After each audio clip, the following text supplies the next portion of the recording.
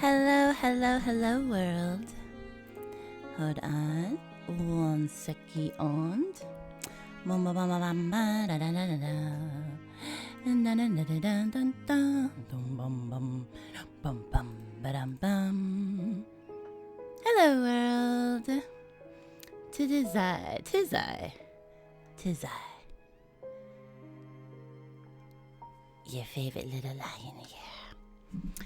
Coming at you with part 2 of A Little Lily Princess, where we have collectively decided to actively pursue Foot Girl, which I feel like I want to remember her name, but I cannot. But we shall find it out at some point.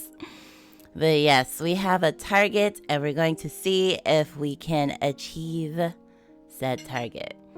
Not that people are targets to achieve, but we'll see if we can get them to be close, let's say. So we're going to pick back up where we left off, which I don't really remember, but I know in this game we go week by week, so. Oh dear. Well, anyway. It was spring when Sara's school life began, but spring in London was nothing like any spring she had ever known. The morning sun was not enough to lift the chill from the stony streets, and the mist off the river blended with the smoke of countless chimneys to form a thick yellow fog. That sounds awful. In such weather, the gas lamps burned night and day, flickering like stars to guide the horse-drawn ships to their destinations. But the ship that had carried her across the ocean was now a thing of the past. Here, then, was Sara's new home. It was a big, dull brick house. Wait. Oh, did I do this wrong? I feel like... Hold up.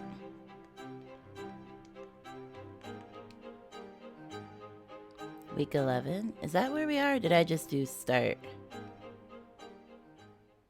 Yeah, okay, that was the beginning. That's why I was like confused. I was like, no, that doesn't sound right. Sara had been out in the town buying a new book, and as she rode in the comfortable carriage back to Miss Minchin's school, her mind was filling up with stories and histories. Quite unconsciously, she descended the carriage steps with the grace of a queen. Isn't that blasphemous to compare yourself to the queen? Looking much grander than she might have imagined if she were the sort of girl to think in great detail about how she looked. Okay, we get it. As Sara crossed the pavement, she caught sight of a dingy little figure down on the servants' area steps, a girl with a soot-smudged face peering up at her with wide eyes. Yeah, I think this is the girl on the cover, I think. So I was like, oh, there's a whole extra character. Yeah, that's true. But the narrator was still being blasphemous. It's still not great to do that, regardless. Something in the eagerness and timidity of that smudged face made Sara look back, and when she looked, she smiled, because it was her way to smile at people. The eyes went even wider, as if afraid that she ought to not have been caught looking at a people of importance. The maid, if that's what she was, turned and scurried back into the kitchen, vanishing as quickly as a reverse Jack-in-the-Box. Okay. Poor little forlorn thing. I wonder who she is. No, her name is Jessie. And what do you mean event expired? Oh, I don't know if we can get Jessie now. We might be too deep in the game to get Jessie. Event expired. I think the not available yet is the new girl that we just met.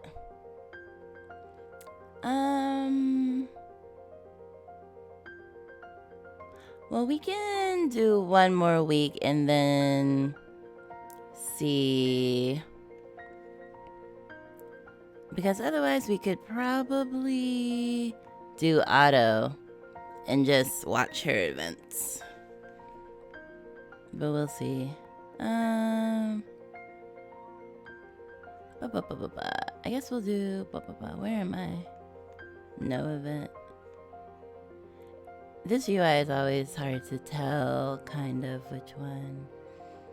I guess we can do Ermengarde again. Sara and Ermengarde walked through the halls of Miss Minchin's together, hand in hand. Dancing lessons. She sighed noisily, her shoulders rising and falling. I wish that being hopeless at books meant that I was good at something else instead. My father wouldn't be happy if I were only good at dancing, but at least Miss Minchin wouldn't look at me so disapprovingly. But it was only something else for me to fail at. I feel so heavy and graceless compared to the other girls. She is heavier than the other girls, but she isn't graceless. I think you move very well. You're always in time to music. Lavania isn't. But I don't look right when I move my arms, and dance masters always frown at me. Jessie is the best of us. She looks like a flower in the breeze, like a gloriosa lily, because its petals are long and red and wavy like her hair. They tell us we should try to move like a field of celandines. I never feel like a celandine. Well, because you're probably a human girl. I know what a celandine looks like, and I am not one, because I am human. They reached Sara's room and took seats upon the bed. What is a celandine? I don't think we have them in India. Oh, a little yellow flower. That's the lesser celandine. They're not very tall, but the flowers are very bright, with lots of yellow petals like this. She held up her hands, curling her fingers around. They come up early in the spring. They grow in great bunches in the woods, all over the ground, mostly the leaves, but with little bright dots of flowers. The other kind is taller. Their flowers are yellow too, bright yellow, but they only have 4 petals. I may have seen those, I'm not sure. What flowers grow wild in India? Oh, many kinds. Tall spikes covered with purple orchids that nod down, flowers with petals pink as lips that grow straight up from the ground with no stems. I don't know all their names. I wish you could have brought some with you. If I had picked flowers in India before I left, they would have died and fallen apart on the ship. Ermengarde hung her head. I'm sorry, it was a stupid idea. No, I wish I could have brought you flowers to see as well. Perhaps someday I will learn to draw and paint with watercolors. Then I can make pictures of flowers so that I can bring them to you. Can you draw? I don't know. She held out her hands in front of her, examining the stubby fingers and their short, blunt nails. I wouldn't expect that I can. Your hands are so delicate, Sara, the way lady hands should be.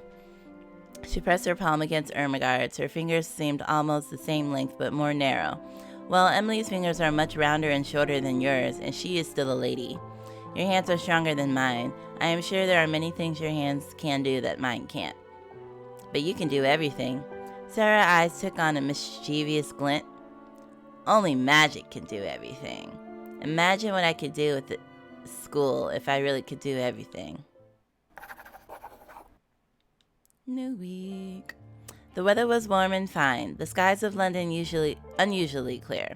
As such, Miss Minchin had decided that the proper Sunday outing for her girls was a long walk through the parks and gardens. Keep together. A lady's health is also an important accomplishment. Oh, look at Jessie and Lavania. And they're like, no, it's too much sun. While the temperature outside was not so great in itself, the ceaseless beating of sunlight upon the head slowly made their Sunday dresses a little difficult burden to bear. This is abominable. My complexion will be ruined. I may have to write to my father and complain. She adjusted the position of the parasol on her shoulder and sighed. No proper young lady should be forced to dredge about on foot like this. Is that not why we have horses? Miss Minchin said that the horses should have a day of rest on Sundays. As if a horse would know or care what a day is. I deserve a carriage. It is the due of my rank. Lavanya was not the only girl complaining about the walk. Sara, Mama, I'm tired. Everyone is tired. I mean, I'm pretty sure India's climate is a lot harder than India's. And also their dresses don't look as heavy or lavish as the other girls as well. Sara, Mama, won't you carry me? You have to walk for yourself. You're too big for me to carry you for long. Besides, it would be undignified. Our Sara may be many things, but she is not a horse. Perhaps you should ask Ermagerd. Lavanya! What did I say? I was only pointing out that she seems to be handling this walk better than Lottie is. Sara looked at her friend. True enough, though Ermagerd's cheeks were flush as everyone else's, she appeared to be walking steadily along without slowing or complaining. Aren't you tired and hot? Yes. I always feel tired and hot when we walk back from the church, so I'm used to it. But this walk is so much longer. It all seems the same to me. Ermagerd has a great endurance. It's a virtue. A soldier must have great endurance and be able to carry on through much more difficult circumstances than this. You're also not a soldier, though. A soldier might have to walk miles in the sun in uniform and carry a heavy pack besides, and be ready to fight when he arrived. Our lives are so much easier, but we must be good soldiers as best as we can. If Ermagerd can bear it, then I can bear it. If Jessie can bear it, then I shall have to bear it. What's that supposed to mean? What did you mean? I was like, it's literally the same exact sentence. Nothing. I don't want to bear it. I want someone to carry me. Who, Ermagerd has Daddy on the brain all the time? I think it's our main pro tag. You have legs. Use them. The same as we are. I don't want to. I think her dad's a soldier, though. No one is going to carry you, so if you don't walk, you'll be left here all alone. And then it will get dark, and tigers will come out and eat you up. There aren't any tigers in London. You oughtn't make up things like that. Well, she likes it when Sara makes up things. Sara spoke quickly to head off the threat of Lottie deciding to cry and fuss. We will all have tea later in my rooms, and I will tell you stories. But first we must return to school, which means we must walk. Lottie sighed and carried on. Okay, let's see. And I'm just gonna try for things that I'm like artistry. Oh, I guess artistry was already there.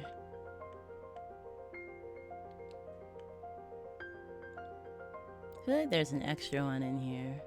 Oh, vigor, I think. Okay. No.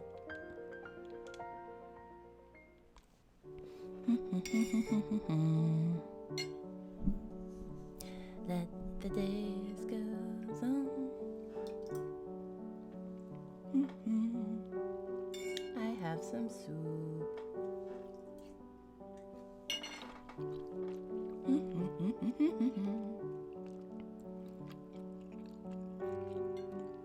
Oh, I got so many things.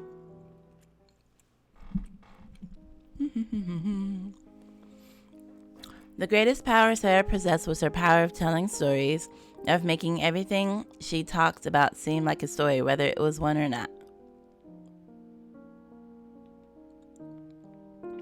It was the power which Lavanya and certain other girls were most envious of, and at the same time most fascinated by in spite of themselves. And it was in service of that power that so many of Miss Minchin's students had gathered in Sara's jewel box rooms, seating themselves on chairs or cushions or rugs to listen. The princess sat on the white rocks beside the lagoon with a shining white lily in her hands, and as she turned it this way and that, she watched its reflection dance across the water below. The waters of the lagoon lay still, crystal clear and green as glass, but the princess could only see her flower in the reflection and never herself. So she looked and she looked until it was the last thing she saw, a face in the water, not her face, but the face of a merman. Sara went on telling the courtship between the princess and the merman prince, and the girls who listened sighed sweetly and leaned their cheeks against their hand or each other. Don't worry about it. As they listened, the door to the room swung silently open, and that same dirty figure Sara had glanced before crept into the room carrying a heavy coal box. The maid was cleaner than she had been on the other day, but seemed just as frightened. She hunched by the fire, afraid even to look at the other children or appear to be listening. She put on pieces of coal cautiously with her fingers so that she might make no disturbing noise, and she swept about the fire irons very softly. But Sara saw that she was doing her work slowly in the hope of catching a word here and there, and realizing this, she raised her voice and spoke more clearly. The princess took her seat in a great clear bubble carriage, and a team of 6 seahorses pulled her into the ocean, their harnesses woven with pearls. Down into the sea they dove. At first the water grew dark, and the princess was afraid, but then, far below, fluttering and rippling through the depths, there shone a light. The small drudge before the great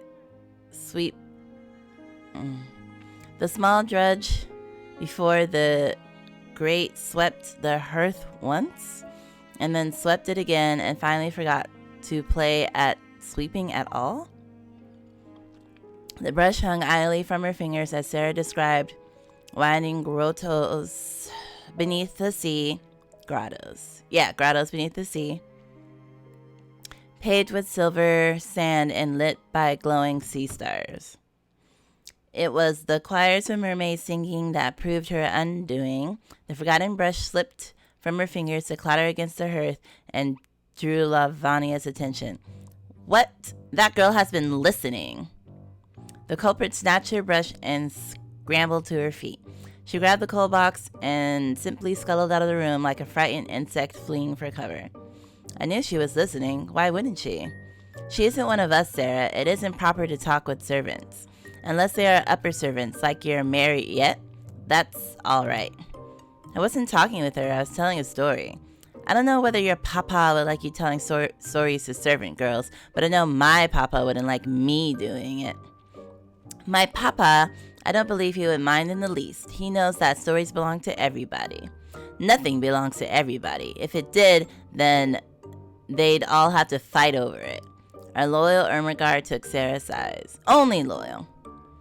I think Sara should tell stories to whomever she wants to tell them. You wouldn't think it's wrong if she told stories to Tybalt, would you?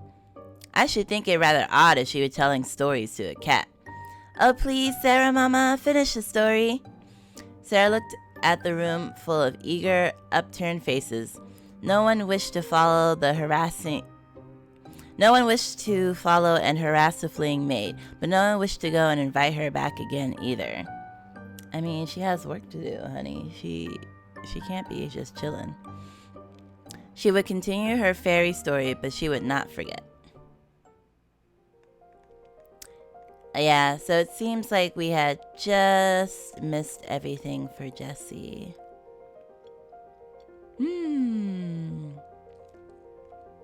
Although the new girl should come into play, but I wonder if that's something that... Hold on.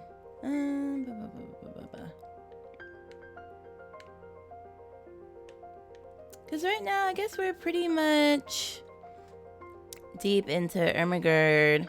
We did some Mariette, and then we did some Lottie. We did no Lavania.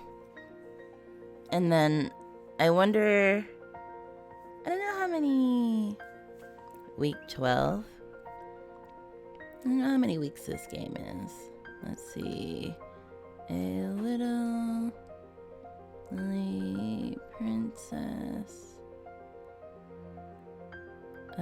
Weeks, I guess.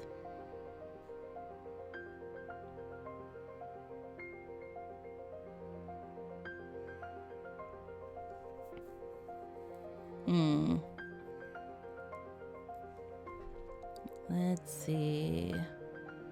Oh, they have trophies in this.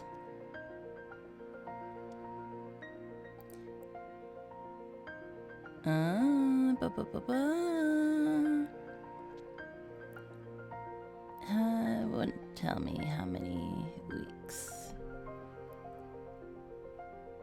Because then I wonder if they're introducing a character so late in the game.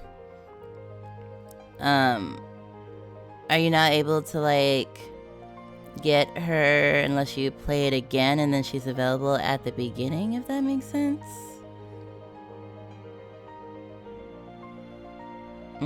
Doesn't seem to want to tell me how many weeks are in a game. But I know it says, like, the main story without the extras. I'm not sure what the extras are. Like, it's like 6 hours? So I feel like we're halfway in. 38. This seems pretty early then to cut her off. If there's 38 weeks and we're only at 12. So we probably can work towards the new girl if she comes in, I guess, sooner than later.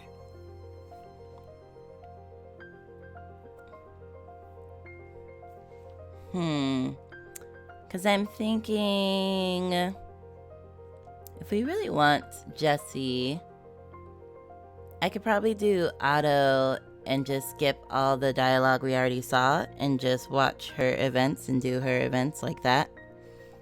Or we can push forward, I guess, with Ermengarde or try to get the new girl.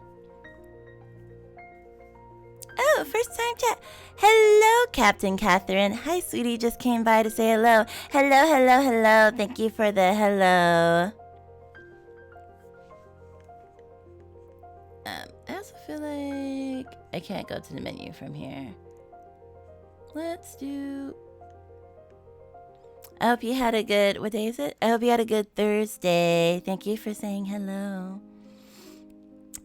Sara lay on her bed, resting her cheeks against the cool fabric of her pillow. The light of the mid-morning sun gleamed where it touched the surfaces in her room, gliding them with a fairy's brush. Perhaps if I lay still long enough, I will catch sight of a fairy coming to visit me. The next face she saw was not that of a visiting fairy. Do you try to catch your dreams, mademoiselle? I can leave you to sleep.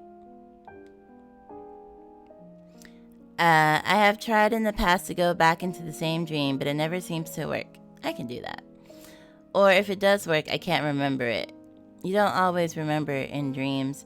She shifted position, curling onto her side. I just don't feel like getting up today. I'm sorry. Let me see. She laid her dark hand against Sara's forehead. You may be a little warm. I cannot tell. Does your throat hurt? No, I'm only tired. It is better to prevent than to heal. I will fetch you some porridge and salt water.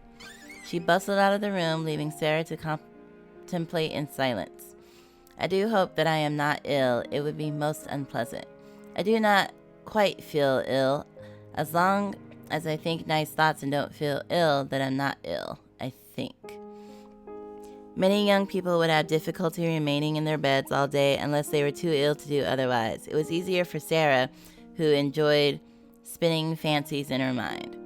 I do not truly need to leave my bed in order to play out stories. In fact, with Mariette to bring me food, I might never need to leave these rooms at all. Like a princess bricked up in a tall tower, the prisoner of a wicked regent who means for her to be forgotten so that he can steal her kingdom in peace.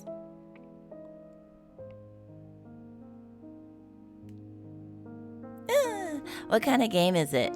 This is a visual novel. It's supposed to be a Yuri, which means that the girls are supposed to get together. So it's not like really a dating sim though. It's still more of a visual novel than anything. But it seems like you can choose a girl to like befriend and then maybe later on potentially have something romantic with her. But it takes place in Victorian England, so it's like a period piece. And it kinda is fashioned after The Little Princess, which is an old movie about orphans and the like. So it kind of has the same themes as the Little Princess movie, an IRL movie. And this is our pro tag. She grew up in India with her father, but I think her father is fighting the war. So she's at this boarding school, meeting like girls her age for the first time. So yeah, that's kind of what it's about. She has a really vivid imagination, and she like tells a bunch of stories to the girls, and you know, a hierarchy and all that other stuff come into play as well.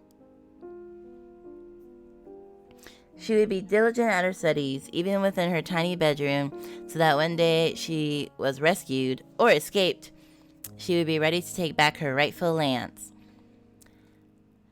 That was a diverting fantasy, but it led Sara to a more practical curiosity. There was, after all, someone close to her who she did spend most of her days with within these rooms. When Mariette returned with her tray of tonics, Sara asked, "Mariette, what do you do during the days while I am away?" Oh, quite interesting. Yeah, it's kind of cute. I mean, it's got like, you know, the mean girl, and then it has the like girl that's the youngest, and then the girl that's not good at everything. So they have like their little cliques and stuff, like you would expect to see among children. So a lot of social dynamics and stuff like that. So it's pretty cute, though. Since she is my maid and not Miss Minchin's, she should not be made to do other work, but she is always here when I need her, so she must not go anywhere else. Oh, many things. She set the tray down. I look over your wardrobe and check for anything that might need mending. I might do a bit of embroidery on my own. Also, I do read your books. That is how you wished it, yes? I do not think to ask each time that I... Oh no, I'm glad that someone else reads them. I have many books, and some of them I only read once, and I worried that they might feel neglected. Sara looked around the room at her pretty little things, the gifts from her papa. And she's obsessed with her father. Her mother died, so she's a daddy's little girl. They were all precious to her, but... So do you like story games like this? Do you usually play games like this? I usually only do visual novels as recordings and upload them to my YouTube instead of doing them live. Because I feel like with so much reading in visual novels, it's harder to engage with chat, and it's harder to like get through the story. And sometimes I feel like sometimes you just want a nice little story to listen to. So I do visual novels every week, and I upload them to YouTube. So this is one of the times that I'm doing it live. But yeah, I play story games like this all the time. Just not on live. Usually I play other games that still are story rich, but like easier to juggle between like interacting with chat and reading. Because like visual novels is literally all words. So it's harder to do that. Like, we just finished West of Loathing, which had a lot of story and narration in it, but it also had, like, fighting and exploring and things like that, so it had more of a balance to it.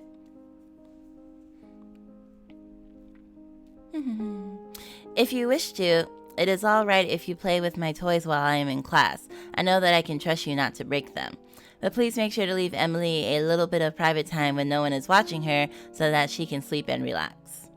If Mariette wished to laugh, she was too polite to do so.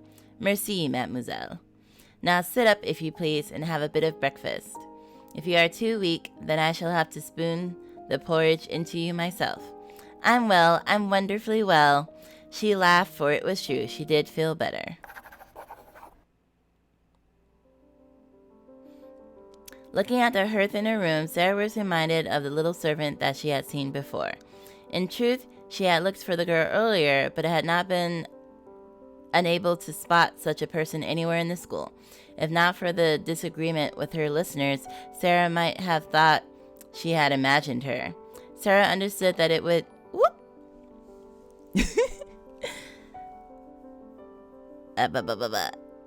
Thank you for the follow, Shido Kane Yumi, welcome to the Savanimals.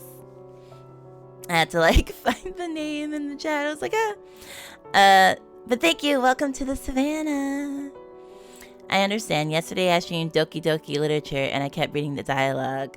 Yeah, exactly. Doki Doki Literature Chub is like it's like a horror visual novel, right? I haven't seen anyone play it yet.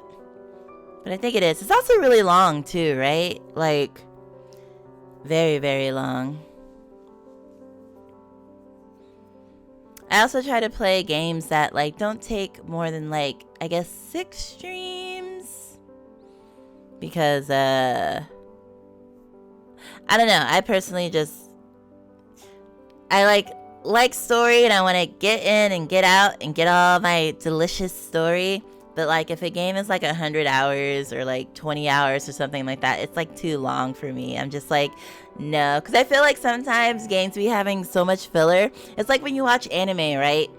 And there's like so many episodes that don't really pertain to the main story. And I'm just like, okay, but this is fine and all, but I just want to get my main story and get a happy little ending and then be able to move on. So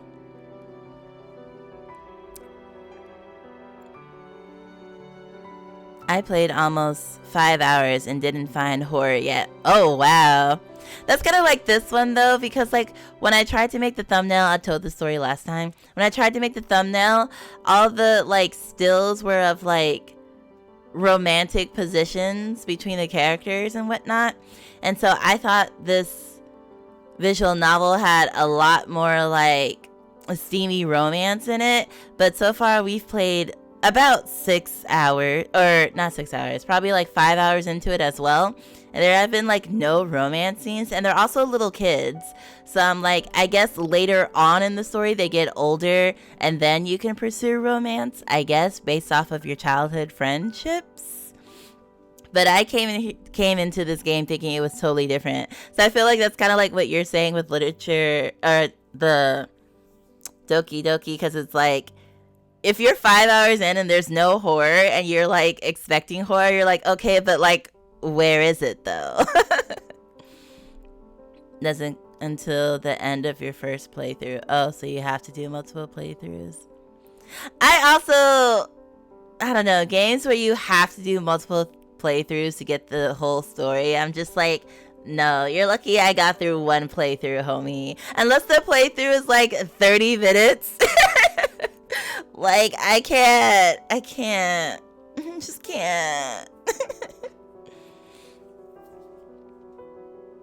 If you want all the endings. Yeah, I like it when the endings are just like, you change a little bit something towards the end, not like you have to replay from the start. Yeah, 7.4 hours logged in Doki Doki. You got all the endings, but that's also the original, not the new deluxe one. Deluxe sounds like it would have extra stuff in it. But yeah, I try to do shorter games that I can do within a handful of streams.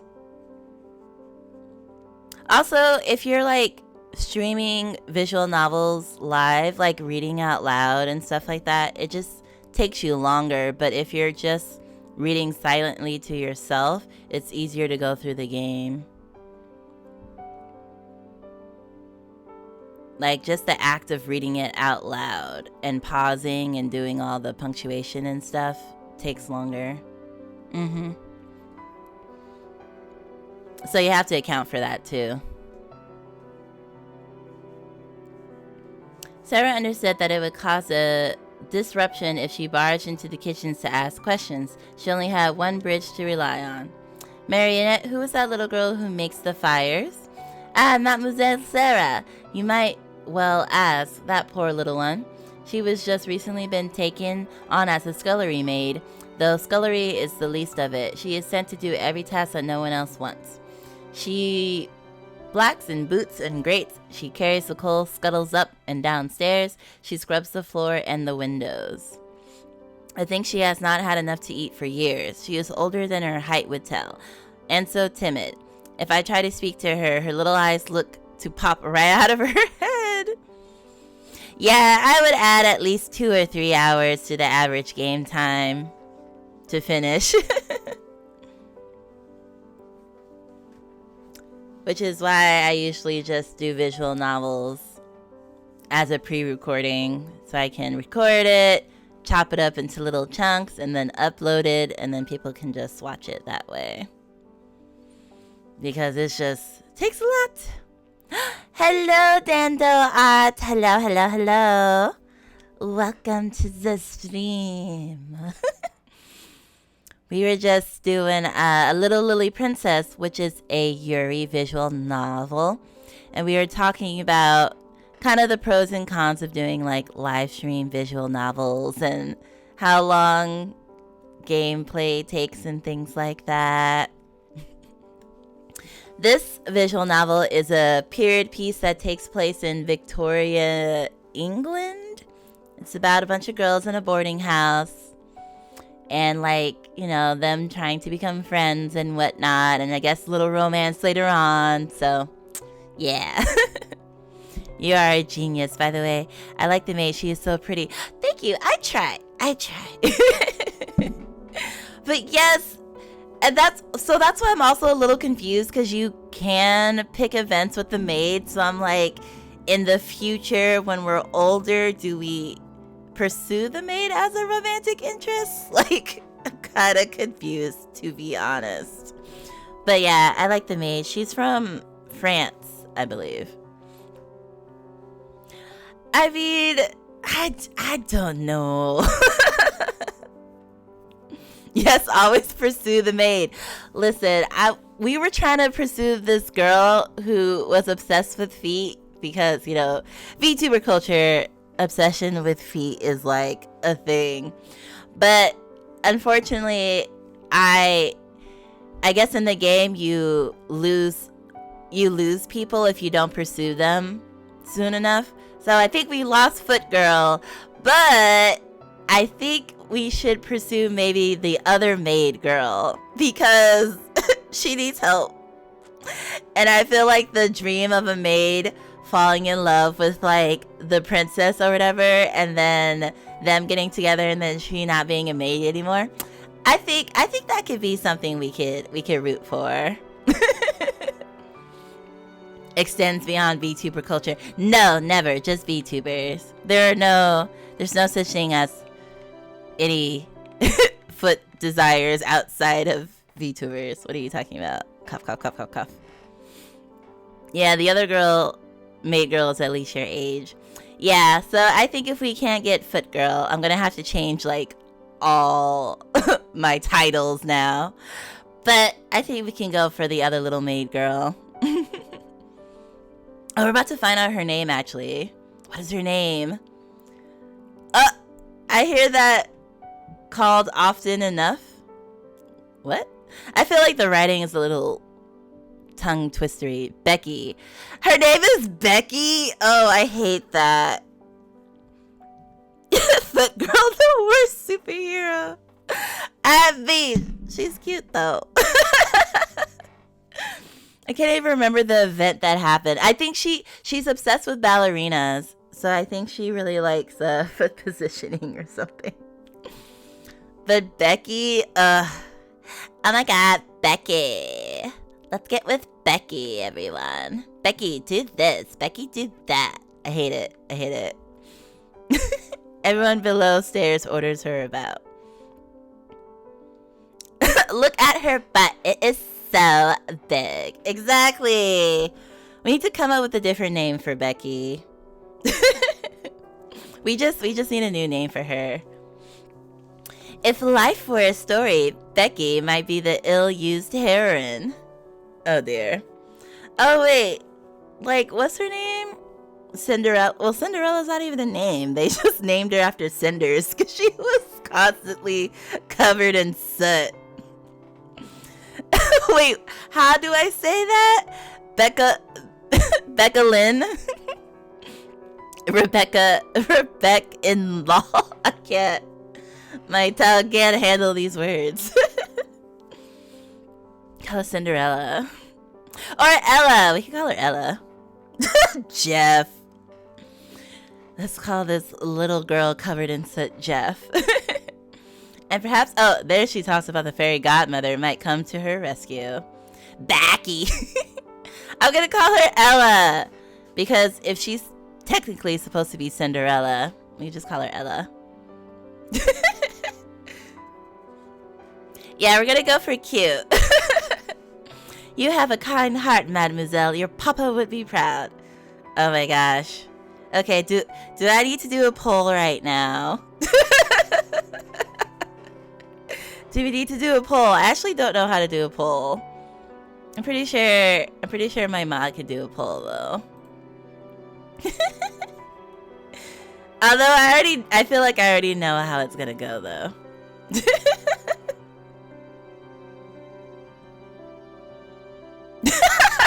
Eyeful? Not quite. No. Yeah, I mean command whatchamahoots. I think I have to, do I have to pull up? Oh, okay, we're in our first hour. Okay, we have 12 minutes to, what's that called? Commercial, hold on. I think if I pull up, creator dashboard, we're gonna do a poll. Oh, wait, okay. There's so many buttons. Which one is for a poll? Oh, this one, right? No, that's a prediction. Oh, poll. Create a new poll. Okay, got it. What should we name, quote, Becky? Should it be Backy? Or should it be Ella?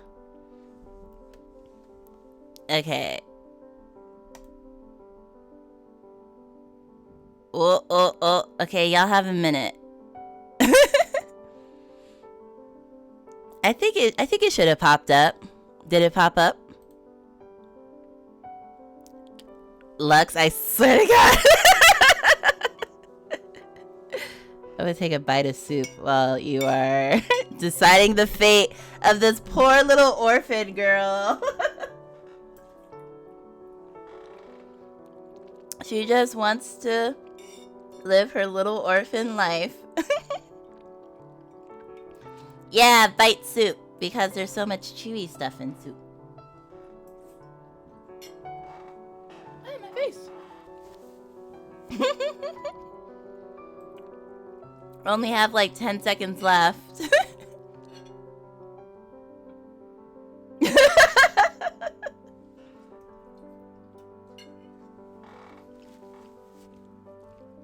Oh, and her name is now Backy.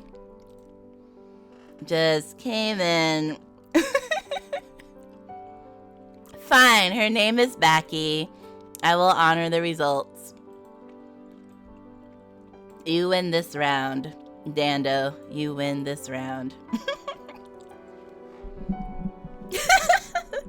People who miss the poll are gonna think I can't read. I mean, everyone already knows I can't read, but they're gonna be like, why is Little Lion reading the word as Backy instead of Becky? It pains you, so you have the authority to change it, of course.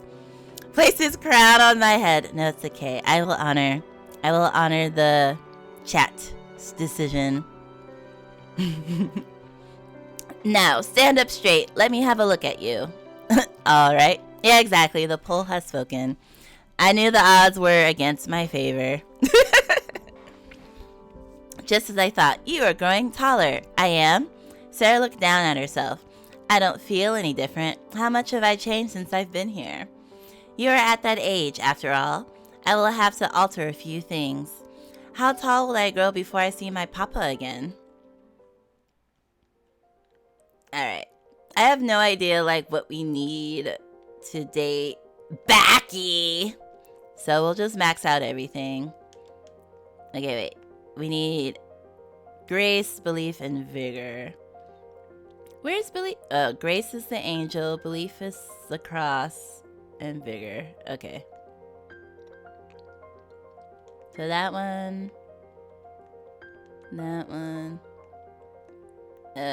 is some vigor.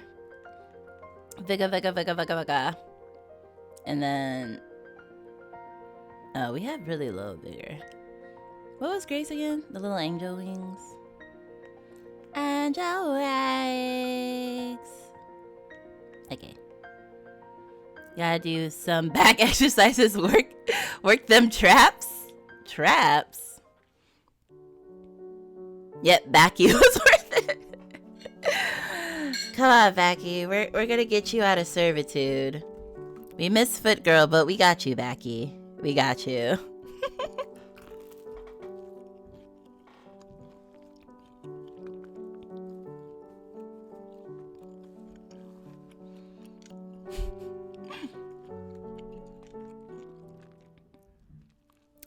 Sarah, come see. The trapezius muscle is a large superficial back muscle that resembles a trapezoid, aka traps. Oh, okay, I got you. I didn't know what you were talking about at first. A number of students were drawn to the sound of Ermagerd's excitement. I mean, look at this Ermagerd. I can't with these names in this visual novel. I mean, Sarah is as normal as can be, but Ermagerd. It was not often that a girl would call for such attention in her bedroom, particularly not Miss Quiet St. John. Yeah, her name is Ermagerd St. John or something. What is it? Look through the window there. That tree outside, can you see it? From the door to the room, Lavania smirked. I sure hope that she could see the tree outside, or else she needs eyeglasses. Oh, hush. What do you want me to see, Ermagerd? There's a nest in the branches there, and there are eggs in it. Soon there will be baby birds. That's darling, isn't it? Babies? Babies? Who the hell named these characters? Exactly. They are literally exactly the same as the original, so it must have been more normal back in the 30s. What do you mean, same as the original? You mean the Little Princess movie? Is that, you're saying they took the names from the Little Princess movie? Oh, did we already say that? Where? All the character names are the same. Oh. See, I knew it took some stuff, but I guess I forgot that they, might have said they took the names from the movie. So we have the movie to blame for this then. They literally just threw in Lily to make it a little different, I guess. Must everyone come to my room? Okay, but you literally called us here. If you did not wish to attract attention in the future, do not bellow. Where are their babies? They're still inside the eggs, Lottie. There will be baby birds sometime in the future. Watch Lottie be like, can't we just break them open? And I think the movie was based on a book too, so how far back do we go? Oh gosh. Who could have thought that Ermagerd and Becky were common names in the 30s? How far back, Eli? Listen. Wait, aren't we, we're in the are we in the 1830s? Wait, Victorian England, is that the 1800s? Can baby birds see inside the eggs? I don't know. No, I think they're asleep. Wouldn't it be wonderful to have a bird for a pet? You could feed it from your hand and it would sing to you. Nah, sorry, the movie came out in the 30s. It takes place in the 1800s. Okay, yeah, so the 1800s. Baby birds are not wonderful. They're horrible pink-skinned monsters with no eyes. Disgusting. Oh dear. I remember, and I apologize in advance for this story. I won't give too many details, but I remember, it's not about my pets. I remember I was in line for a brunch spot and there was a bird's nest and the bird has made the nest in like, I don't know, there was like a box or something.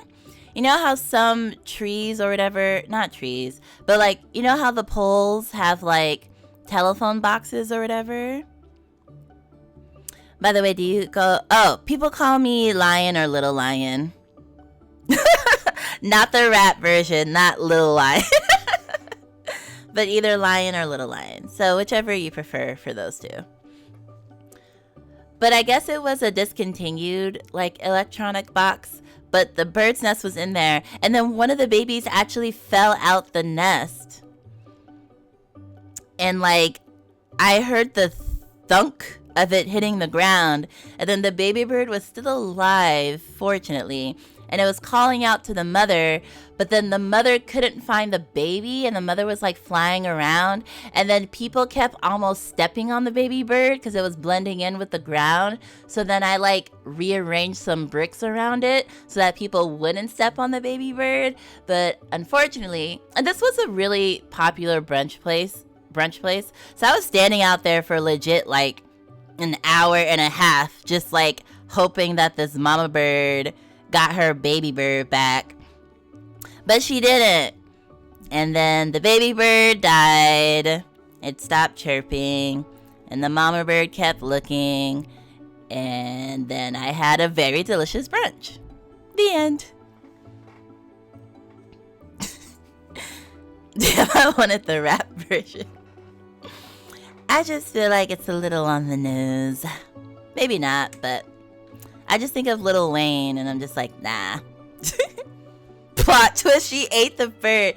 You know, they had chicken and waffles, and I was like, you know, there's a fresh little chicken outside if you want. You can just grab that one. Oh man. But I was like, let this be a lesson not to build your nest in a box with a hole at the bottom. Like, baby just straight up fell out that hole. But yeah, you wouldn't know this, Dando, but I have a lot of pet horror stories from when I was a child that I sprinkle throughout my streams, and people are just horrified, and they're like, please stop telling us these stories. And I'm like, listen, I'm a story-rich streamer. I gotta share the stories. Oh man, it goes even further back. The book was an expansion upon a short story that was published in a magazine in 1887. That's not that far back. I thought you were gonna say like 1810s or something. 1887 doesn't seem that far back. Little Princess has always existed. Bird had a bad contractor. Exactly. So she probably wouldn't mind. Lavania probably wouldn't mind if baby birds all fell to their deaths. Monsters! No, they aren't very pretty when they're born, but they change as they grow up. I guess like human babies. I know people say all babies are beautiful, but a lot of things do. Soon, little birds are covered with fuzz all over. Fluffy chicks are adorable. But then they grow up and learn to fly. Even if I tried to keep a bird as a pet, it would probably fly away. There were people in India who kept parrots as pets. Not even in cages. They can be trained to ride on someone's shoulder. Brother Lion had a parrot who died from freezing to death. But not baby brother. Brother Lion also had a parrot. Well, I gotta make sure my wife doesn't listen on your stream. Sad Animal Stories ruins her month. Oh, her whole month is ruined. Yeah, I mean, none of it was like ill intent, you know, just sometimes you accidentally do things. Up, it's commercial time. Commercial time. Commercial time. Take a break.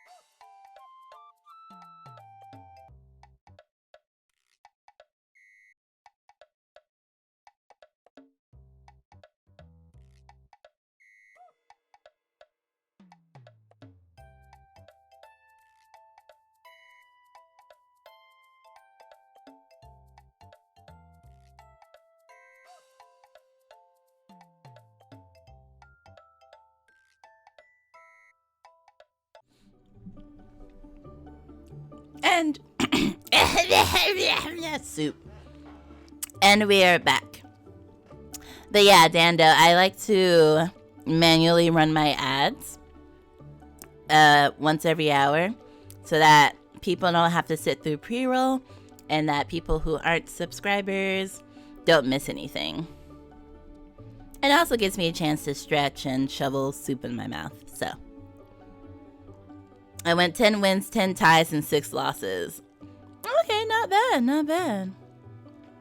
I also wanted to say, I think Dando said that his parents said that he looked like a Benjamin Button when he was born.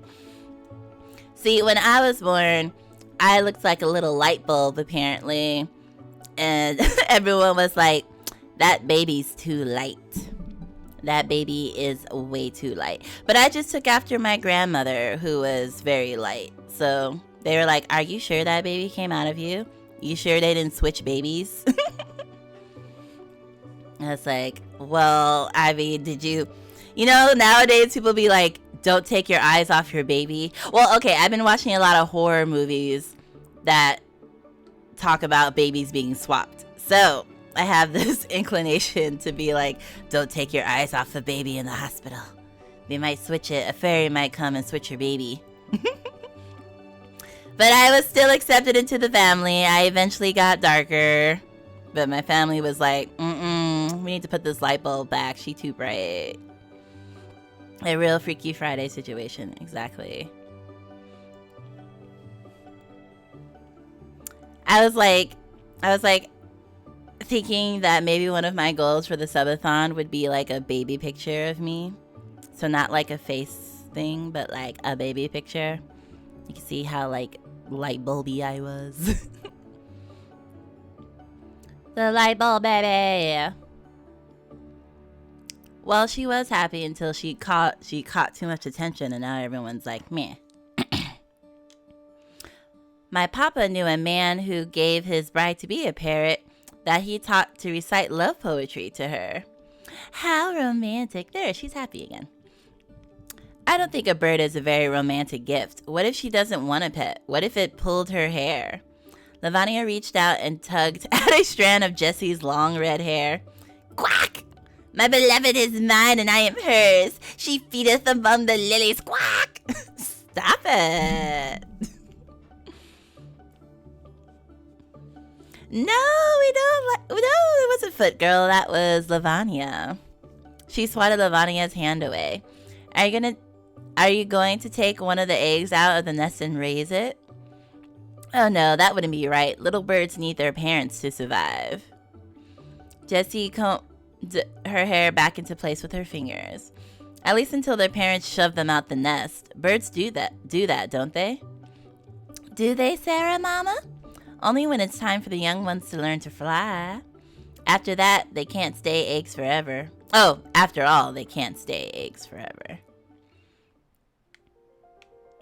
Dang, we're just gonna have to keep seeing Jessie expired this whole time. I guess we haven't done, what's her name? We haven't done Lottie in a while. Or do we want to do Mariette?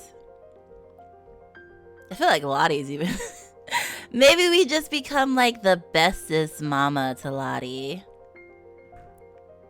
I'd rather do Mariette. Sarah was curled up in her soft, comfortable chair with a book, while Mariette moved around the room. Ooh. Oh, knitting. I was like, nauseating? Knitting cushions and setting items on the shelves into overly alignments. Probably read that wrong. It was a book detailing life in faraway America and 4 sisters who were growing up into women. Oh, is this the sisterhood of the traveling pants? She's foreshadowing, telling Lottie she'll eventually push her out the nest. I mean,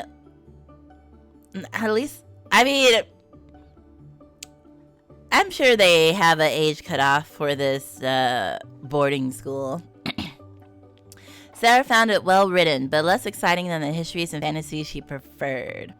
It is unfair for me to judge them too quickly. Perhaps they will have adventures when they are older. I have not had so many adventures myself yet, but I hope that I will someday.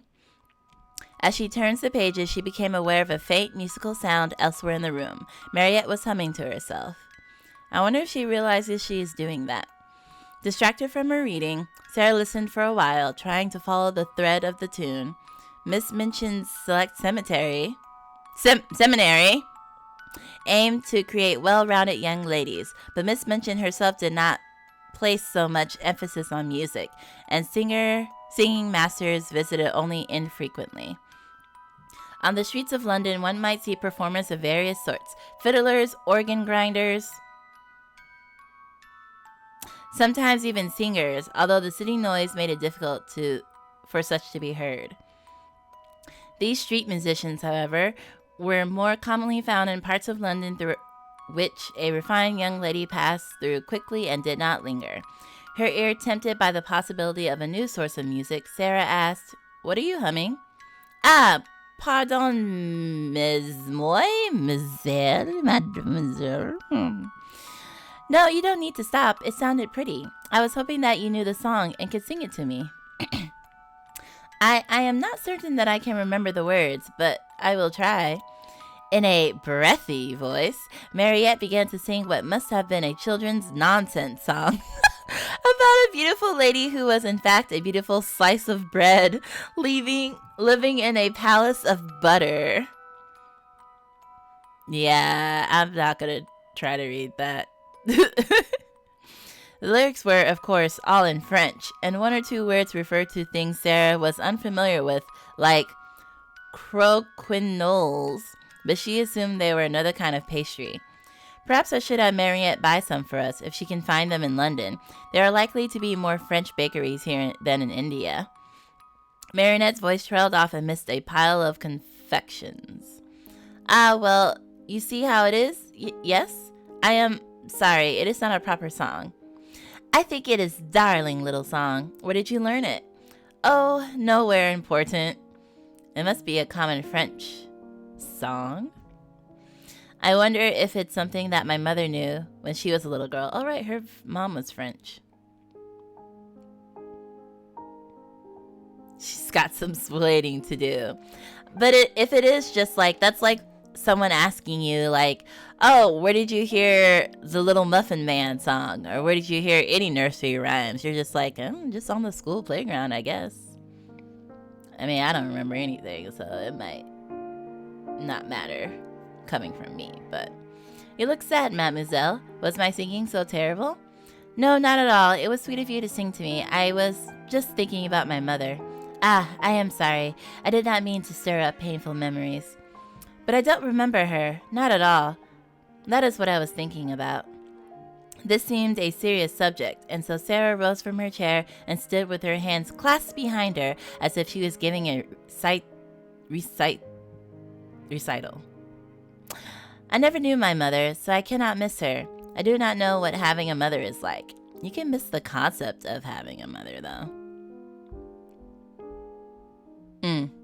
"My father picked you for me because you are kind and French, as she was. So I wonder for a moment if he meant for you to be a kind of mother to me, as I am mama to Lottie."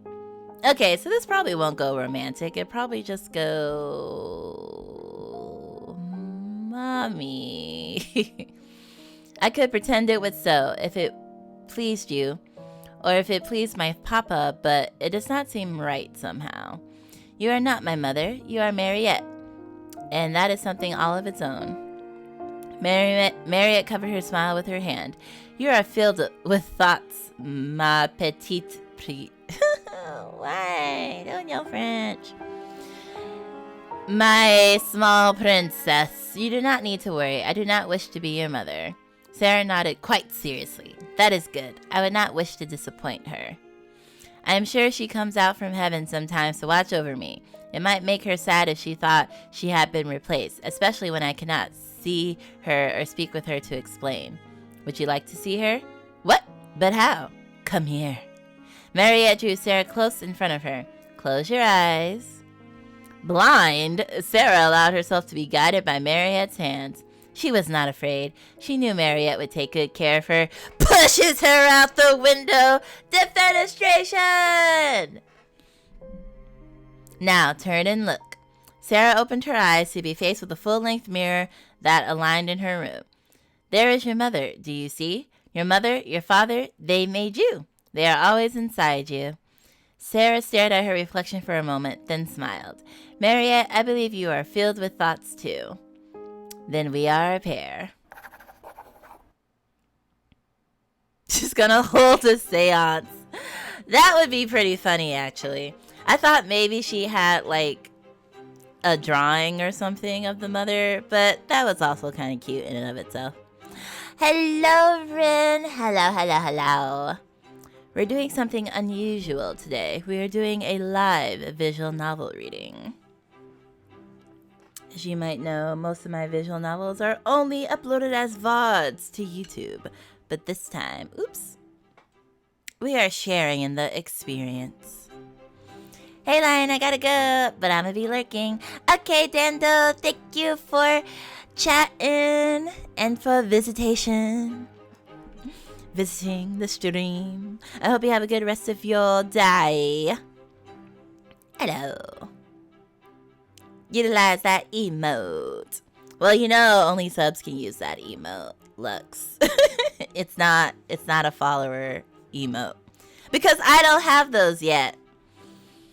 Yeah. You gotta check your privilege, fam. Well, now I'm just being a dyke. Yeah. It's okay. You didn't know that you had access to the world that other people don't. It's okay, though. You can gift the sub, Lux, to redeem yourself. Oh my gosh, Rin's calling you out, Lux. Too funny. How are you doing, Rin? What's up? Girls, gather round, if you please. Today I have arranged a special outing for your edification. We will be attending the British Museum of Natural History. Okay, but I actually love natural history museums. They're one of my favorite museums to go to. Natural, does that mean plants? Ugh, I hope not. There's nothing edifying about plants. Lavania just hates everything. But I feel that. Sometimes you just want to hate everything. It's like whatever. It could be interesting to attend a museum of plants with people who knew all about them and can tell their stories. Yeah, she's the worst. You mean gardeners? Oh dear. Oh dear. This is why we have no events with her. I am alright, I guess. Got into a dirty Twitter fight earlier, but it died down, thankfully. Oh yeah, Twitter is ripe for the back and forth fights, unfortunately. Note of advice, don't say anything against someone who has 20,000 followers. Their fan base is out for blood. Oh, definitely. I mean, I feel like if you have a strong enough fan base, you could just weaponize them as you want. Indeed. Maybe we'll get to play in a garden? Quiet now. Form up. Let's go. Nothing quite like a successful ratio, though. It's a fine line to toe. Dinosaurs! Oh my gosh, look at Lottie's face under the dinosaur. Oh, Lavania seems to be enjoying herself, though, for once. Jessie is not. And Ermagerd, I guess she's just like, oh, cool. It's going to eat me! It can't eat you, Lottie. It's not a real dinosaur. It's dead like your mom. That's probably what she was trying to avoid saying. It's a former dinosaur. It's dead. It's going to fall on me! I don't think it would fall. It's really rather interesting. It's an amazing find. It's disturbing. It's a monster. It's marvelous. Jessie shivered and took Lottie's hands in hers. Come on, let's go find something else to look at that isn't dead. I think that everything in the museum may be that we will look at the walls. They are rather pretty walls. You'll look at the exhibits with me, won't you, Sara? Yes, of course. Are you coming, Lavanya? No, I want to look at this one a little while longer. I'll catch up with you two in a few minutes. Two? You are here, aren't you? Right. The first time she got acknowledged as a person, she's like, what do you mean? What do you mean? Oh my god, lion. The worst thing is, though, I said something against that person indirectly on my timeline, didn't even use their name, tag them or anything, and they aren't following me, so they actively sought out my little rant to start a fight. Okay, but at the same time, though, people be on Twitter, like, talking about people, thinking that they're not gonna figure it out, and I'm like, okay, but, like, don't be so surprised if they figured it out, though. Like, I feel like people be like, oh, I could talk behind their back if I don't tag them, but people aren't oblivious like that, you know? Alright, Lottie, this is the moment I'm pushing you out of the nest. She's only 8. You got a 1v1. She's only 8 years old and she has no parents. She's just a cry little girl. One. The problem is that no one could even know that I meant them by what I said. They could have just kept quiet. Okay, but were you not actually talking about them though? Like, didn't you just confirm that it was about them? So saying like, okay, but like, it didn't have to be about them, but it was about them. So I think that point is moot if it is about them though. It's called a subtweet? A subtweet. Hello, Gamestein. Hello. Welcome. I don't know. I think anytime you talk about someone publicly, you're opening yourself up to recourse. And you shouldn't be so surprised if someone catches you talking about them behind their back. Like, you made it public. So, I mean, the possibility is always there. Thank you for the sub, Gamestein. 2 months, baby. When you talk about someone else indirectly in your own tweets, it's called a subtweet. Oh, okay. Subtweet. Sarah wondered if this was the first time that Lavania had ever preferred Ermengarde's companies to Jesse's. Oh, I see. I missed that part. I was laughing, though, when one of their fans was like, you getting wrecked. Look how much likes and support they get compared to you. I mean, that's just the reality of every VTuber. There's always going to be someone bigger than you and always going to be someone smaller than you. Yeah. But some people take that to mean value and support.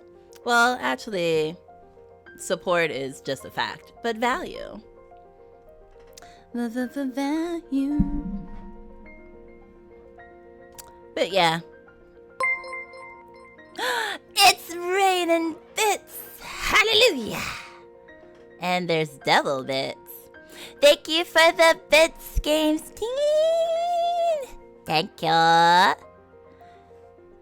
It'd be kind of cute if they could bounce off of my body. But it's okay. They're so cute. I love them. Yes, your contribution keeps the savannah going strong.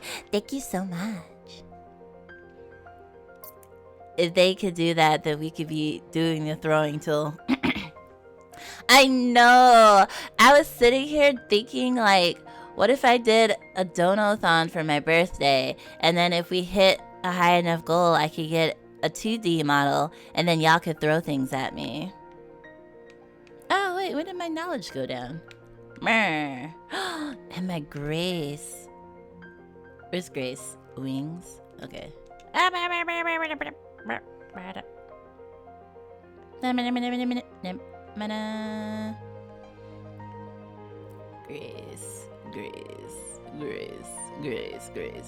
Grace. Oh, there's not a lot of things that do Grace.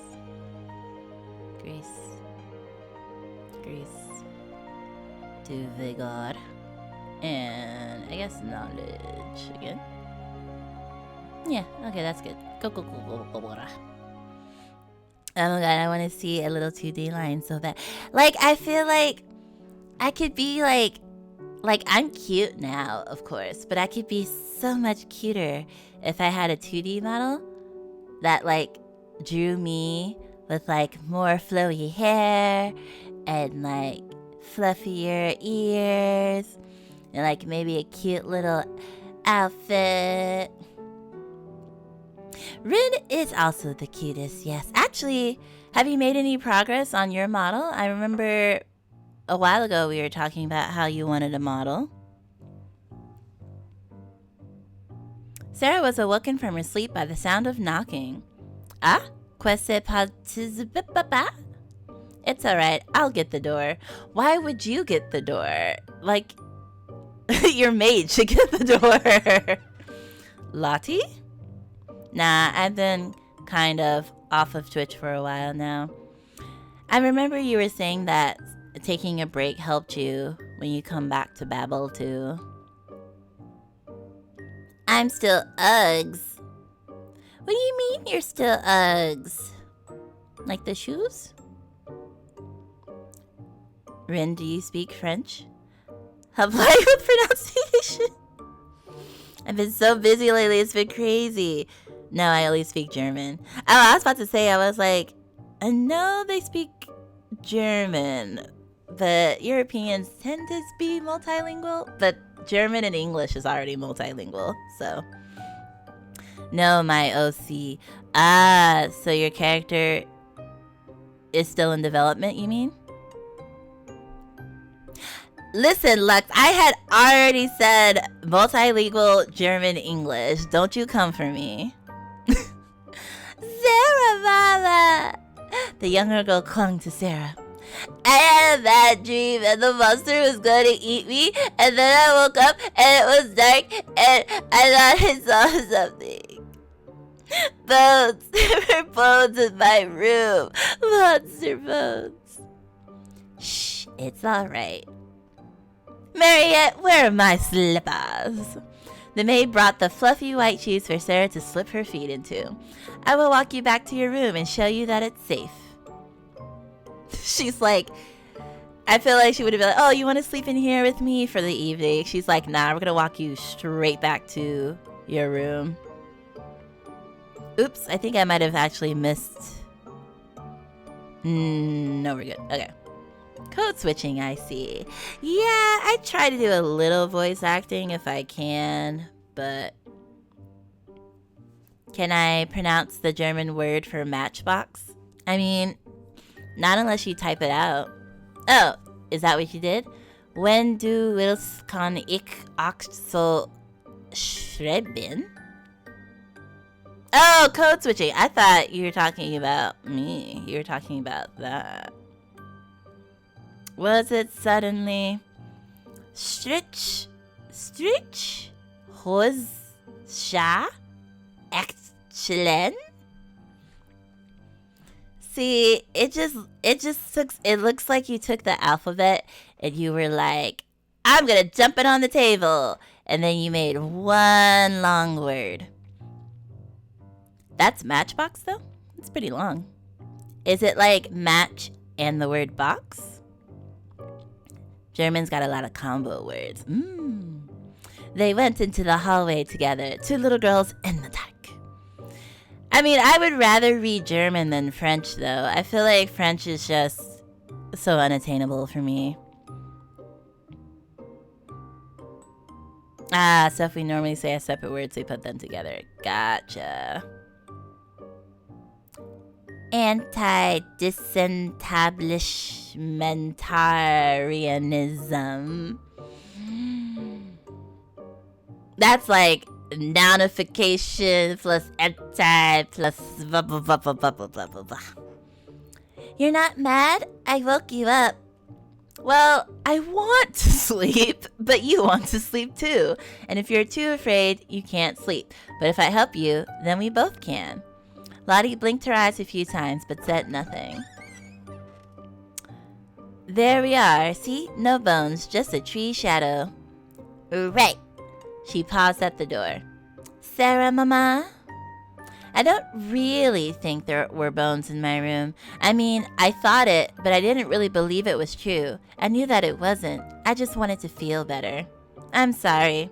That's very self-aware of her 8-year-old. It's why beef law in German is Rindfleischetikettierung Superwachung Safwa. Too long. Then Ubad Dragon Yes. That was too much. I'd be like, we have outlawed the word beef law. We're gonna call it moolah now. Moolah. Sara nodded slowly. Sometimes when we pretend things, even if we know behind the doors in your mind that they're not quite real, they still feel as if they were. It isn't wrong to believe in what you pretend. Lottie smiled. I will pretend that I'm going to have good dreams. That is a very nice thing to pretend. I will believe too. And with that, she returned to her bed. Look at all the emotes flying around, live in the world they live. Blah, blah, blah, blah.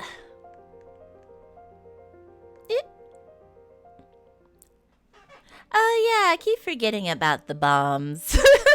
Look at them go, it's so cute. Sara, oh Sara, look what I have. Irma Gerd knocked rapidly on Sara's door with one hand while the other pinned her treasures to her chest. When Sara opened the door, she was surprised to see her friend clinging with such enthusiasm to what appeared to be a pair of books. Certainly, books would be worthy of Sara's excitement, but in Ermagerd's hand, they seemed more commonly to be useless weights tying her down. Jesus Christ. Your father sent you something else? Oh no, these aren't from my father. May I come in? Of course. She held out her arm in elegant invitation, a hostess in miniature. I'll have Mariette fetch us some tea and cakes. Oh, no cake for me, please. She ducked her head and walked into Sara's room. What? Is Sara's door frame small for some reason? And then again to nod to hello to Marionette. It's just that my mother is always sending me hampers of sweets, even if I don't want them. I would rather have bread and butter, if that's all right. Of course it is. I will return shortly, mademoiselle. I just had some bread and butter, too. The German word for snail is Schnecke. Now, the German word for slug is Nachtschnecke, which is literally translated means naked shell. Ah, cute. Defining you by what you're not. Isn't that the way to be? Sara pulled out a chair for Ermagerd, who was still cradling her burden. Are those books something your mother sent, then? No, these are from my mother's sister, my Aunt Eliza. She lives in the countryside. She never married, so she inherited my mother's parents' property, and she lives there alone, except when she visits my mother. My father doesn't like her very much because she doesn't agree with him about Irish home rule. Oh dear. And she wasn't very clever at school either. He thinks she is a bad influence. I like her. I wish she were always visiting. When I go home, my father is always asking me things like, when did Edward III ascend the throne? And who died of a surfeit of Lempriz?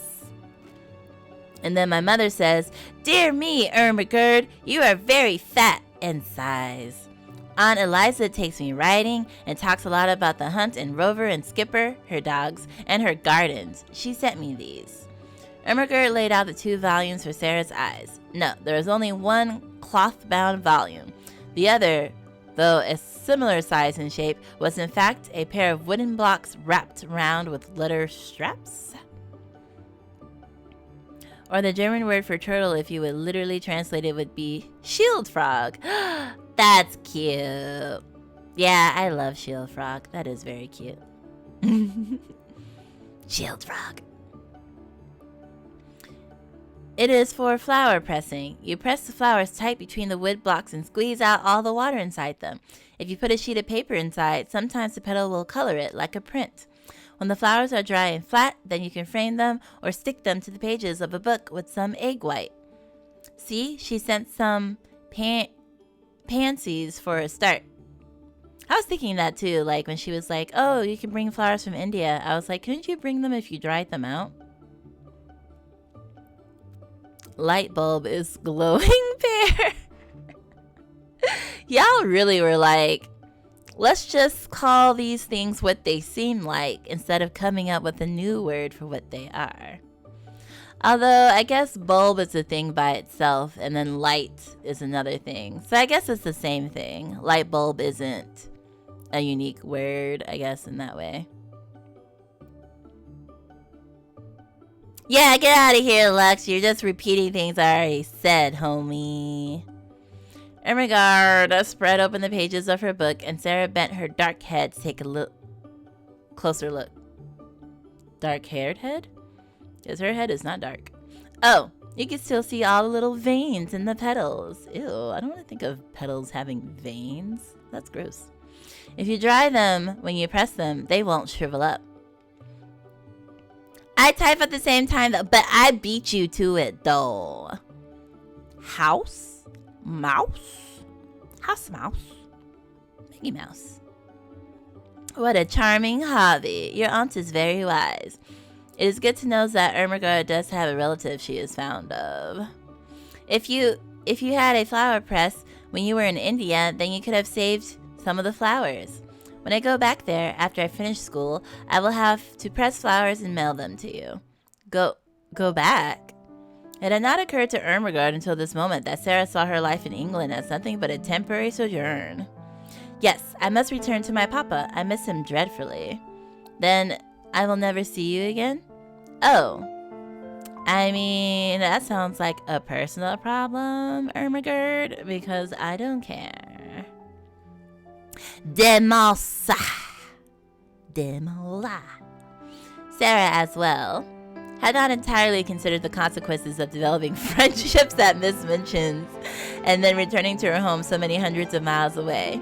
It was one thing to think of those whom she loved and missed, but another thing to consider that she herself would be missed quite strongly if the look in Ermengarde's eyes were anything to judge by.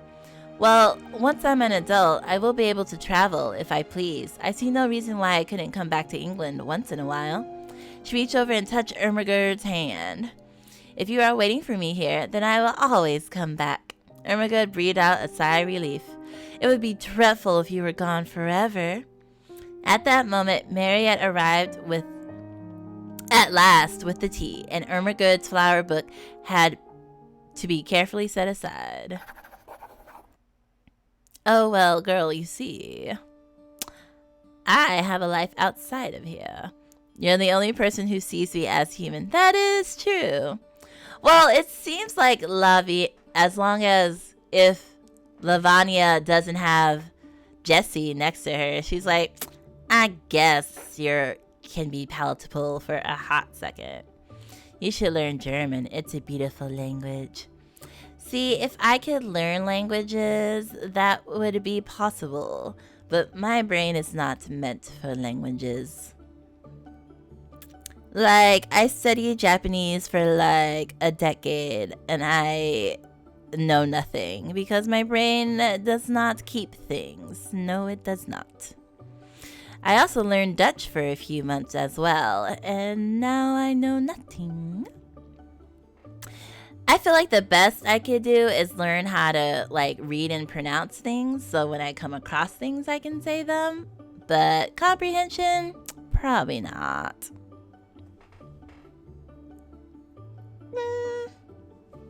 Well, I studied Japanese in middle school, so I feel like I got in quick enough to where it's not too bad for me. I just can't remember shit. Dutch is hilarious when you speak English and German. Oh dear. Because you can tell words. Dutch is literally the bastard child of German and English. Oh, okay, that's why. I was like, there's a reason there. Yeah, I can kind of fake pronounce stuff a lot of the time and half understand a few languages, but speaking them is totally different. That's kind of cute. I mean, you could be like, oh, let's just pick a language that people already are speaking, Or like, let's make up our own by mushing together things, you know. That's kind of what happened to me when I was younger. So I can perfectly read Dutch most of the time without ever learning it. Ah, gotcha. Well, that's convenient, though. I find that more convenient than anything. Still funny, but also very convenient. You could just practically say you know another language. For free! Hold out your arms like so, if you please. Sara extended her arms, letting them drift into a ballet second position. Why? Now over your head so I can see the fabric stretch. Mariette was making a final adjustments to Sara's new pink dancing frock after pointing out that Sara's change in height meant her old ones no longer would fit just so. Ah, a touch just here. Take it off again if you please, and I'll have it done before the next lesson. Sara wriggled free of her soft fabric and handed it over. It's such a beautiful color, and the skirt is so light. Dancing in that, I shall feel like a pink butterfly floating on the breeze, or a fairy princess with wings like rose petals. Roses, that is what it needs. A wreath of roses for your head. I will find some buds at the florist. The mental picture of herself decked out in a pink dancing frock with a crown of flowers was so delightful that Sara laughed out loud. Sometimes life is so beautiful. I wonder if I have pretended it into being. Mademoiselle does have a very good imagination. No, it is the magic. The magic shapes our lives and makes everything wonderful. She kind of sounds high like a lot of the time. Sara's heart was lighter than a feather.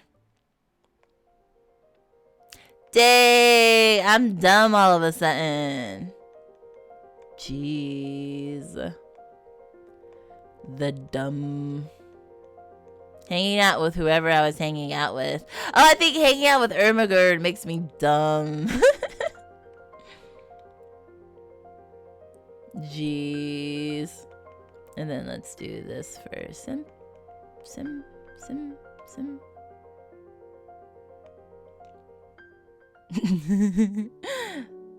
It is great, isn't it?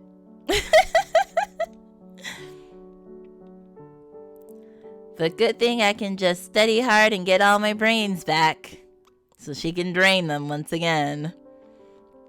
Sara's rooms at Miss Minchin's cemetery were not like the rooms of ordinary pupils who were meant to be satisfied with simple necessities. Oh dear. There were pictures and books and curious things from India. There was a sofa and the low, soft chair. Emily sat in the chair of her own, and with the air of a presiding goddess, there was always a glowing fire and a polished grate. You know, this story would go by so much quicker if they didn't fill up every sentence with flowery language. Like, we get it. We get it. Just say she sat in a chair in her Indian-ass room. Because this room was such a nice, bright, pretty place, as we know already, the little scullery maid known as Backy liked to save it until the end of her afternoon's work.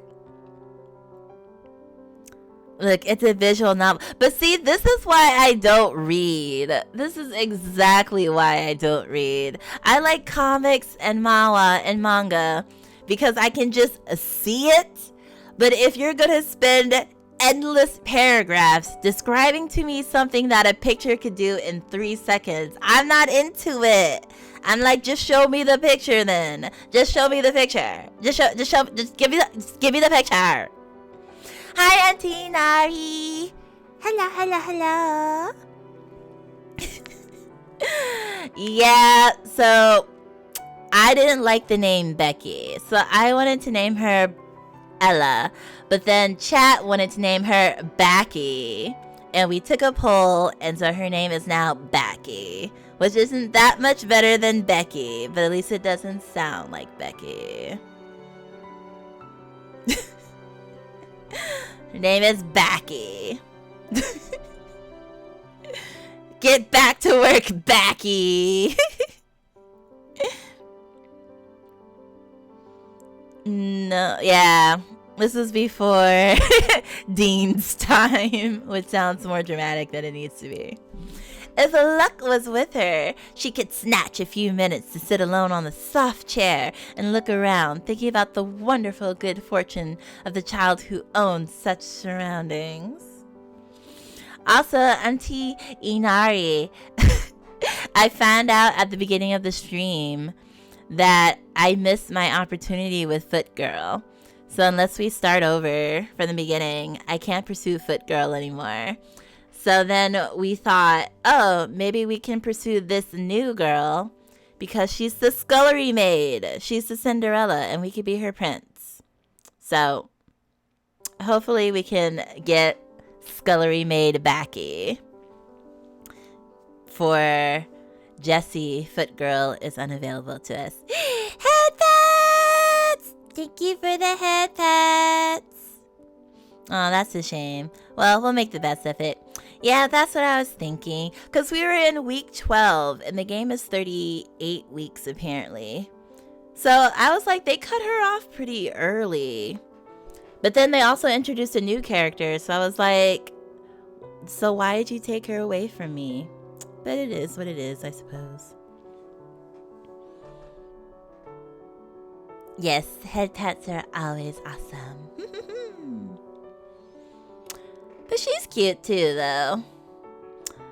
On this afternoon, when she had sat down, the sensations of relief to her short, aching legs had been so wonderful and delightful that it had seemed to soothe her whole body, and the glow of warmth and comfort from the fire had crept over her like a spell.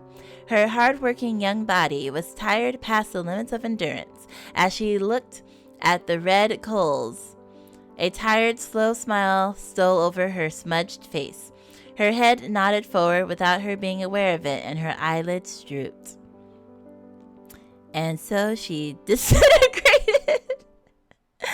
Yeah, I feel like, Jessie will be fine. She's still in her place of privilege. We can rescue this little girl.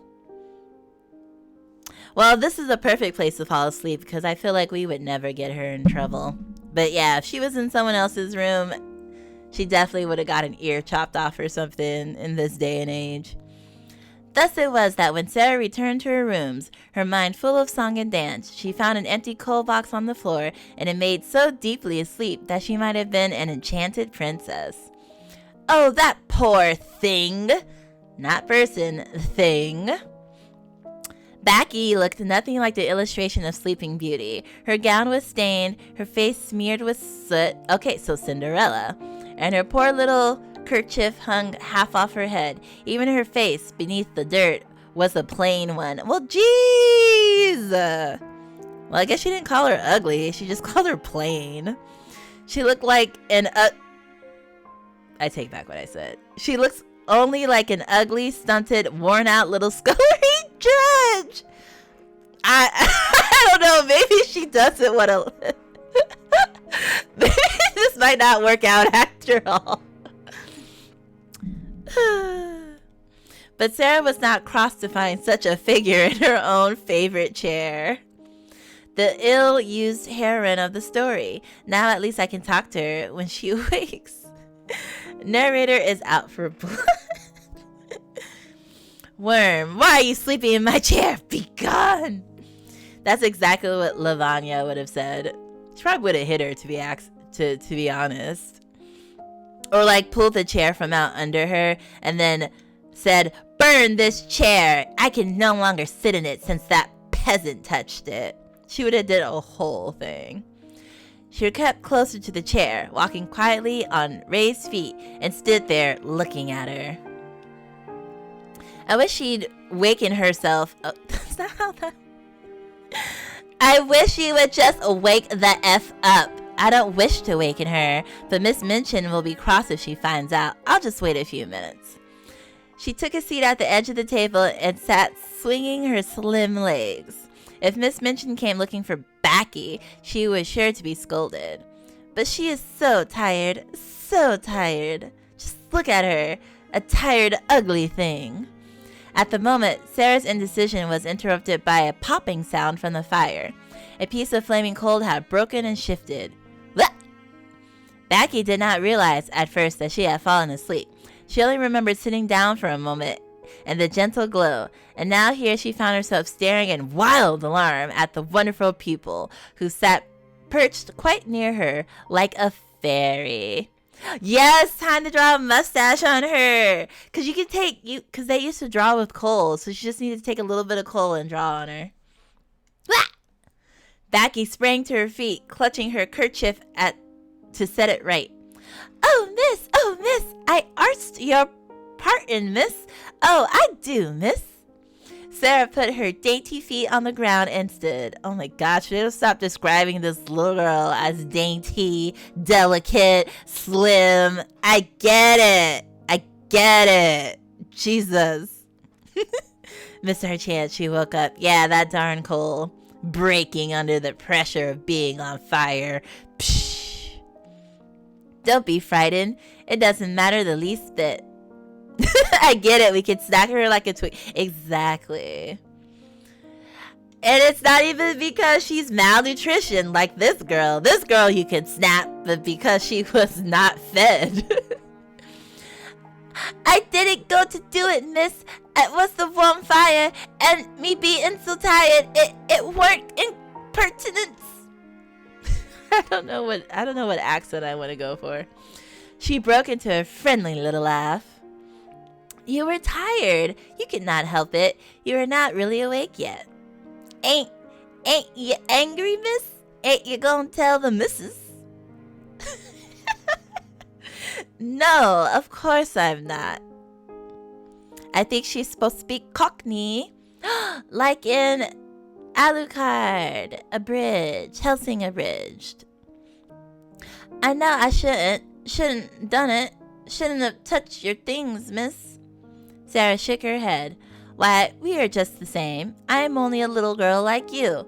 Let's just ignore the power and privilege I hold over you and all you peasants. But if you ignore that, the class system, being in your place, if you ignore all that, we are exactly the same. It's just an accident that I am not you and you're not me. You ugly little wench. An accident, miss? Oh no, because she gonna be like, oh, so you're saying if you have an accident, I can take your place? Murders in sleep. Have you done your work? Dare you stay here a few minutes? Here? Miss? Me? If your bedrooms are finished, perhaps you might stay a tiny while. I thought perhaps you might like a piece of cake. Cake? Me? Yes, of course. She gonna get her in trouble. The next 10 minutes seemed to Becky like a sort of fever dream. The show pupil opened a cupboard and produced a thick slice of cake, all for her, and actually seemed enthusiastic about watching Becky eat it. In between bites, Sara managed to get answers to a few questions. A few weeks ago, you were watching me through the area railing, weren't you? Yes, miss, on set? I saw a princess. I was standing in the street with a crowd outside Covent Garden watching the swells go in for the opera, and there was one everyone stared at most. They says to each other, that's the princess. She was grown-up young lady, but she was pink and lace all over, and flowers and all, as pretty as anything. That's what you looked like, miss, that day. You looked like her. I often thought that I should like to be a princess. I wonder what it feels like. I believe I would begin pretending I am one. That is a pretty entertaining accent. Thank you. It's hard for me to hold it, especially when I have to break out of it to do her voice. Ain't you already? From elsewhere in the school, there was the sound of a door slamming. Oh, miss, I've got to go. Come back someday when you have more time. When she has more time? When a servant has more time? What, do you think she gets free time, honey? Thank you for subbing for 3 months, Garrus. Hello, hello, hello. Hi, hi, hi, hi, hi. It's like not quite Irish. Well, you said cockneyed, which is actually British, huh? Hello, welcome. We are doing a Victorian era visual novel today. Well, part 2. Servants are just lousy with free time. They have practically nothing to do. Exactly. She's like, yeah, just when you're done with all your slave work, just pop on by. It's cool.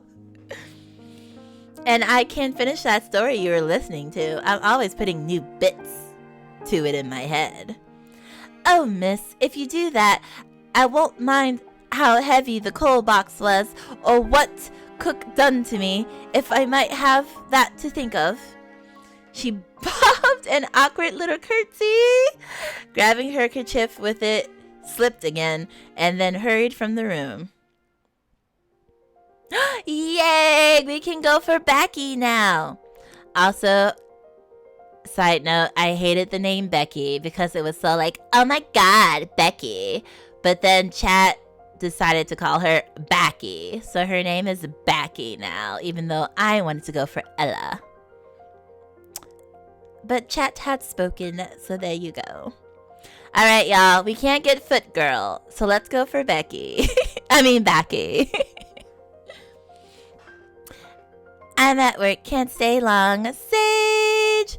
I know, I feel like our times are inverted. Because you do morning streams to me, and then you work at night. But I always do appreciate you stopping by and saying hello. Baki. Yes, Baki is who we shall go for. Look at her. With all her backness. Sara came upon the little maid hard at work in the school corridors. Baki? Oh, miss!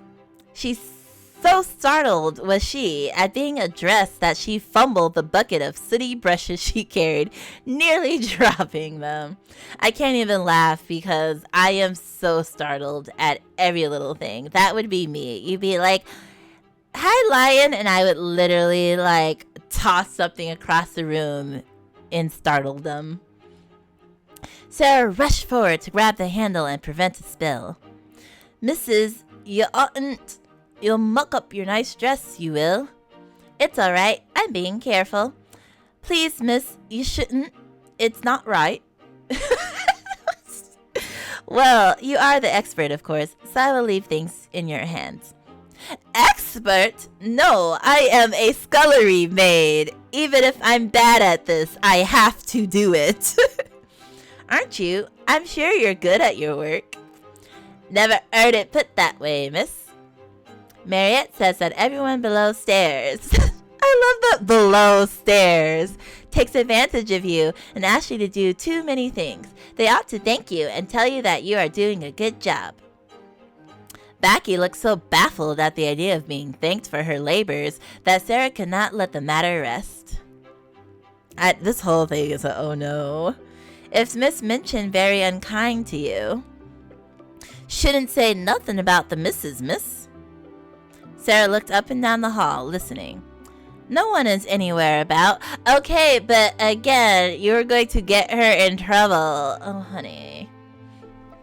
Oh, it is commercial time. Whoop, whoop. Actually, I'm going to get myself a piece of cake. Well, lemon loaf while it's commercial time. So no one miss a thing. All right, y'all. Stretch, get some water, play some... I forgot you couldn't hear me on the screen. Play some rock, paper, scissors.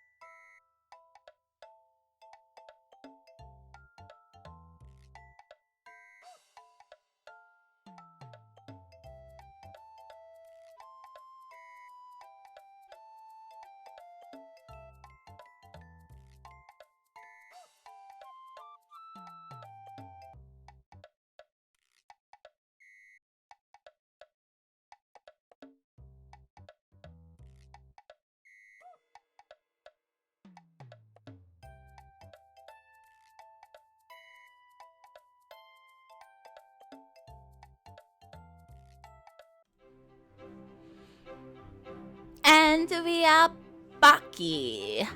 Hello, Cammy. Welcome to the stream. Unfortunately, I'm afraid that in the setting of the story, encouraging the scullery maid to have a sense of self-worth will only lead to behavior that will get her labeled as uppity and get her punished. Exactly. I feel like Sarah's not processing. Like, even if you don't agree with the caste system and the whole, like, maids and sculleries aren't people, like, unless you're actively going to try to tear that down or have your own households where you treat them like people, like, she's only going to make things worse for her, which is unfortunate. But which is why I'm like, okay, we're just going to have to get with her and adopt her and take her away. If we're going to fill her head with value as a human, we're going to have to adopt her. Hello, how are you today? I am good. I slept another, 14 hours. I have just been so tired. So tired. But other than that, I have been good. Unless you are the one in charge. Yeah, that's what I meant. Unless she's the one in charge and she can treat her people however she wants to treat them. But she's not in charge. She's a visitor, if anything. You still have to follow the rules even if you don't like them. Exactly. How are you doing, Akami? And also, there could just be someone being very quiet in another room. Like, just because it's quiet doesn't mean no one's there. Come into my rooms if you feel safer that way. Yeah, that is better. Oh, I shouldn't, miss. It's my first job, miss. First job in a real house, like. It's odd work, but at night I've got my own room and my own bed. Never at the workhouse, miss. You didn't have a bed? Room's full of beds, miss, but more full of girls. Everybody squeezes. It's good in the winter, isn't it? Keeps you warm. Sarah did not lack for imagination, but she simply did not have the frame of reference to picture a workhouse dormitory, with rows and rows of narrow beds crammed together. The smallest sleeping quarters she had ever seen were those on board the ship which brought Sarah and her papa to England. Sometimes it gets real spooky up top with the wind, but it's still in my room, so it's not so bad. Alright, she's in the attic, like in The Little Princess, I think. If the missus hadn't given me this job, I don't know what I'd do. She is grateful for so little. Yeah. Listen, are you done with your chores for a while? Okay, that's not how it works. Would you like to come and have cake again? Oh, miss, I'd like that, but I've got these other rooms still to do, and the curtains, and she looked absolutely crestfallen at the idea of abandoning the cake, but still determined not to give up on her duties. Such unrewarded diligence. Her reward is a room and board, and to live and be fed. Miss Minchin does not deserve her. I don't think she understands the concept. It's all right. I promise. I will keep the cake and wait for you. You can come by whenever you are finished for the day. Even if it's evening, miss. There's a whole heap and cooked sour today. If you work so late, then you need a treat even more, don't you? I'll stop getting in the way now. I don't want to get you in trouble for talking to me. Oh, now you say that. I will see you later when you can, I promise. Thank you, miss. Kids these days don't appreciate the art of indentured servitude. Shake my head. Sarah was sitting all curled up in the lovely soft chair by the fire, the same chair in which she had found Backy asleep not long ago. Her stockinged feet. Is that really what you wanted to say? You really had to say it like that? Were folded up beneath her, her elbows on the chair arm and her chin in her hands. If I were a princess, a real princess, Then I could among the populace in a grand coach and scatter larges. Everyone who was tired and poor and hungry, I can make their lives better. That's what a princess ought to do. You do realize that Britain is a monarchy, right? Like, they do have a queen and king and princess, right? And there are still poor people, right? Like, have you processed that? Did I miss the steaminess? Nope. No steaminess whatsoever. They are still just children. Largesse was an old fancy word for wealth. Oh, okay, gotcha. I was like, I have no idea what she's saying. Even if I am only a pretend princess, I can still invent little things to do for people. She thought back to Backy's amazed delight at being warmed and fed. It took so little to make a difference for her. She was just as happy as it had been largesse. From now on, I'll pretend that to do things people like is scattering larges. Then I can truly be a princess. Isn't that just saying if I keep doing things for people, I'll feel like a princess and make my ego bigger? Is that not what she just said? The thought swelled up inside her, making her head feel quite light. I think that's exactly what happened there. Before she knew it, Sara was sitting up straight in her chair, her arms on her sides and her feet hanging down. Just a little princess on her throne. She's like, it's so easy to please the peasants. Oh, this makes me feel so special and princessy. That is why most people do things for others. Well, I think it's a little different. She's saying doing that makes her feel like a princess. Which I feel like when I help people, I don't feel like a freaking princess. I'll tell you that much, especially depending on what they want help with. The last thing I feel like is a princess. I'd be like, a princess wouldn't even be helping you right now. A princess would be chilling. Okay, I think if we want to keep seeing Backy, we need to up our sympathy. So we need as many hearts as possible. Hearts. Okay, I think the biggest heart thing is probably tea party. Yeah, we'll just do a tea party. Yeah, most people help others because it makes them feel better about themselves, and she translates it into being a princess. I feel like that only works though because of the standing of a princess, and she basically, I mean, for all intents and purposes, she is kind of a princess, just without the royalty. Like, she's got the wealth, the status, all the stuff she needs.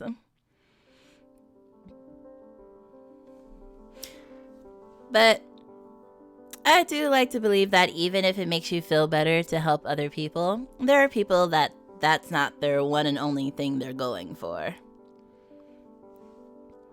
Tea parties every day, no more school. Exactly. She's like, I need to have more sympathy so I can talk with the peasants. Mademoiselle, there's a letter for you. A letter from Papa. I'm just waiting for her Papa to die and then for her to end up in an attic with the scullery maid and then get a real hard reality check. I'm just waiting. She took the paper in her hands, not without the faintest twinge of dismay. She was glad, beyond glad, to have word from her beloved Papa, and yet such a letter made her realize she had not much thought about him for days and days. I'm becoming my own person. Oh no, I must continue to obsess over my Papa 24/7, or I shall be in dismay. Yeah, she'll appreciate the art. Papa would be glad that I found so many things to fill my days. I should not feel upset. Okay, wait, she backpedaled. Okay, good. Banishing guilt. She drew out the letter and began to absorb its contents. Uh-oh, my dear little missus. The letter was far more fulfilling than the early missive from Bombay. Okay, no, he's still alive for now. He told her of many things he had seen and done, and how people that she had met in India were getting on, and it was all quite agreeable. I am dying. Little business, I am dying. And then the most exciting news. Oh dear. A friend of mine from my schoolboy days came to visit me here in India, quite unexpectedly, to let me know of a piece of good fortune. He owns a large tract of land, too large to have seen every detail of it himself, but recently has made a remarkable discovery, a deposit of diamonds. He is now engaged in developing the mines to bring out the diamonds, and if all goes as he most confidently expects, he will become possessed of such wealth as one makes dizzy to think of. And because we were fond of each other in our school days, he thought of your old papa and offered me an opportunity to share in this enormous fortune by becoming a partner in his scheme. Okay, calling it a scheme makes it seem much more sketch than it is. Why are you talking about pepperonis now? Diamonds! What was that? Is your father sending you a gift? You are too young to wear diamonds in English fashion. Diamond mines! He's gonna die in the mines. Sarah's mind was filled with images from the Arabian Nights, deep caverns beneath the earth, sparkling stones studded on the walls and ceilings, dark-eyed dwarves digging them free with heavy picks. She does know that servants usually... Okay, whatever. And children usually work in diamond mines. Heaps of discarded treasure shimmering with enchantments. Yeah, exactly what I said. He did it again. Can such marvelous things really be true? No, there are no dwarves that mine diamonds, honey. I think you'll know soon enough, Sarah. I've just waited. I'm not rooting against her. I just feel like if that's how the story goes. It was all too much to put into words. She handed the letter to Mariette to read, then picked up Emily from her chair. I'm gonna be even more rich now, and more like a princess, and then I can bask my largesse amongst all the peasants. Have you ever seen a diamond cavern, Emily? Have any of your fairy friends been there? Perhaps they could say hello to my papa for us. She had the doll to herself, her eyes glimmering crystal bright. Someday we will see them together, my papa and I. Gonna be dead, gonna be dead. Oh, if I believe. Oh, she's switching up on me.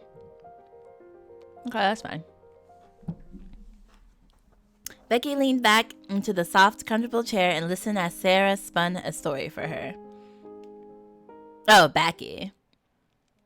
I was like, wait, what's happening? Oh, it says Last Chance with Lavanya. Oh, it did? Oh, did we see Last Chance with Jesse then? Probably. Yeah, and I probably didn't process it because I didn't process it. But now I'm paranoid. I'm like, should I do one just to have her on there? But we all hate Lavanya though. Although, I'm pretty sure Lavanya was like on the cover thumbnail for the first one. Because it wasn't steamy. So I was like, let's use a non-steamy one. Yeah, screw it. I'm not exactly sure which direction you're leaning. But I think you're leaning into forget her. We'll go back to Becky. This tale involved a king who had 2 daughters but no sons. And who was under a terrible curse. Okay, gotcha. That only a hero who traveled the witch's road could lift. Each daughter swore to do her best to save her father, and thus they each outfitted themselves and went on their separate journeys. Yeah, that's how we do it. Instead of working together, we go our separate ways. Anti-teamwork. The elder had hair of gold. Casual. And she wore bright silver armor and carried a thin-bladed sword with a hilt like a bell. The younger had hair of midnight. Logical. and wore a dress of soft flowing blue. She carried no weapons other than her words and her kind heart. Okay? Becky was so entranced by Sara's voice that she forgot for minutes at a time to keep eating the slice of cake she had been handed. The elder princess chose the fiercest horse in the royal stables and galloped along the witch's road at great speed until she came to a metal bridge over the river. When the horse's hooves pounded onto the metal, they made such a clang that the horse was startled and the eldest daughter was flung from her saddle. The younger princess did not want to tire her favorite pony by making him carry her, so she walked down the witch's road holding his reins. They went much more slowly, but at last they reached the bridge. Her gentle pony didn't want to touch the metal bridge, but he trusted the youngest daughter, and she soothed and petted him, and together they crossed the river. As Sara's story continued, the younger daughter encountered a monster which terrified her and required her bolder sister's approach to chase it away. Eventually, the two princesses learned to work together to progress to the end of the road. And there, inside the twisted brambles of the witch's hut, they found their father. Was the curse broken? I was cursed, he said, because I had no sons to rule after me. I built this road myself as a test. But now the two of you have learned your strength, and I know that you can rule together. Oh! Becky folded her hands under her chin and let out a fond sigh. Could two princesses really rule a kingdom, miss? I don't see why not. Our queen was a princess once. Guess it's so.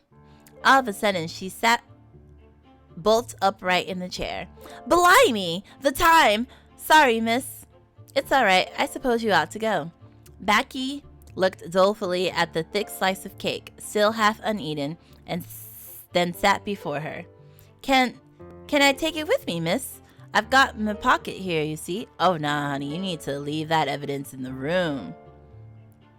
Lavanya is exactly the kind of person we don't want to end up like. Exactly. But playing devil's advocate, she was raised in this system, honestly doesn't know any better than to think it's the way things ought to be. That's what I think. I think that probably her arc is us slowly helping her unlearn the socialization she was brought up with. So we probably would have helped her redeem herself. Like, her arc probably would have been a redemption arc because of our friendship. So now she's just gonna stay a little evil, a little bit.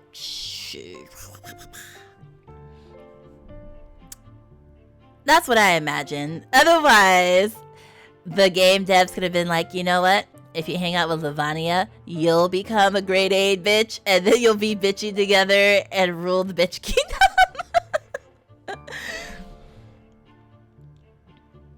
Tied beneath Becky's apron was a stained old cloth pouch, the surviving half of a discarded pair of pockets from some lady's wardrobe.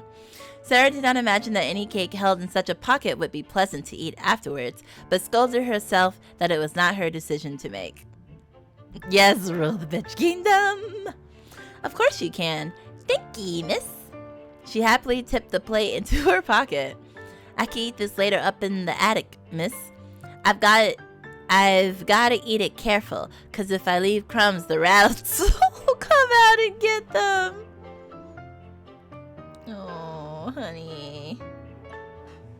Rats? Are there rats there? Lots of them, miss. There mostly is rats and mice in attics. You get used to the noise they make scuttling about. So I don't mind them, so long as they don't run over my pillow. Ah! You can get used to anything after a bit. You'll see yourself firsthand. You have to, miss, if you're born like I was. I'd rather have rats than cockroaches. Oh, so would I. I think I might manage to make friends with a rat in time, but I don't believe I should like to make friends with a cockroach. Friends? Well, they are creatures, just like cats or dogs. They could be friendly. Oh, honey, you gonna get the plague. You gonna get the plague and straight up die. Talking about some. But the rat's my friend, Daddy. But Papa, the rat is my friend. This is a naive little dumbass.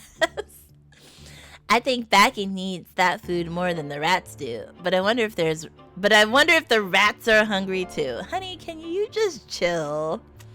Perhaps if there are any crumbs in your pocket, you should take it out somewhere away from your bed so that if the rats come out to eat, they won't bother you.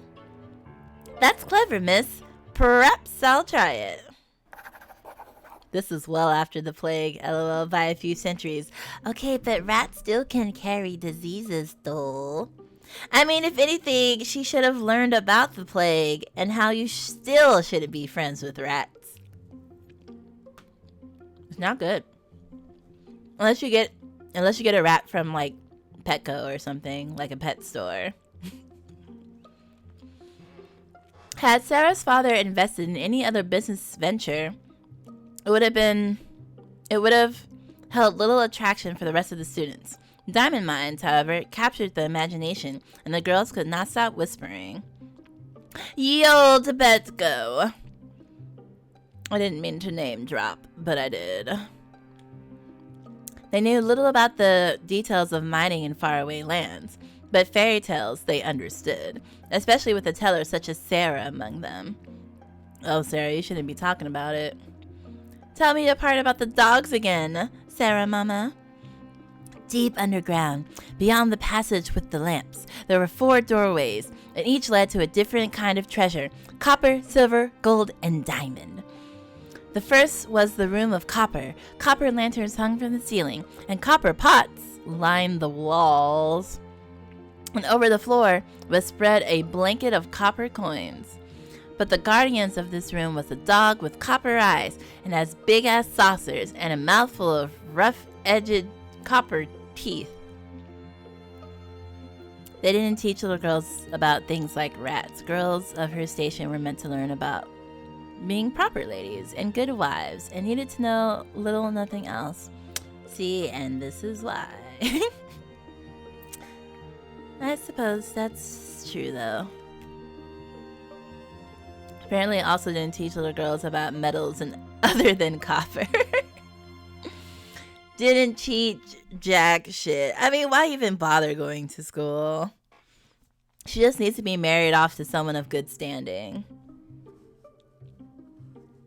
I mean, I feel like my curriculum is what? Reading books and having tea parties. Not everyone was quite so caught up in wonder. It's a silly fancy, like everything else Sara says. I don't believe such things as diamond mines actually exist.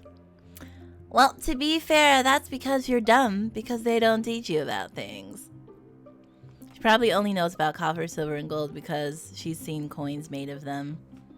Yeah, all the coins that her papa uses to buy her things. Well, people have to get them from somewhere, dumbass.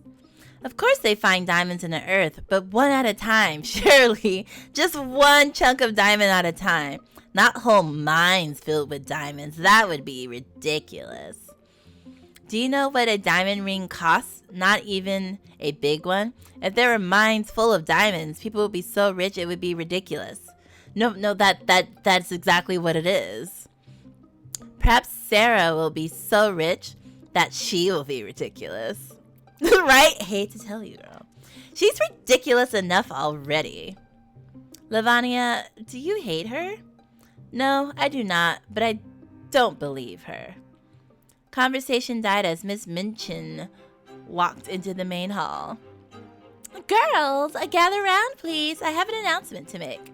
We have some very exciting news regarding a parent of one of our pupils. Starting from today, Sara Crewe will be leading the procession whenever we leave the school grounds. You will look to her as your example. Oh my God, her face! Her face! She is shook to the core. Lavania could only stare, her mouth agape, her eyes not quite as big as saucers. Looks like Miss Minchin believes in the diamond mines. How dare she? Lavania clenched her fist against the fabric of her dress and forced a tight smile onto her face. She walked over to take up her new place in line. It appears that I will now be walking behind you, Sara. Oh, that wasn't my idea. Wasn't it, though? She said nothing more. I mean, you gotta think, though. Like, Lavanya was running the school before Sara showed up with all her privilege and power and all her natural skills and speaking French and stuff. So, like, she was already threatening the social ladder. And now she's like, I can't blame her for being mad. I cannot blame her. Okay, I'm not sure what we'll need for Backy. So we'll just up everything that we are low in. Which would be sympathy, which is the wings, right? And grace. Which one was grace again? I don't know why I can't remember this. Oh, wings was grace. Sympathy is heart. Sympathy is heart. Okay. Was heart. This one, tea party is heart. Okay. Let's do some more grace. And let's do a belief one, which is this one. 2 beliefs. Yeah, should be good. Big Veruca salt vibes. I don't know what that means. Ow.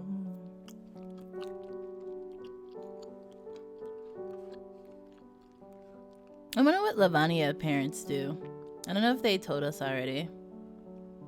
I feel like at a baseline to even get to this school, your family has to be of some sort of status. The character from Willy Wonka who's super spoiled and wants everything. Oh,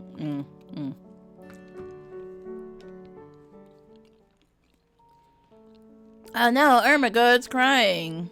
Again. Sarah found Ermengarde in the main hall, wiping tears from her eyes. What is it? Is something wrong? Again? Oh, Sarah, do you remember the nest of eggs we saw in the tree a little while ago? Oh. Did they hatch? Yes, 2 weeks ago, but it's dreadful. Did a cat get them? What's dreadful? Tybalt! Miss Vision's cat! He got out and climbed the tree and killed the babies. Why did I call that? Why did I call that so smoothly? I was like, yeah. What? I mean, cats are hella invasive. What was it? Cats are responsible for, like, what? 39 bird species going extinct or something in their lifetime? What? Oh no. They were too young to fly. They couldn't fly away. I don't know if he got them all, but those poor little things. It's called nature. Sarah's sorrow was far more for Ermengarde's disappointment than for the birds. She had only ever seen them as eggs in a distant nest, never as living creatures, and she expected them to fledge and be gone before her thoughts had returned to them. But Ermengarde had spotted the nest from her own window, had clearly returned to that window time and time again to watch over them, had imagined herself the companionship they might have shared as pets. Yes, I get it. Ermengarde had made the baby birds a part of her life. Yes, we get it. Without disturbing their freedom, and for her it was a true loss. We get it. We get why she cares and you don't. Cats devastate the local ecosystem if allowed to run loose. Exactly. Sorry, I'm all about pushing Lottie out of the nest now. You truly are. She is still only 8 years old. She has 10 years to go. At least in our modern society. Technically. Sounds sus, Sarah. What sounds sus? Never saw them as living creatures. You don't say. Yeah, again, all this extra stuff is like we don't need it. It kind of makes her sound like a little bit of a sociopath. We don't need it. It's not Tybalt's fault. I mean, no, honey, it is. He did it directly. What? Someone let him out or something? It's not Tybalt's fault. He's just a cat. Cats bite sometimes. I didn't. She wiped a hand over her wet face. I didn't say I was angry at Tybalt. People can be sad when bad things happen without having to blame anyone for them. God. Sometimes it isn't anyone's fault. So you won't hurt Tyvault? Oh, so you made a lot of conclusions there. You were like, she go hit that cat. Of course not. Why would you think that I... Because I heard Cook say that if Tyvault got into the kitchen and ate her chicken again, she'd have him drown.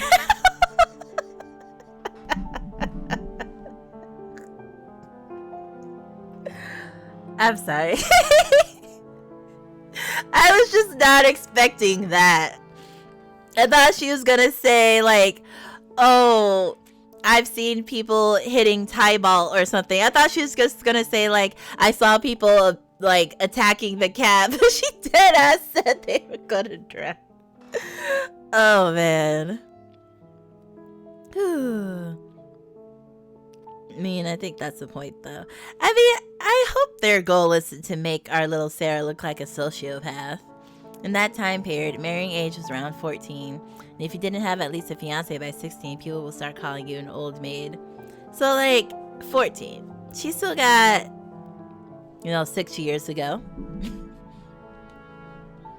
So I thought you might think like that, too. Ermengarde blinked at Lottie, too confused to be upset. She said she drowned him? I'm sure she was joking. Cook does have a temper. Cook's not very nice to Backy.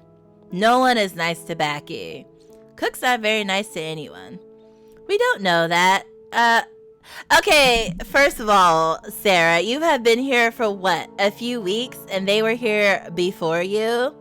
I think they have more experience. Also, the servants would have more experience with Cook. You can't just be like, I mean, I get you can argue either way, but like, the fact that she don't know shit, but she's always talking like she knows shit. I'm like, girl, you need to sit down. She might have friends or family elsewhere. She's probably nice to them. And it doesn't matter. Like, if you beat down someone, you can't just be like, well, I've beat your ass, but I'm nice to my mom, so I'm a good person. It's just, the servants don't care that she's potentially nice to her family. Like, what? But Sarah's at least trying to keep an open mind. That's a good quality. I don't know. I feel like naivety does more harm than good most of the time. Especially, again, as we're talking about her being nice to the servant, how that could get the servant in trouble. Like, it's a nice quality to think about, but in, like, realities and situations like this, it does more harm than good, more often than not. Like, I just feel like she needs to just grow up a little bit. Like, she just needs exposure to the real world and not be so sheltered. Sara didn't think it was right to condemn a woman she barely knew, even if everything she heard from Backy and Mariette was less than flattering. She's probably nice to Miss Minchin. I mean, they deadass just said the cook was like, I'm gonna drown the cat. She's like, she's probably not that bad. Well, I guess if Sarah's like, drowning a cat isn't the worst thing you can do. Oh, she's gonna get unsheltered soon enough. That's what I'm hoping for. I hope she grows in this because she's a little much for me. She's probably nice to Miss Minchin. Oh, she's probably nice to her employer? Wow, who would have thought? Who would have thought? Miss Minchin loves that cat, though. She'd be very angry if anything happened to him. The lives of rich people are meant to keep them from being exposed to reality. I mean, give or take a few things, yeah. There, you see, Lottie? Cook wouldn't hurt Tyvault. No one's gonna hurt him. Sara hugged Ermengarde close. I'm sorry about your birds. Why don't you both come up to my room for a while? And Sara led her friends away, prepared to pamper them and distract them from their worries. Just like the perfect hostess. Goodbye, Jessie and Lavania, forever. Wow, Backy needs like something different every time. Sara picked up her doll and smiled at her. You are looking a trifle tired today, Emily. You must have been very busy while I was out of the room. She's always commenting on people's looks, too. She gave the doll's curls a careful brushing, then tucked her into her own little cradle bed, arranging her hands to lie over the fabric cover. I think you'll feel better after a nap. I'm hoping that Becky will come to visit today, but we'll try to be quiet so that we don't disturb you. With the air of an expectant hostess, Sara moved around the room, running her hands over shelves and turning cushions to be just so. The room was already perfectly neat, of course. Sara was not an untidy child by nature. Anything she might have disarranged since Becky's last visit would have been set straight by Mariette. Still, it seemed the sort of thing a princess ought to do. Looking your best shows that you care about your visitors. Having reassured herself that everything was just so, she settled in at her desk with a sheet of sums to work for her classroom. 2 pounds, 12 shillings, 8 1/4 pence, plus 1 pound, math.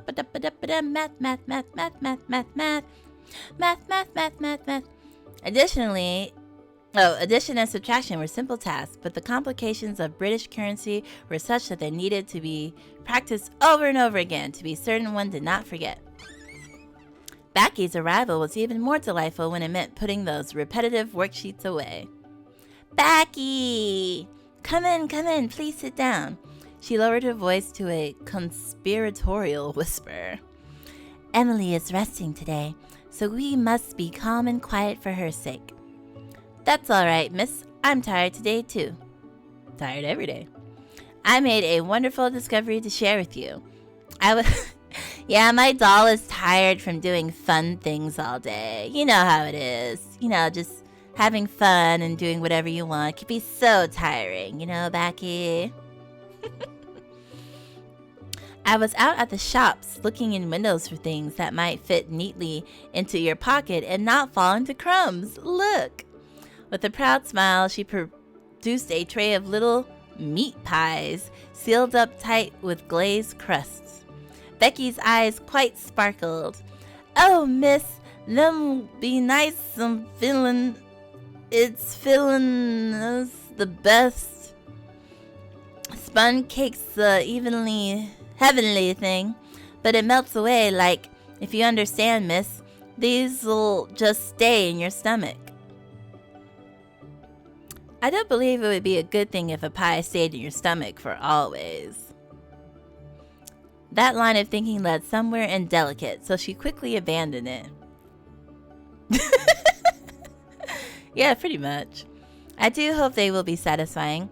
I wish you had told me before about the cake. I could have bought something else before this. Beef sandwiches, perhaps, or rolls, or bologna sandwich.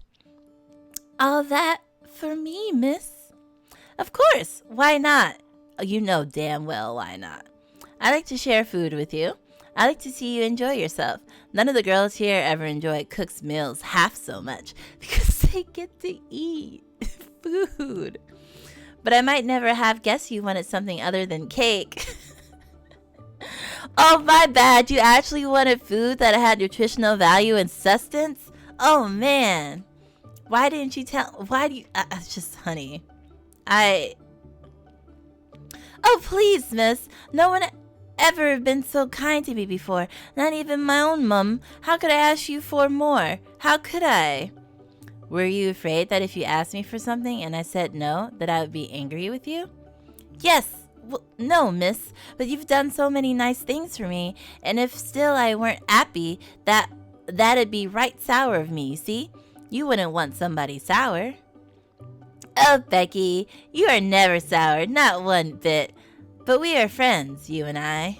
No. Friends, miss? Of course we are. A friend isn't upset when a friend asks her for something, even if she might have to say no. Literally the mindset that got Marie Antoinette killed. Not hostile, but just so profoundly ignorant. That's all I'm saying, That's all I'm saying. Like, we don't hate Sara by any means. Like, Sara is fine. But it's a little exhausting. I could have done this for you sooner if you had kept it a secret what you wanted. And also, at the same time, she's like really harping on this. Like, you should have told me you wanted food. And it's like, okay, but could you just give her the food and then not admonish her with nicety? Like, could you just be like, it's fine, I understand why you didn't tell me, but here's some real food and we can move on and you can be happy. Like, Jesus Christ. Let's promise never to keep secrets from each other ever again. It wasn't even like a secret. It was literally like, it is not my position to ask you for things. Like, she held out her hand to seal the pact. Becky started to reach for it, then hesitated. Never at all, miss? What if there are some secrets that are nice? Like surprises. Oh, I didn't think of that. You are very clever. Becky smiled in nervous agreement. I will make a better promise then. Let's promise to always trust each other if we need help. All right? All right. They clasped hands. The scullery maid's palm was rough and calloused, but her fingers curled sweetly around Sarah's. Good. New week.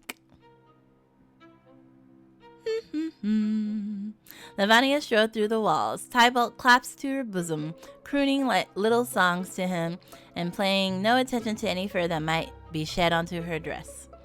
She's been carrying that cat around all day. Gossiping about your betters, Ermengarde. You had better be careful. Bad little birds who squawk and squeal get gobbled up whole. Jesus. Lavanya threw her head back and laughed. Tybalt stirred in her grasp, yowling faintly. That's an ugly cat. Shh, my prince. You're a very good kitty. Shh. That's what cats do, you know. They eat the weak. Bitch, I could drop kick that cat right now. Ask about me. Ask if I'm weak, homie. I'll drop kick your ass too. The sound of her humming marked her passage as she moved out of sight. I think she set that cat on the birds on purpose. Don't overthink it, honey. I'm sure she wouldn't do that. She would if she could, but I don't think you should overthink it. You heard what she said. She was laughing at me. That doesn't mean that No, I won't believe it. She said what she said to taunt you, and that was very unkind of her, but she isn't a wicked person. Not really, because I totally know her. It would be wrong to accuse her of something so dreadful. You are too charitable. Lavanya is horrid. I know you're always kind, and I'm glad that you are, but she doesn't deserve it. It isn't so much about what she deserves. Kindness isn't something you should have to earn. A princess, you're not a princess, should always be kind, whether it's to noble or to a peasant or to a witch. Sometimes being kind to a wicked witch is the only way to break her spell. Or to make a friend. I wish Lavanya would be kinder to others. So do I. Oh, my grace. My grace. Hey, patience.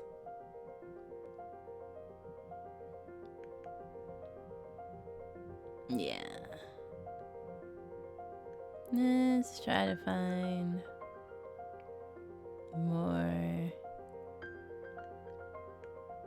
Grace would be practice dance.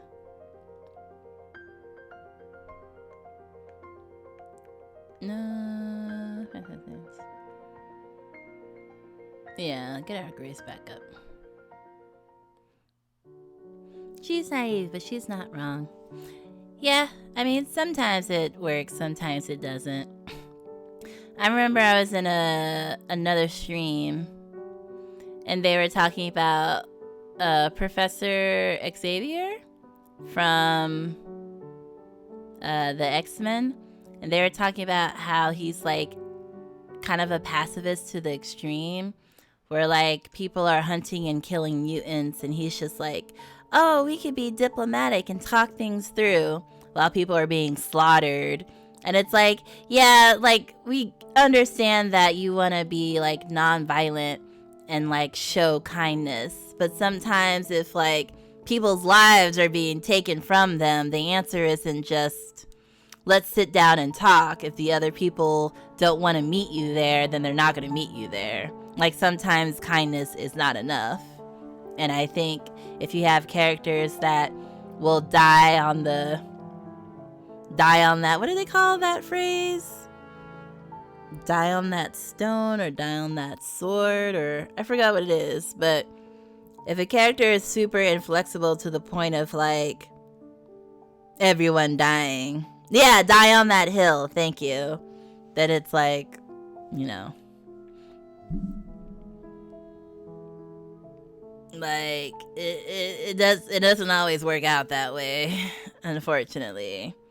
We would love to see it work out that way, but more often than not, that's not how that works. Sarah, may I come in?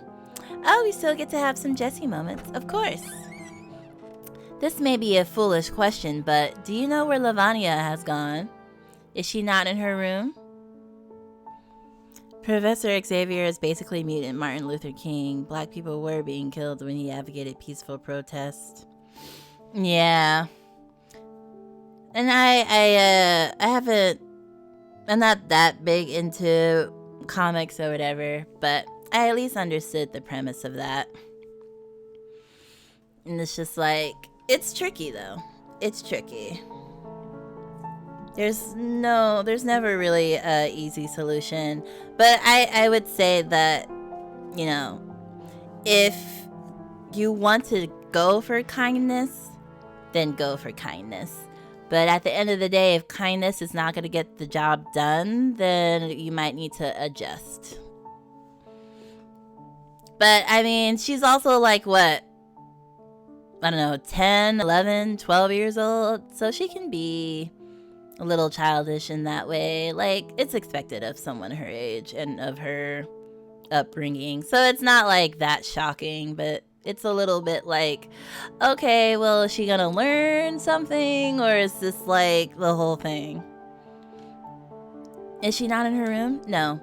Then I don't know where she is. Perhaps she went out to have an ice?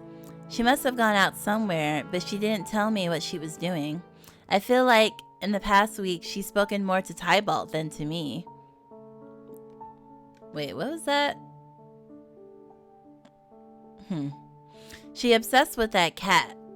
She's even taking it out of her room to sleep with. I'm supposed to be her best friend, and Jessie looked down, hugging her arms to herself. Sometimes when you're feeling sad, it's easier to talk to someone who can't talk back. Someone who will just listen. She looked over at the doll displayed in pride of place. Emily is a very good listener. You think Lavanya has trouble she isn't telling me about? I don't know. You know her better than I do.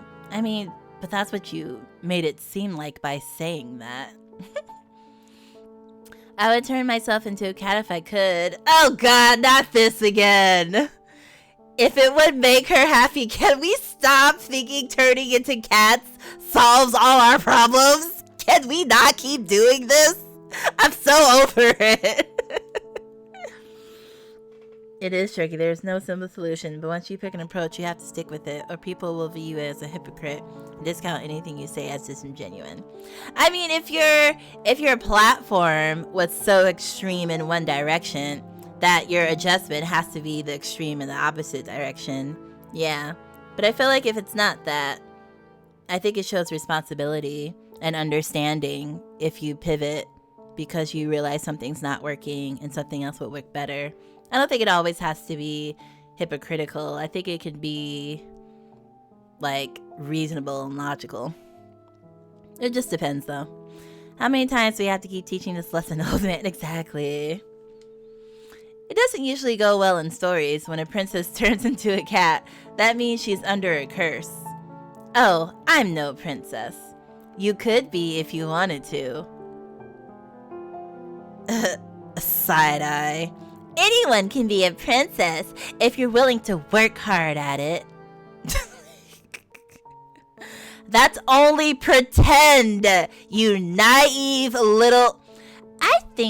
I think princesses who live in castles are a kind of pretend too. Because we pretend that they're different than we are, just because of where they were born. You are a weird sort of girl sometimes, Sara Crewe. Maybe you're the one who was born different.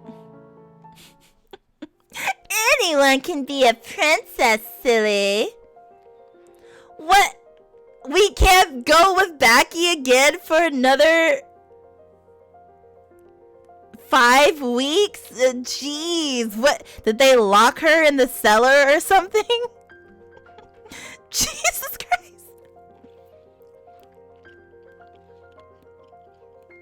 I think The Cat Returns proves that turning into a cat doesn't solve all your problems. And if you haven't seen that anime, I highly recommend it. All of us are referring to, we had a movie night and we watched A Whisker Away. So I didn't know there was another anime that's about turning into cats. I need to write that down. Maybe it's when you get locked in the cellar. No, because we still get to pick something to do. If we were locked in the cellar, we wouldn't even have a choice. Let's see. The Cat Returns. Studio Ghibli is always a winner. The Cat Returns was actually good, though. Oh, you mean compared to A Whisker Away? I haven't seen a whole bunch of anime movies. But we've been watching them a lot during movie nights recently. Who do we want to pick then? I kind of like doing marionette stuff, to be honest. We haven't done Lottie in a while, though. So let's do Lottie, I guess. Sarah, Mama, can you tell me more about your mama? What was she like? Has she even told you anything on a baseline besides she's dead? I don't think she knows anything. Oh, Sarah set her cup down. I never met her. Not really, so I only know what my papa and his friends have told me. You never met her? No, she died when I was born. Do you remember your mother? A little bit, but not very much. I'm afraid I'll forget. You must have been very young. No one expects you to remember everything perfectly. But isn't it bad if all I have is this little and I lose it? Can you write at 8 years old? You don't have to remember it all yourself. You can ask other people who knew your mother to tell you about her. She had a faraway little smile on her face, the sort that she developed sometimes when she was supposing a story. My mother was from France. She had long dark hair and a sparkling laugh. That is what my papa said first caught his attention. Because I'm like, if she writes down what she remembers about her mom, she doesn't have to worry about remembering as much if she writes it down. But I just didn't know she could write at 8 years old. Like, reading is one thing, but I don't know if she could, like, write down all her memories like that. I don't think that I have a sparkling laugh. I believe I am more like my papa that way. I should like to hear someone else's sparkle. Do I have a sparkly laugh? I don't know. What does it sound like when you laugh? Lottie's eyes swept back and forth, and her little forehead wrinkled. I can't laugh with you looking at me. Well, maybe I will hear it someday when I'm not looking. Tell me more. Was your mama beautiful and perfect? Did I not just tell you? I don't think any person is perfect, but everyone says she was beautiful and calm and kind. Lottie fidgeted in her seat. She scooped up one of the little sugared biscuits and popped it into her mouth all in one go. That required a good minute of chewing before she could speak again. Do you ever think about if you'll be like your mama when you grow up? Not very often, no.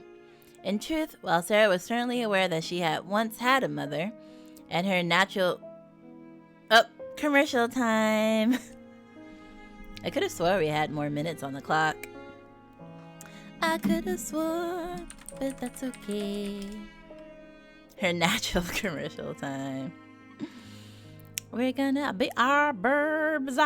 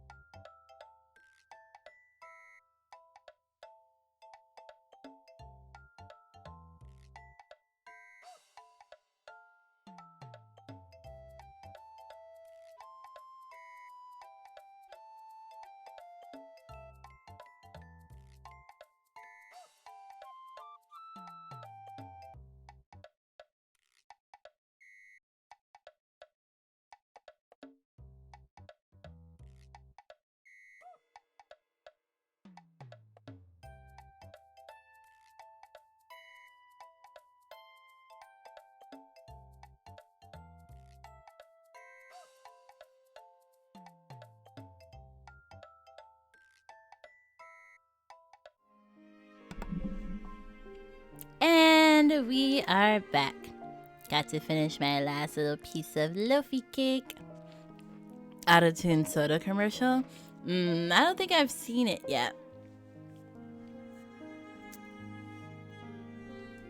I feel like when commercials come on for me on other people's stream, it's usually like pre-roll ones, and I just like have them muted until the stream starts.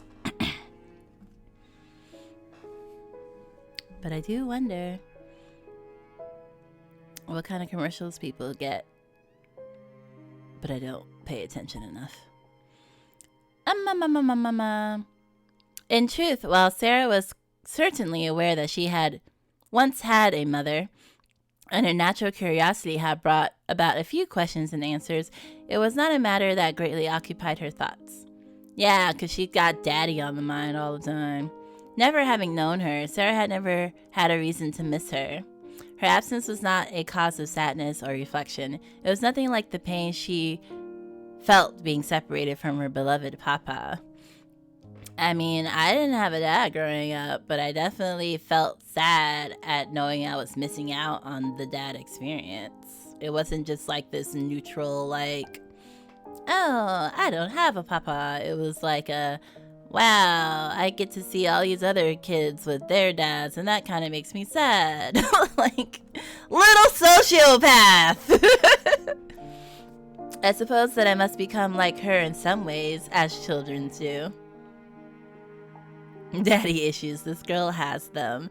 She is the queen. She might be a little princess now, but she is the queen of daddy issues. Her obsession with her father. But she died. When she became a mama, she died. Well then, I am already different. Because I am not dead? What? Because I am already Emily's mother and yours as well. Yeah, I'm a mom and I didn't die like a little... What is this conversation between these children? Reminded of her duty, Sara fetched a handkerchief and brushed at Lottie's face. You're getting crumbs everywhere. You should be careful not to get your dress dirty. Your sister Emily is very good at keeping her clothes clean. So you're gonna compare me to a doll now? You gotta judge my hygiene against a doll now? You should look to her as an example. She is a model daughter because she doesn't speak and she just sits there. You just want me to sit down and shut up? Is that what you want me to do, Mom? Sara? That's what Miss Munchin always calls people, a model or a show. Lottie cannot help but giggle. Good. I was like, do not internalize that. Giggle and be like, you weirdo, stop comparing me to a doll. I'm a human girl, damn it. The sound of angry voices drew Sara into the hall.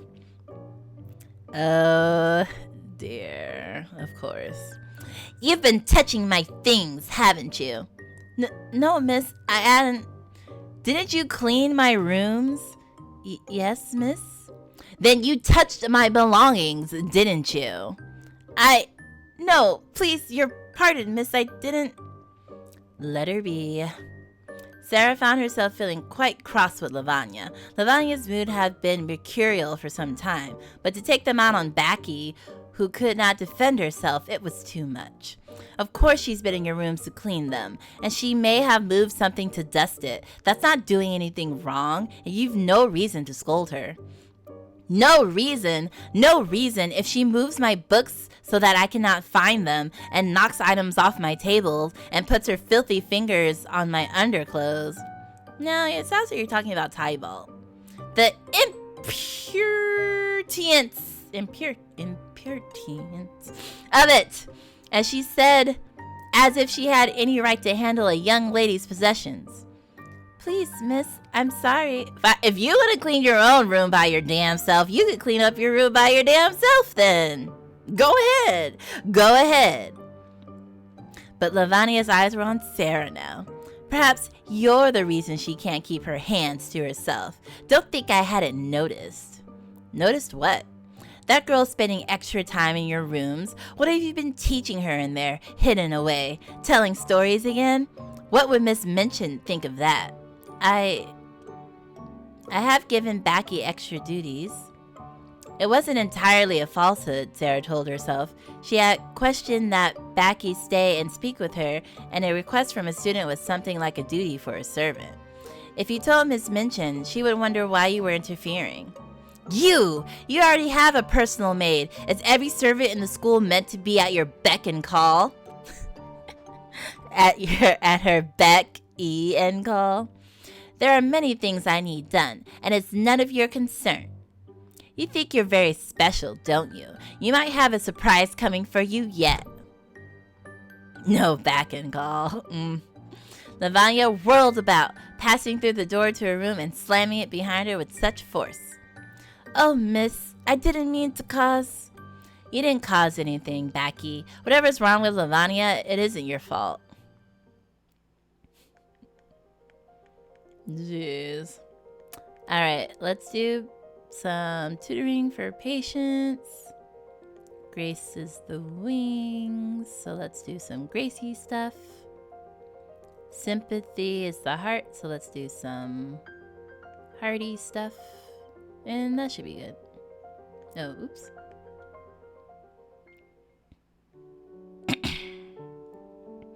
Bum bum bum bum bum. Looks like we're now halfway through the game. Yeah, this is a pretty long game. Where is that girl? Where is she? Lavanya, what are you doing? Where's your little pet, Sara? Look what she's done now. Huh? Lavanya held up a pair of shredded stockings. Ruined, completely ruined, and she did it out of spite. Where is that girl? She ought to be whipped. I'll have her... You will not. What did you say? It was probably the cat. Or Ermagerd. You've been letting Tybalt sleep in your rooms. He's got to your stockings, not Backy. That's claw marked. And you can't blame him either, because he's just a cat, and that's what cats do. You stupid fat-faced fool. Girls! There's a lot happening. Lavanya's enraged tones had attracted extra attention. Lavanya, I am surprised at you, shrieking and carrying on like a fishwife. What a way to behave. You ought to follow Sara's example. Sara is always a model student. You could learn a great deal from her. Lavanya's heart jerked, as if she'd been struck with a bow. The ruined stockings drifted, forgotten, from her numb hands. Yes, Miss Minchin. Okay, but now I really feel like if we were talking to her, maybe she would be less bitchy. I'm concerned that she's gonna burn down the school. I feel like she is spiraling and no one is doing anything. These are red flags, y'all. It's the cat. The cat probably knocked things off her table too. Exactly, like why? And also, if Backy's the only one that cleans her room, why would Backy do something that would obviously be tied back to her? Like, she's a servant. Like, why would she knock things over and destroy things knowing that she would probably get the blame for it if it was her? Like, that's just dumb. If you're trying to get away with shit, you don't be like dumb about it. Okay, we're at 19. I get, what do we want? I'm kind of over Lottie. I feel like if I keep doing Ermagerd, though, I'm gonna be working against my goal of Backy. Lavanya thinks everyone else is dumb, though. Exactly. It's, what did they say? Calling the kettle black, wait. Whatever that phrase is. Calling the kettle, calling the pot black or something? Let's do Mariette.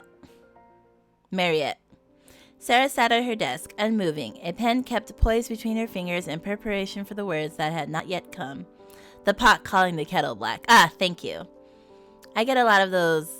I know there's a word for them, but I get a lot of those common phrases confused in my head. You are studying that paper very intently, mademoiselle. Is there secrets written upon it? It was a kindly teasing over the still blank page, but Sara considered this question seriously. Not that I can read, and I haven't written any of my own. Not yet. What?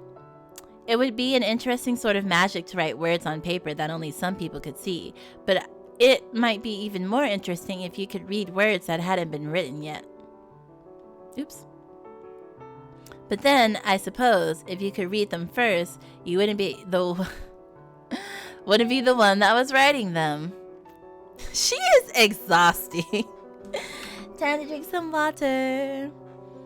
Like, if someone was talking at me like that all the time, I'd be like, could you not, though? Can you just... Maybe we learn to use our inside thought head voice. You could just think it to yourself instead of saying it at me. Let's try that. Let's try that.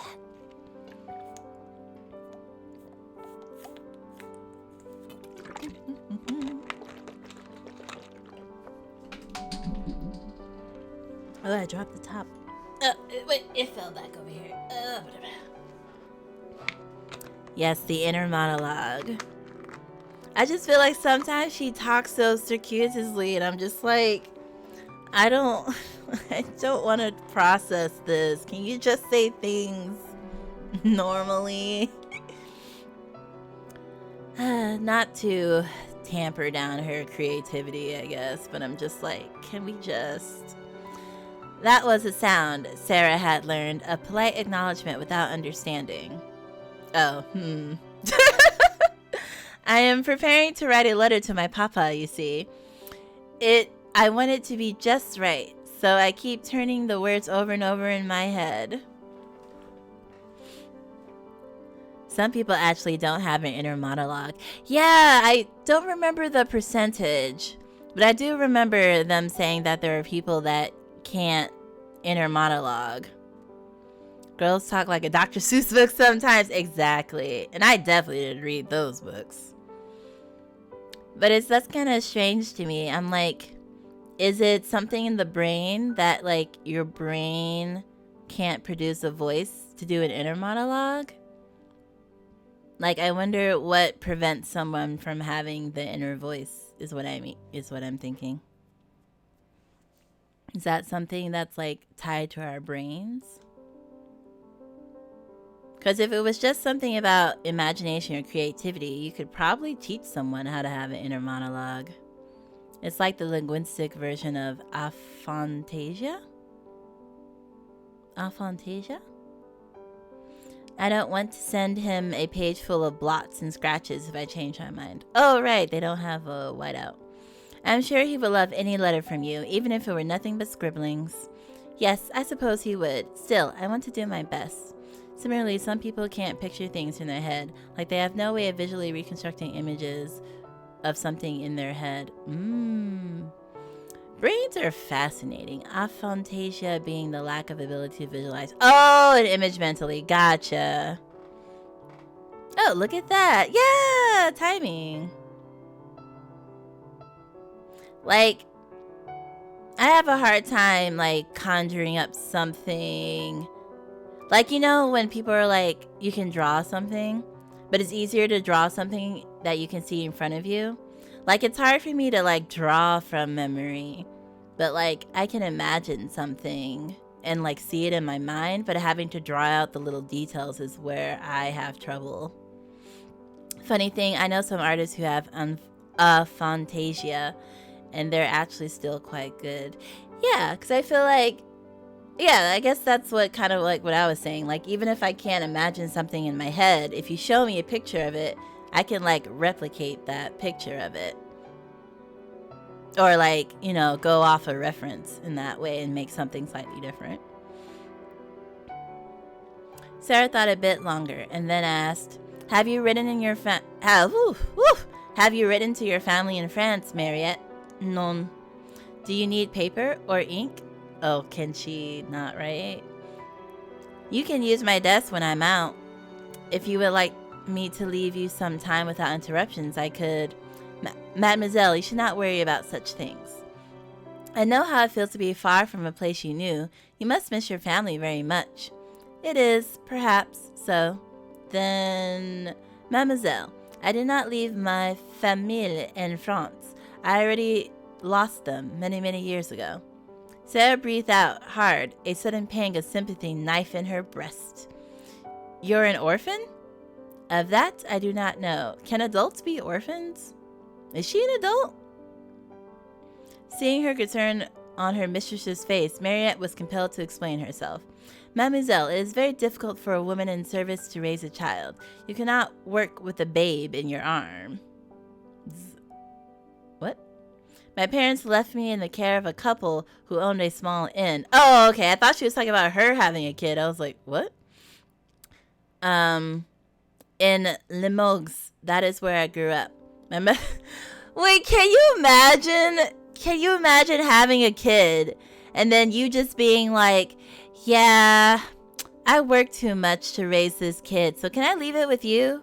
Yeah, you'll raise it for me? Okay, cool, thanks, bye. Like, can you imagine being like, I'm too busy to raise this child. Can you do it for me?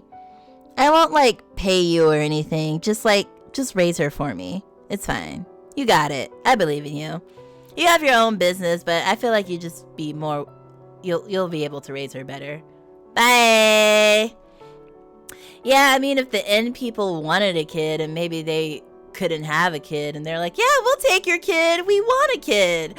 Or maybe that's what they did. Maybe they went around and being like, hey, people having trouble making your own kids? How about you just adopt the kid of a working class servant? Then win-win. But yeah, modern society is certainly not that seamless. I'm like, you know what? I'm just so busy with VTubing. I just cannot raise this child. Can you do it for me? There you go. There you go. Thank you. Bye-bye. Can you imagine being so poor that you had to work so much that you had no choice but to give your child away? But the point that, like, you can give your child to someone else, and I'm like, but who are these else's that we're talking about? That they could just take a child is what I'm talking about. Like, the innkeeper, like, again, unless they were like, we can't have children of our own, or maybe they put her to work at the end. I know, like, farmers like to have a lot of kids because they put the kids to work on the farm. But also, there are plenty of peasant families that, like, had no one to give their kids to, and they raised their kids, and then their kids got jobs as kids, working the factory as young as, what, 4 or 5, and then having those, what is it called? Work-related accidents because they're very young. Innkeepers obviously have more money if they own an inn. I mean, it depends on how well the inn is doing, but still, like, imagine if there's a lot of working class people that want to give up their babies. Like, the babies have to go somewhere, and then wherever the babies go, they have to have the means and resources to raise them, unless we're just talking about orphanages. I'm just saying, it's wild. Well, I guess she's saying that her mother did visit her, so the inn people let her mom visit. It was not often. Peasants were mostly farmers. Children can work on a farm or servant. Yeah, that's what I said. Like farmers wanted children because farmers needed children to help them with the farm. Then one day I realized she would not come back. I do not know what happened. There was no word. She only did not return. I also learned that some people sent away their kids. What was it? What did they say in Horrible Histories? I think they sent them away during a war or something to, like, farms or whatever, so that they were away from the wartime places. So they sent them to farms. And then the kids never saw, like, a cow before, and then they lost their minds because they thought the cows were monsters and demons, and they were just like, what is that? But yeah, in modern day age, it takes a lot. I mean, unless you're doing, like, a firehouse. Well, I guess they still have firehouse leaving of babies. But nowadays, you can't just leave your baby places. You had to do it all legally and stuff. Not to say that this was illegal, but I'm saying the standards have changed for modern society. I believe that she must have died. I do not think she would have abandoned me by choice. If Sara had been older and Mary yet younger, she would have hugged and comforted her, for Sara was a tender-hearted soul. It was more difficult in this situation to know what to do. I mean, just listen. Mariette did not seem to be greatly wounded by her loss, only wistful. Perhaps it was so long ago, as with my own mother, she does not much remember or miss her. Or perhaps it is because she is an adult now, and she thinks that she must be strong. Whatever the case, I think you are right. Your mother must be in heaven now, watching over you. I am certain that she was a kind and loving woman, and that she would never forget you. Ah, how do you know this, mademoiselle? That's what I was thinking. It's like, again, talking out your ass. But for a good reason. Like, she'd rather talk out her ass about something nice and pretty. It's fine, I guess. Why she got that sly look on her face, though? I think she has resting sly face. I mean, you can just give someone your child, but unless they plan on keeping it hidden in the basement forever, the people taking it will have a lot of paperwork to go through and not even get to keep the child. Yeah, exactly. Like, freaking, what are they called? Child Protective Services be like, no, that's not how this works, and just take the baby, put it in the orphanage, be like, you gotta apply for this baby. Oh, we don't think you're good enough to have this baby, so you can't have this baby. And then baby either goes to foster care or someone else adopts the baby. You know. You can't just be like, yeah, no, I want them to raise the baby. Government be like, nah, we'll have the final say. She rose from her desk and stood straight. Because you are a kind and loving person who looks after others, you are not my mother, but you are like a mother should be. Because you're nice, your mom must have been nice. Yeah, because sociopaths don't come from normal families. No. Because murderers always come from a broken home, not a pleasant home. No. So I am sure your mother was just the same. It has to be in my brain, so therefore it's reality. And then Mariette did something unusual. For no particular reason, she reached out and laid her hand atop Sarah's little... Why do you keep calling her a dark head? It felt warm. Merci, mademoiselle. I mean, it's a fine thought. It's fine. As little Lottie walked past the classroom, which should by any rights be empty at such a time, she heard a most curious sound. The noise was faint enough that most ears might have overlooked it. But even in its quietness, it was a sound which with Lottie was intimately familiar. It was the sound of a girl crying. Is it Lavanya? And so it was so that Lottie, who had never been known for her sympathy, well, she's 8, padded into the classroom and found, seated on the floor with her arms hugging her knees and her eyes streaming with tears, Lavanya Herbert. What's the matter? Go away. Lottie herself enjoyed being fussed over far too much to imagine that anyone else might truly mean it when they demanded to be left alone. Yeah, because she's 8, and that's fine. Lottie came closer and laid her plump little hand on Lavanya's shoulder, petting the older girl as teachers had petted her. There. Don't touch me! She lashed out, arms and elbows striking the small child full force and knocking her away. Caught off balance, Lottie twisted and fell hard on her knees, skidding slightly on the floor as she landed. I mean, I know she has to learn boundaries, but not like this. Not like this. Lavanya's tears had been quiet. Lottie's were anything but. She was, at the time... Sarah was, at the time, in another room entirely, curled up in a window seat and enjoying a recently acquired book. Between one word and another, her concentration was disrupted by the sound of distant howling. Super Smash Brothers. For real, though. For all the stories she was told of heaven, Sara would be the first to admit that she herself was not an angel. If y'all could, if my model could roll her eyes right now, that's exactly what she would be doing.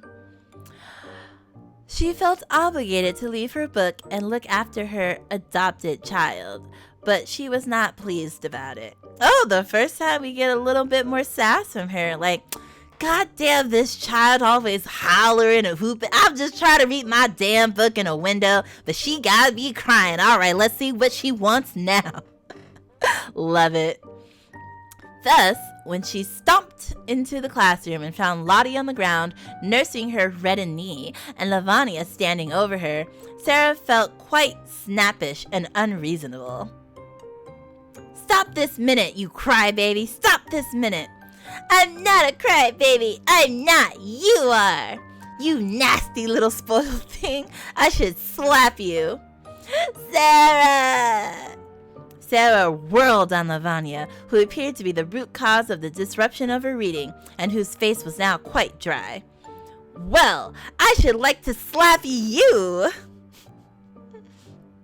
She's on the path. She's already gave Lavanya some lip earlier.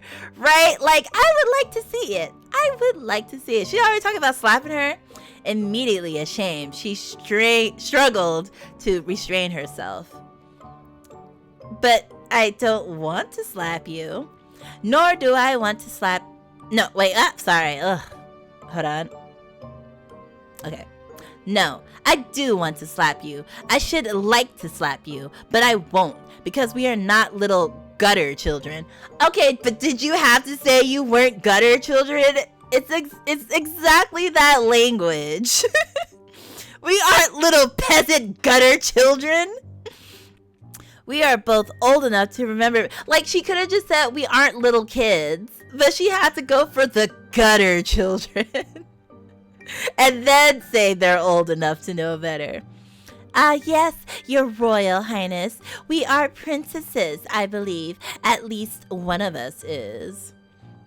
It stung. It stung more bitterly than either of them could have expected. For Sara to hear her beloved fancy mocked in such a tone, she felt the blood rush up into her face and tingle in her ears. But she stopped. Damn it. She stopped herself. A princess does not fly into rages. Come on! Just once, though. Just once. It's true. Sometimes I do pretend I am a princess. I pretend I am a princess so that I can try to behave like one. Dear me, how grand. I hope when you ascend the throne that you won't forget us. I won't. You think you're the only one who's special. You're wrong. Just you wait, Sara Crewe. You'll see. Lavanya left the room, her neck stiff, her head high. Sara, Mama, she... Hush, hush, Lottie. It's all right. Never mind. Come and sit in the window seat with me. I'll whisper a story to you. Will you? Will you tell me about the diamond mines again? Of course. Oh, my sympathy. Oh. Oh, no sympathy. Tea party for sympathy. And Grace was the winged one. I'll tell you. Oh, God. No, don't tell the little 8-year-old. Actually, they probably don't even know about that history. They don't know nothing. Just living in their little bubbles. I literally only got one sympathy? Come on! Your sympathy is down there in the gutter with the gutter children. Oh man, that was too good. That was too good, Inari. Mademoiselle, there's a letter for you. Is it the letter we've been waiting for? Oh, another letter from Papa? It does not seem so long ago at all since his last letter, A longer letter might make me feel quite lonely and neglected, or risk him fading from my thoughts, but this is just right. I wonder if he has explored the diamond caves yet. Damn it. My dear little missus. The letter did not seem to be written in such a boyish high spirits as usual. He was not very well, and was evidently overweighed by the business connected with the diamond mines. You see, little Sarah, your daddy is not a businessman at all, and figures and documents bother him. He does not really understand them, and all this seems so enormous. It gives me the splitting headache even to consider these matters. Perhaps I'm the one who should be away at school again, learning how to manage things. Ah, and if I was not so feverish, I should not be awake through half of each night, tossing about and spending the other half in troublesome dreams. And if my little missus were here, I dare say she would give me some solemn good advice and put my mind at ease. Your child should not be your emotional support partner. What wouldn't I give to have your little arms around my neck this minute? I know he means in a hug and not choking him out, but come on. God grants that these matters be soon resolved and grant me leave to return to England for a visit. Just learn how to do business.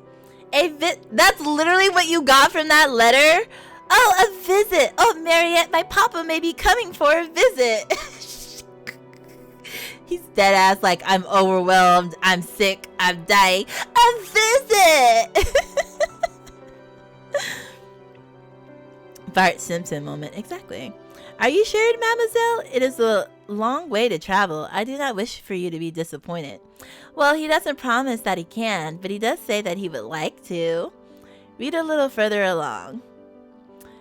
He's also asking about what I want for my birthday. Wouldn't it be lovely if my papa were here for my birthday? Oui, masgenipkapetastrop. I know, I mustn't fasten my hopes on it, but it's a beautiful thing to believe. Just ask for an item. She looked down at the letter and smiled. Papa is asking if a doll will be an acceptable present. I told him that I didn't want a lot of dolls, but he says a special doll might be a companion for Emily when I'm busy with class. That is a pretty thought. Yeah, she must be a special doll. You see, oh God, I'm getting very old, and by the time of my next birthday, I do not think I shall be given to dolls anymore. That will be my last doll. There is something solemn about that, don't you think? Whatever. Of course, mademoiselle. If I could write poetry, I'm sure a poem about a last doll would be very nice. My eye rolls, my eye rolls. Papa, I want an iPad Nano. Didn't they discontinue all the iPods now? I thought I saw that in a TikTok recently. But I cannot write poetry. I have tried, and it made me laugh. I did not sound like Watts or Coleridge or Shakespeare at all. You shouldn't want to sound like Shakespeare. Perhaps when you are completely too old for dolls, you will have more of a talent for poetry in exchange. Do you think it could work that way? I never knew how it will change, even though I am different every day. Just like literally an hour ago, you were like, what do you mean I grew up taller? I can't imagine me ever changing. What? Sarah set the letter aside and knelt to address Emily. I should respect the last doll very much, but nothing could ever take your place. I hope you do not become jealous of each other and can be very good friends. I am sure they will. God. Kids are exhausting to even think about. Alright. Oh my gosh, we're still so far away from doing another Becky. We go see her, she's gonna be missing an arm or something.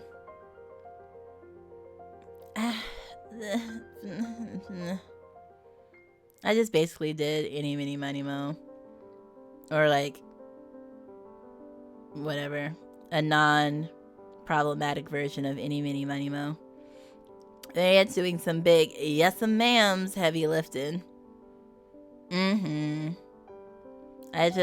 feel like... Also, if you still want to like dolls, then just still like dolls. She's like, oh, I have decided that I'll be too old for them. Boo-hoo. And I'm like, you could just... whatever. Sarah, would you like to go for a walk? It's a lovely day. Can y'all do that? Can y'all just leave whenever you want? Well, no, it's not a lovely day, but it is close to a pleasant day as we are likely to have in London. And nice girls always say it is lovely if they wish to go out. And I wish to go out with you, if that's all right. Ermengarde's fingers flickered and... Ermengarde's fingers flicked and fidgeted at the side of her skirt. Sarah caught her hand and clasped it. We will make it a lovely day then, because you and I will be a part of it. You might be too deep with Ermengarde. It was a pleasant day for London, clouded enough not to be overly warm, but without the blanket of fog and foul air that sometimes developed in the city streets. Everyone should have asthma in this time. I feel like chimney smoke, unless chimney smoke doesn't cause asthma. If we are fortunate, perhaps we might see some dragons on patrol in the park. That says dragoons. I still don't know what that is, but it's as real to me as dragons is. You like to watch the soldiers? Oh, there's soldiers? Her eyes warmed with remembrance. Their uniforms are so bright. That's the worst for war. What do you mean their uniforms are bright? The red and gold makes any man look handsome and an easy ass target. What the heck? Even if he has whiskers like a walrus. What? A dragoon is a soldier. Okay. Hey, we're the British. Oh, never mind. They're the big ass red and gold thing over there. Let's explode them. They weren't as big on stealth back in those days. Oh Lord, why not? They were more about pomp. And this is exactly why. I mean, it ain't gotta be straight up guerrilla warfare, but geez. And the horses have high necks and beautiful glossy coats. They're full of energy. Camouflage was not a thing back then. I mean, there's like straight up like camouflage, but there's also just like not being obnoxiously obvious. Battles were fought in formation with formal rules. This is when they literally just had lines of soldiers walk in a straight line at one another. Those were the rules of war. I mean, even before this, though, like, you had freaking... I forgot which people it was. The Romans? Or the Spartans? Like, people who fought straight up naked because they were like, oh, our penises will distract them as they flap around as we attack them. And then the Vikings, who didn't have horns on their helmets because they're like, why would we want to be flamboyant? This is war. We take it seriously. And that was before the British. Less friendly fire. I mean, I guess, yeah. Do you want to shoot backwards? Would they even have guns back then? I don't remember when guns were. Yeah, they did. They did.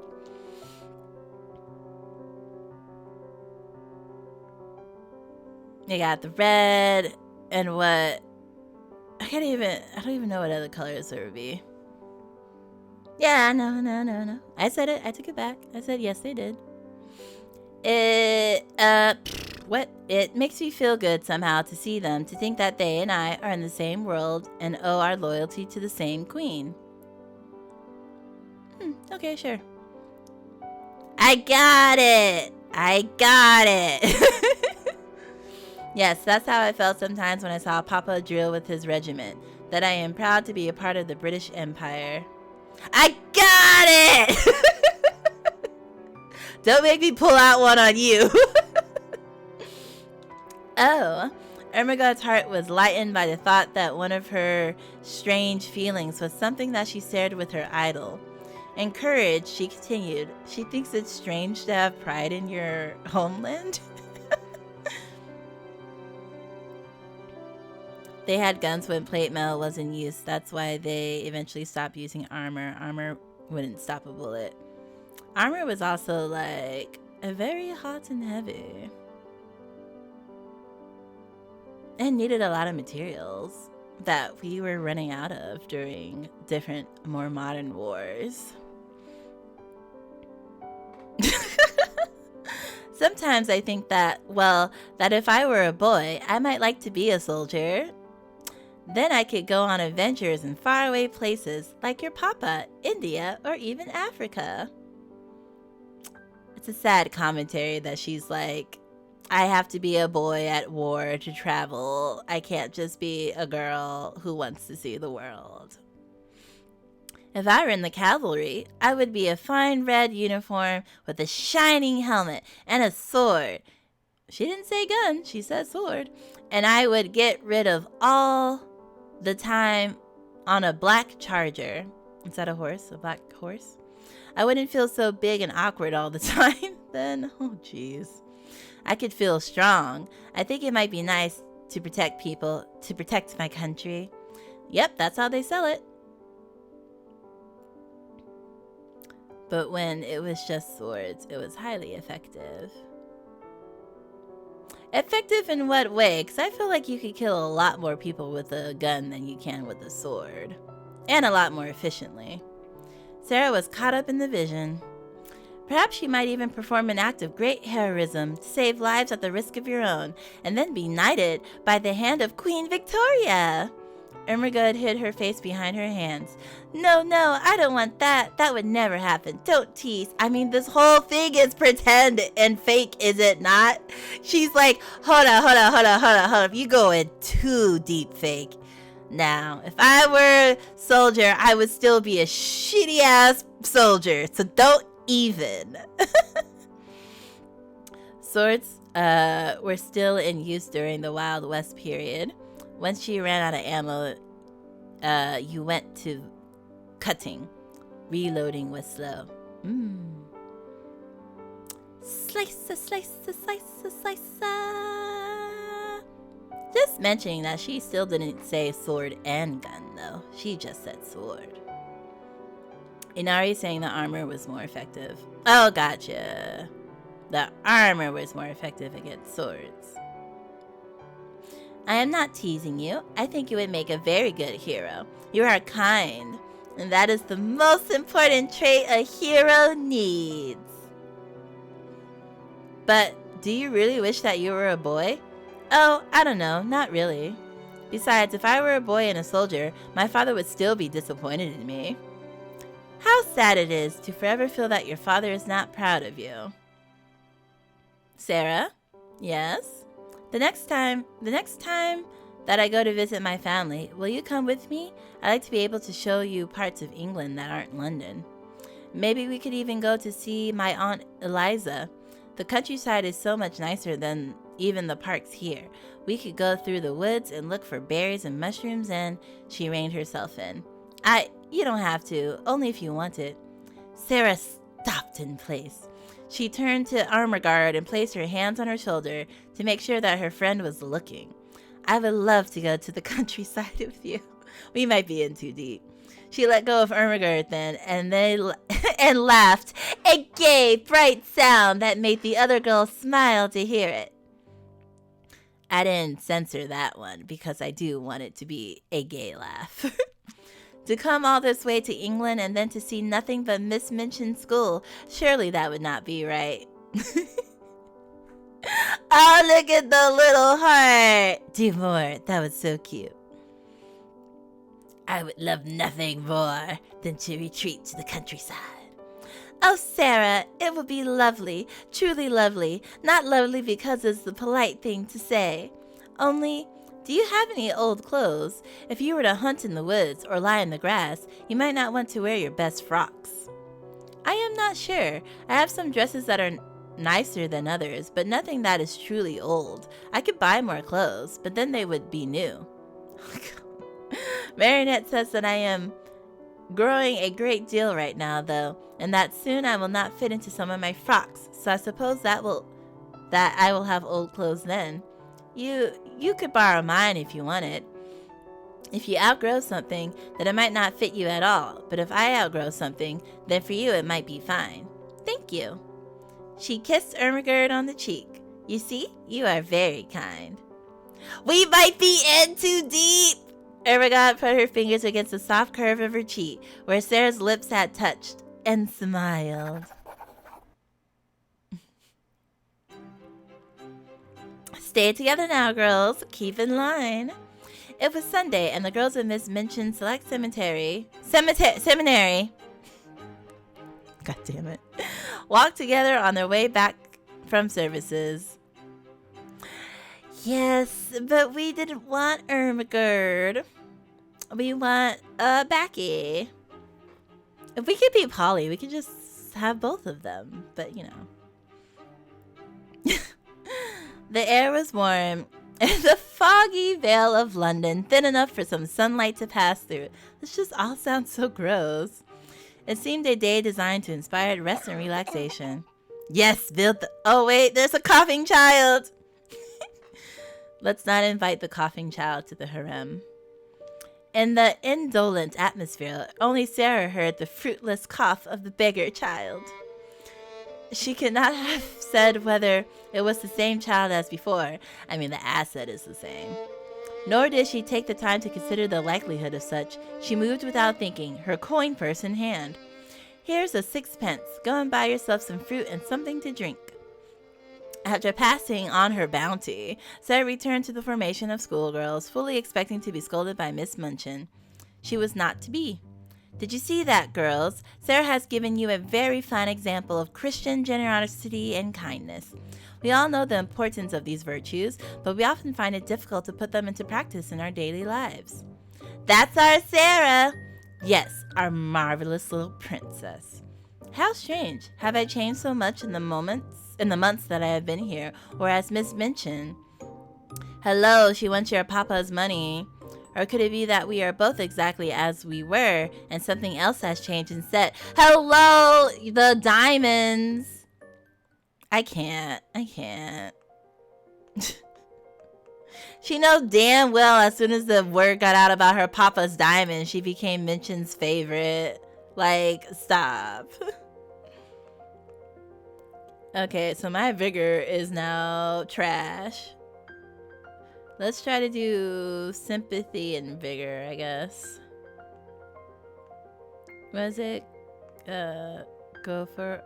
I mean, even going for a walk doesn't guarantee you vigor. Like, all this other shit does, though. Like, you could read a book and get vigor, because reading is so vigorous for some reason. Like, oh my god, reading this book just gets me so cardiovascular dilation. I don't freaking know. I don't know, whatever. Let's just...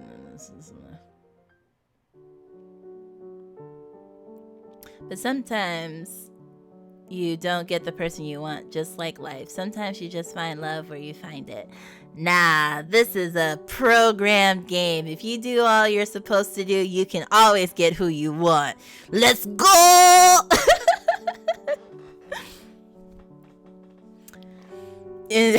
Need to get a cardiovascular dilation. I know it's probably wrong, but that's what came out my mouth. It was a steamy book. Her heart went.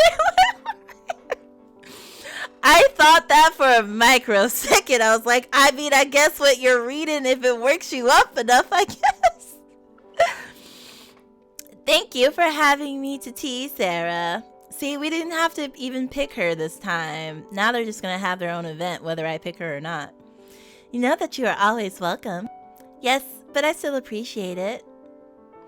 I don't think I should stop thanking you when you do nice things for me just because you've done them before and I've thanked you before. Thank you, Ermengarde. That's very nice to say. You are very sweet. I mean, that should be the norm, but okay. Sara looked down at her tea. The sugar had already completely dissolved into the hot water. Its sweetness was not something that could be seen. Ermengarde, do you know why Miss Minchin treats me differently? She does? I feel that she praises me every day, whether it's for being quick to finish my lessons or something so small as having an amiable smile. But you do have a lovely smile, and you are very clever at your books, more than anyone. Everything she says is true. I must believe that if you say that it is so, but I don't feel that I am any more clever or amiable than I was some months ago. I do not think she likes me so much then. But she didn't even know you then. She made a bunch of assumptions about you that you have then since overturned. Maybe it took Miss Minchin a while to realize just how wonderful you are. Like, literally everyone. Some people aren't as quick at understanding things as you. I'm gonna go read. Cough, cough, cough. Sarah sighed to herself and took a sip of her tea. A lot of nice accidents have happened to me. It just happened that I always liked lessons in books and could remember things when I learned them. Oh, well, lucky you. It just happened that I was born with a father who was beautiful and nice and clever and could give me everything I liked. Perhaps I have not really a good temper at all. If you have everything you want and everyone is kind to you, how can you help but be good-tempered? This is the most obnoxious brag I've ever heard in my life. I don't know how I shall ever find out whether I am a nice child or a horrid one. Oh, woe is me, to be covered in privilege and power and pampered just so. Oh. Perfect father. Perfect, oh. Perhaps I'm a hideous child, and no one will ever know just because I never have any trials. Can we just slap her now? Lavanya has no trials, and she's horrid enough. She rubbed the end of her little nose reflectively as she thought the matter over. Well, perhaps that is because Lavanya is growing. Aren't we all growing? Lavanya is one of the eldest. I have heard it said that age makes girls especially disagreeable, though I do not know why. And you won't know until you wake up one day and think you're dying because there's blood between your legs and no one has explained to you why that is. Hope that I don't have to become angry all the time only because of growing older. Oh, honey. Oh, I'm certain that you won't. Honeys, you are a kind friend. I mean, she's being introspective. Am I nice because everything is going my way? Or am I nice just because? I also feel like a 10, 11, however old she is, wouldn't be thinking like that anyway. Lavanya finally got her visitor. Poor girl. I mean, I feel like Lavanya probably has a lot of shit going on, maybe, that we don't know about because we don't talk to her. But I just feel like even Ermagerd saying she has no trials, I'm like, that can't be true. Like, even if your trials aren't like cliche hardships, like, you could say that Sarah's going through a trial by being away from her father for the first time in her life, you know? So like Lavanya, like all humans could have something going on, but you might not know it. So I feel like Lavanya probably has this whole other side to her that we won't ever get. So awfully sure of that one, Irma. Yeah, well, basically, yeah, everything I just said. Oh my gosh, week 21, and there's 38. Jeez! Although, I can see how they filled up this game. Like, there's a lot of conversation happening all the time. You're probably right. Lavanya does certainly have stuff going on, but she was always kind of stuck up. Yeah, and we probably won't get her redemption arc. Yeah, we're definitely going 3 streams for this one. I also feel like I like this game, but I don't like it enough to play it again to get Lavanya stuff. I'd rather just like read about it or watch someone else who picks her route. So this will be my one playthrough of this, and we'll get what we get. But I am curious about her route. I might have to look it up after I finish this one. Now, Lottie, hold on to my hands. Will you pick me up? Not like that. Your wrists are not strong enough. Oh, oops, I forgot. Or I didn't forget. I missed it. But commercial time. Ba-dum-bum. I caught it within a minute, though.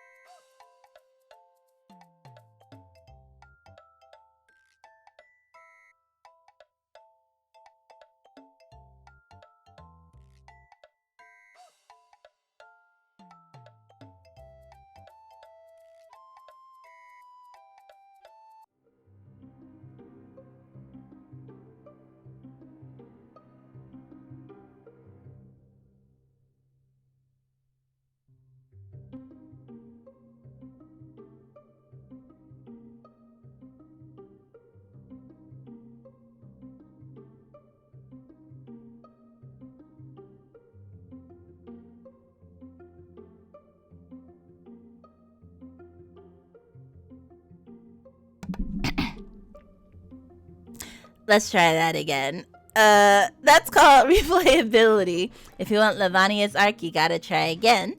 And then I said, I believe in the great expanse of space and time that another Let's Player has played this game and recorded their Lavania route so that I don't have to play it again. And then I said, hello, Enrico. Welcome to the stream. How are you? Oh, it's time for crepe form. Oh, I gotta press all my buttons. Crepe. Oh, wait,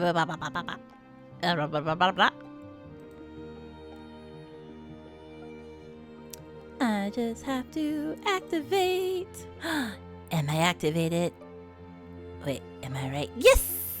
Crepe form. Hello. Please do not eat the crepe. The crepe little lion. I know she looks very delicious. Crepes are French, right? I'm doing alright. My voice is gonna be hoarse. Oh, were you talking a lot earlier? I felt like the last time I had a hoarse voice was when I recorded VTuber Connect for 8 hours straight. And that was a visual novel. Oi. Crepe form truly do be a fave. It truly does. I'll eat the crepe but not the lion. Sounds good? Alright, sounds good. Good compromise. So cute. I was wondering if I should get something related to summer, like maybe a popsicle or like something cold or something, but she's cute as she is right now too. You just give her goggles. I'm not gonna comment. I'm gonna be a good auntie and not say anything about it. Like, good choice. Just gonna stay clear of that one. Ooh, impression redeems. That's clever. Impression redeems? What? No. Lion's the best part. Oh dear. Oh, wait. I see. I did miss something. You know, Roz from Monsters, Inc.?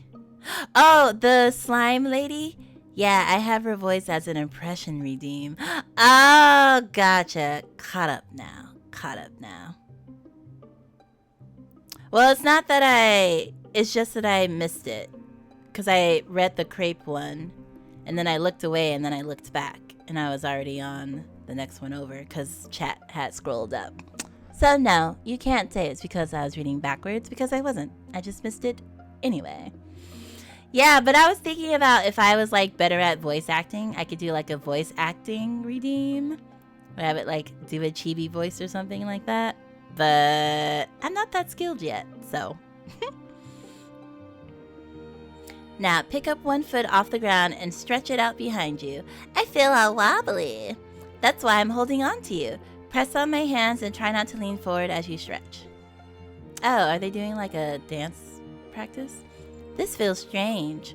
Sara came into the room to find Jessie and Lottie engaged in some manner of dance practice, called it. Oh, Lottie, I can see your petticoats. Sara, Mama. She let go of Jessie and rushed over to Sara to demand a hug. Oh, you have a pretty voice. Thank you. You just need practice and broaden your range. Yeah. I figured that I could like look up some videos and stuff because I don't mind doing a little voice acting practice. I just feel like singing practice would be more of a lift for me. And I'd rather do a little lift. Just a little lift. Will you play with us? Play? I thought you were dancing. Voice cracked as soon as I said that. Well, my sinuses are flaring up a little bit. We weren't exactly. I had an idea and wanted to see if she could do it. But I would be happy to dance with you, Sara, if you were like... Oh, I guess we still get Jessie moments. Where's Lavanya? I would have expected her to be with you. Lavanya has not been herself lately. Oh dear. What is going on? She sighed, twisted up her beautiful long hair and then letting it fall again. Oh, Sara, it's been so difficult. I've always admired Lavanya so very much, but now... Admired? Oh dear. Oh dear. Oh dear. Quite unexpectedly, Lavanya swept into the room. Jessie's eyes went wide, her hands flying uselessly to cover her mouth. You admired me, didn't you? Only now, there's a little diamond girl here for you to admire, isn't there? You've nothing but a useless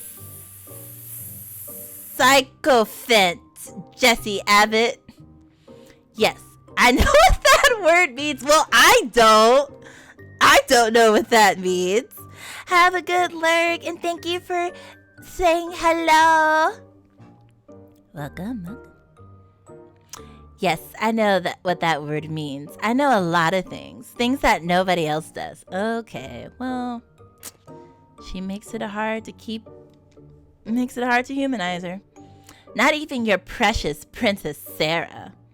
With a haughty tilt of her chin, she strode away. Oh, I thought that was going to go a lot worse. Jessie's eyes darted frantically back and forth, her cheeks turning a lilac hue. Then, without a word, she crumpled the fabric of her skirt in her hand and turned after Lavanya. Sara, Mama, what's a sycophant? A sycophant is someone who flatters an important person that they don't really like. Why? I don't know. Some dead dude decided that's what the word was going to mean. I don't know. Okay, you can't have a definition that uses a non-layman's term in the definition. Obsequiously? Come on. She said it a lot better.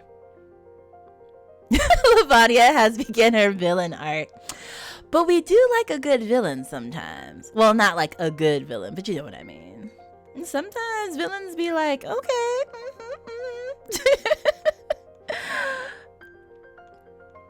Oh, Lavanya.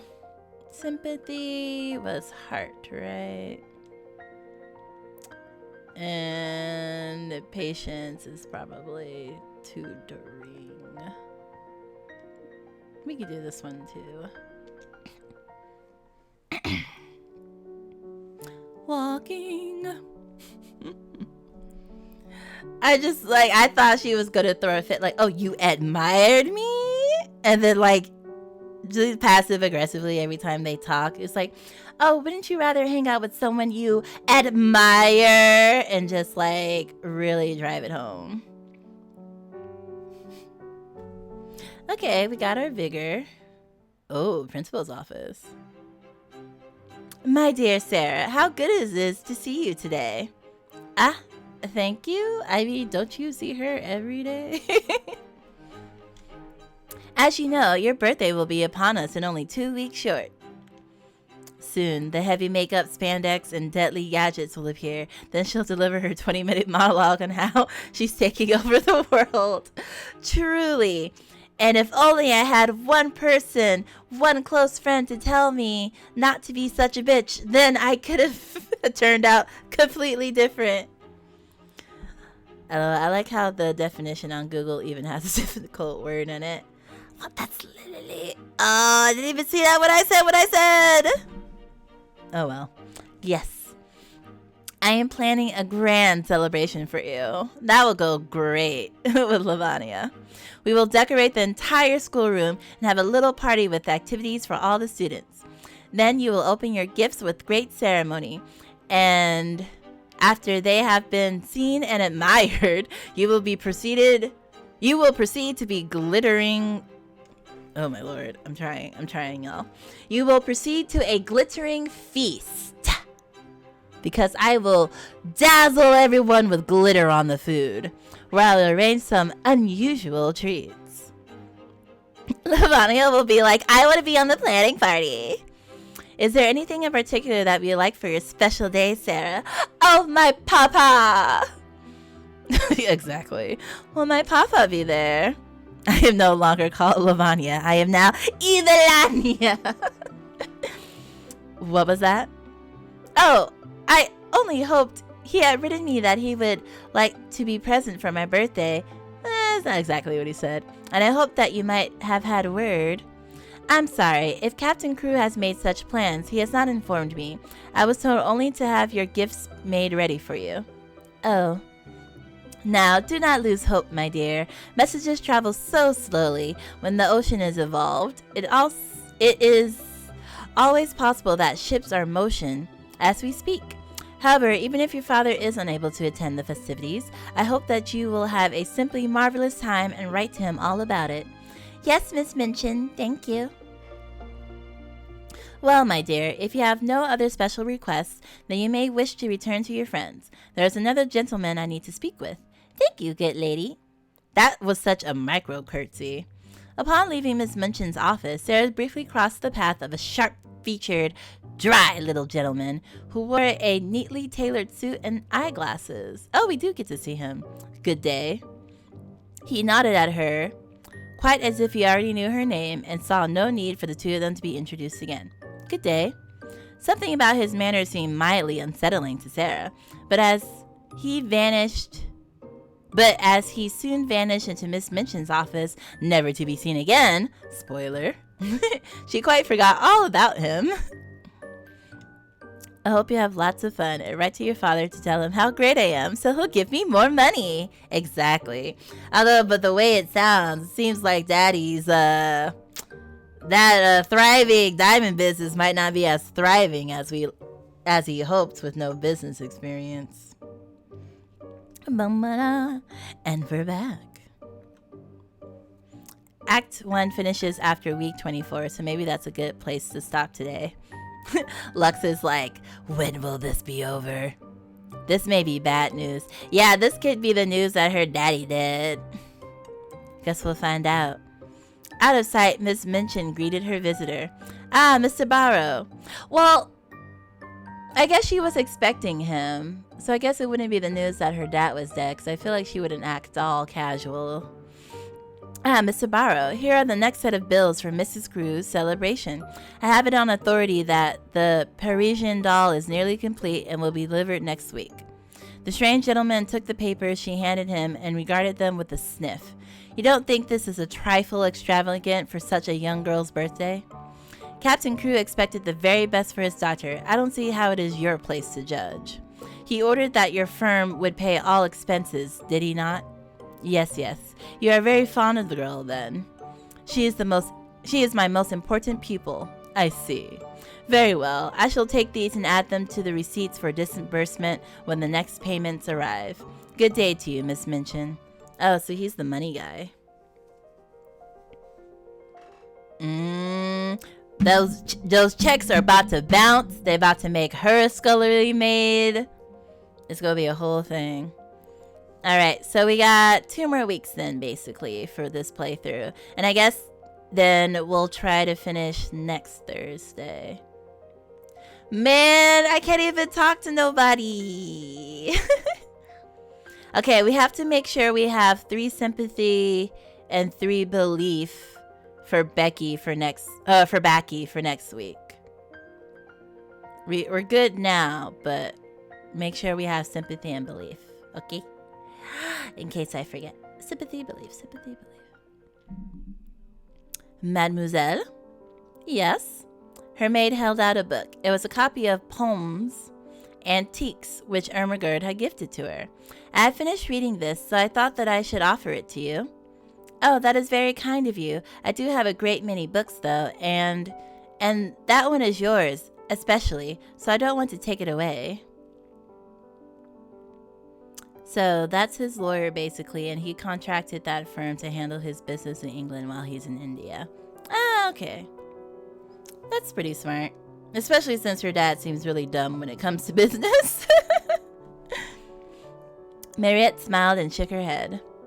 I did not mean to give it away, mademoiselle. However, I think there is a poem that you will particularly enjoy. Oh, snap.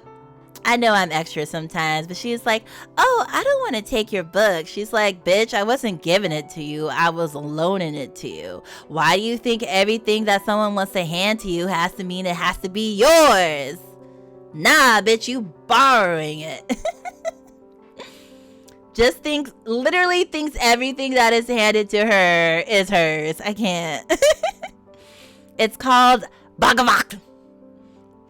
Sarah's eyes widen. It's an Indian poem. Can she? It is a French poem on the subject of India. Can you blame her? Oh no, but I can point it out and be all petty about it. I believe the writer may have visited the place himself. You would hope that the writer of India had actually been to India. But, you know, whatever. Oh! And she touched the book reverently, as though a portal to faraway lands might be contained within. Also, during that time, it takes weeks or months for messages to get back and forth, so having someone on site to handle important decisions right away is advantageous. Oh yeah, definitely. Just hope you can trust that person, especially since you can't, like, check your books until, like, way after the fact. Gotta get someone you trust.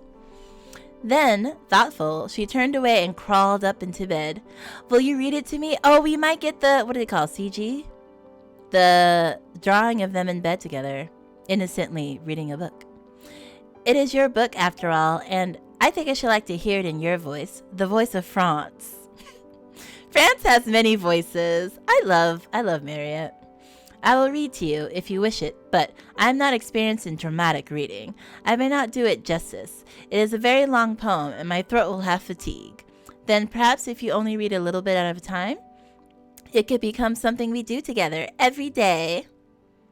Thank you for that qualifier. Yeah, because I know we got some questionable people watching these videos. Although I think Chuck already left.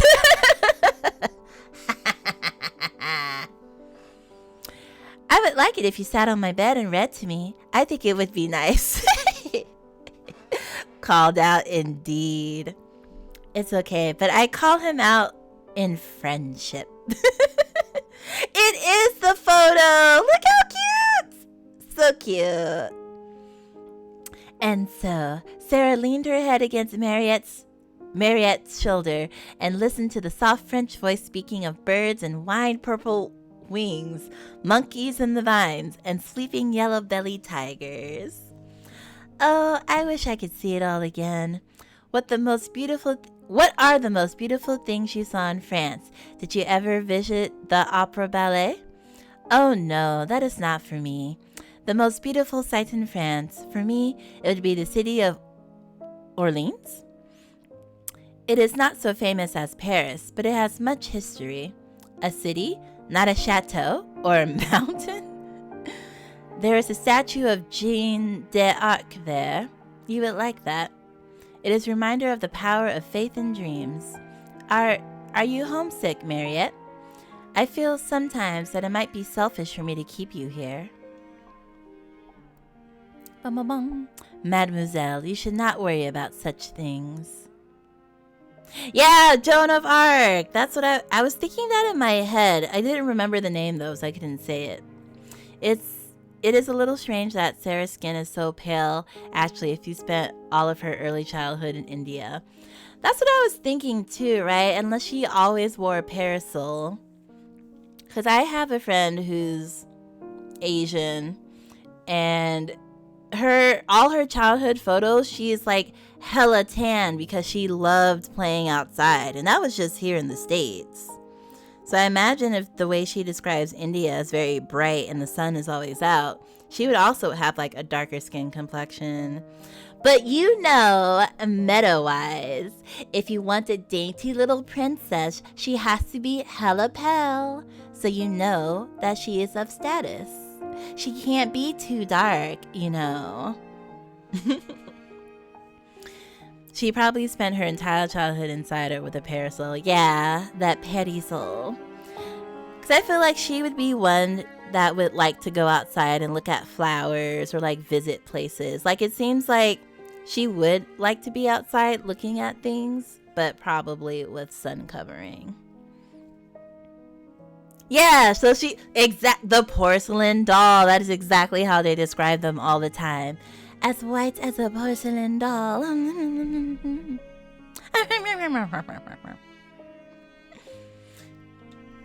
But I do worry. I do. I love worrying about all my subjects. I am a princess after all, and princesses are supposed to worry about their peasants. It is my wish to come here. I am content. You don't want to go home? Didn't she just tell you all her family is dead? I think she's good. Home is not a place that exists for me anymore. Why do you keep doing this to Mariette? And in a fashion, I am happy in this position and do not wish to leave it. I would much rather be the maid of a petite, there you go, talking about her skinniness being a virtue, petite princess like yourself than work in a gentleman's house. Well, okay, I just feel like that was way out of left field. I mean, probably correct, but like, she's a baby. Oh.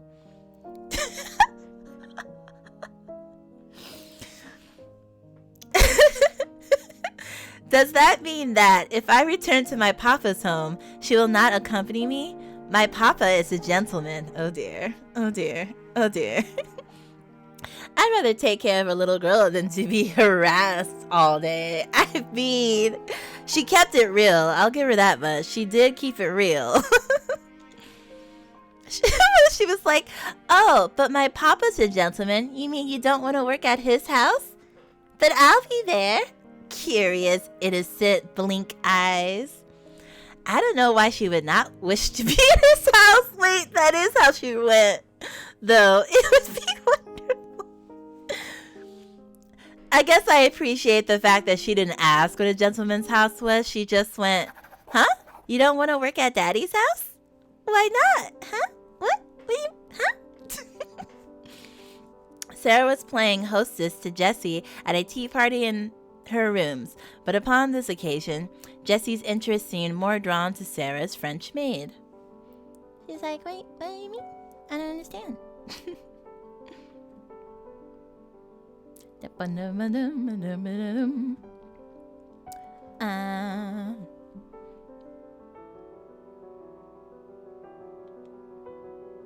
Truly, the corset is no longer the height of fashion?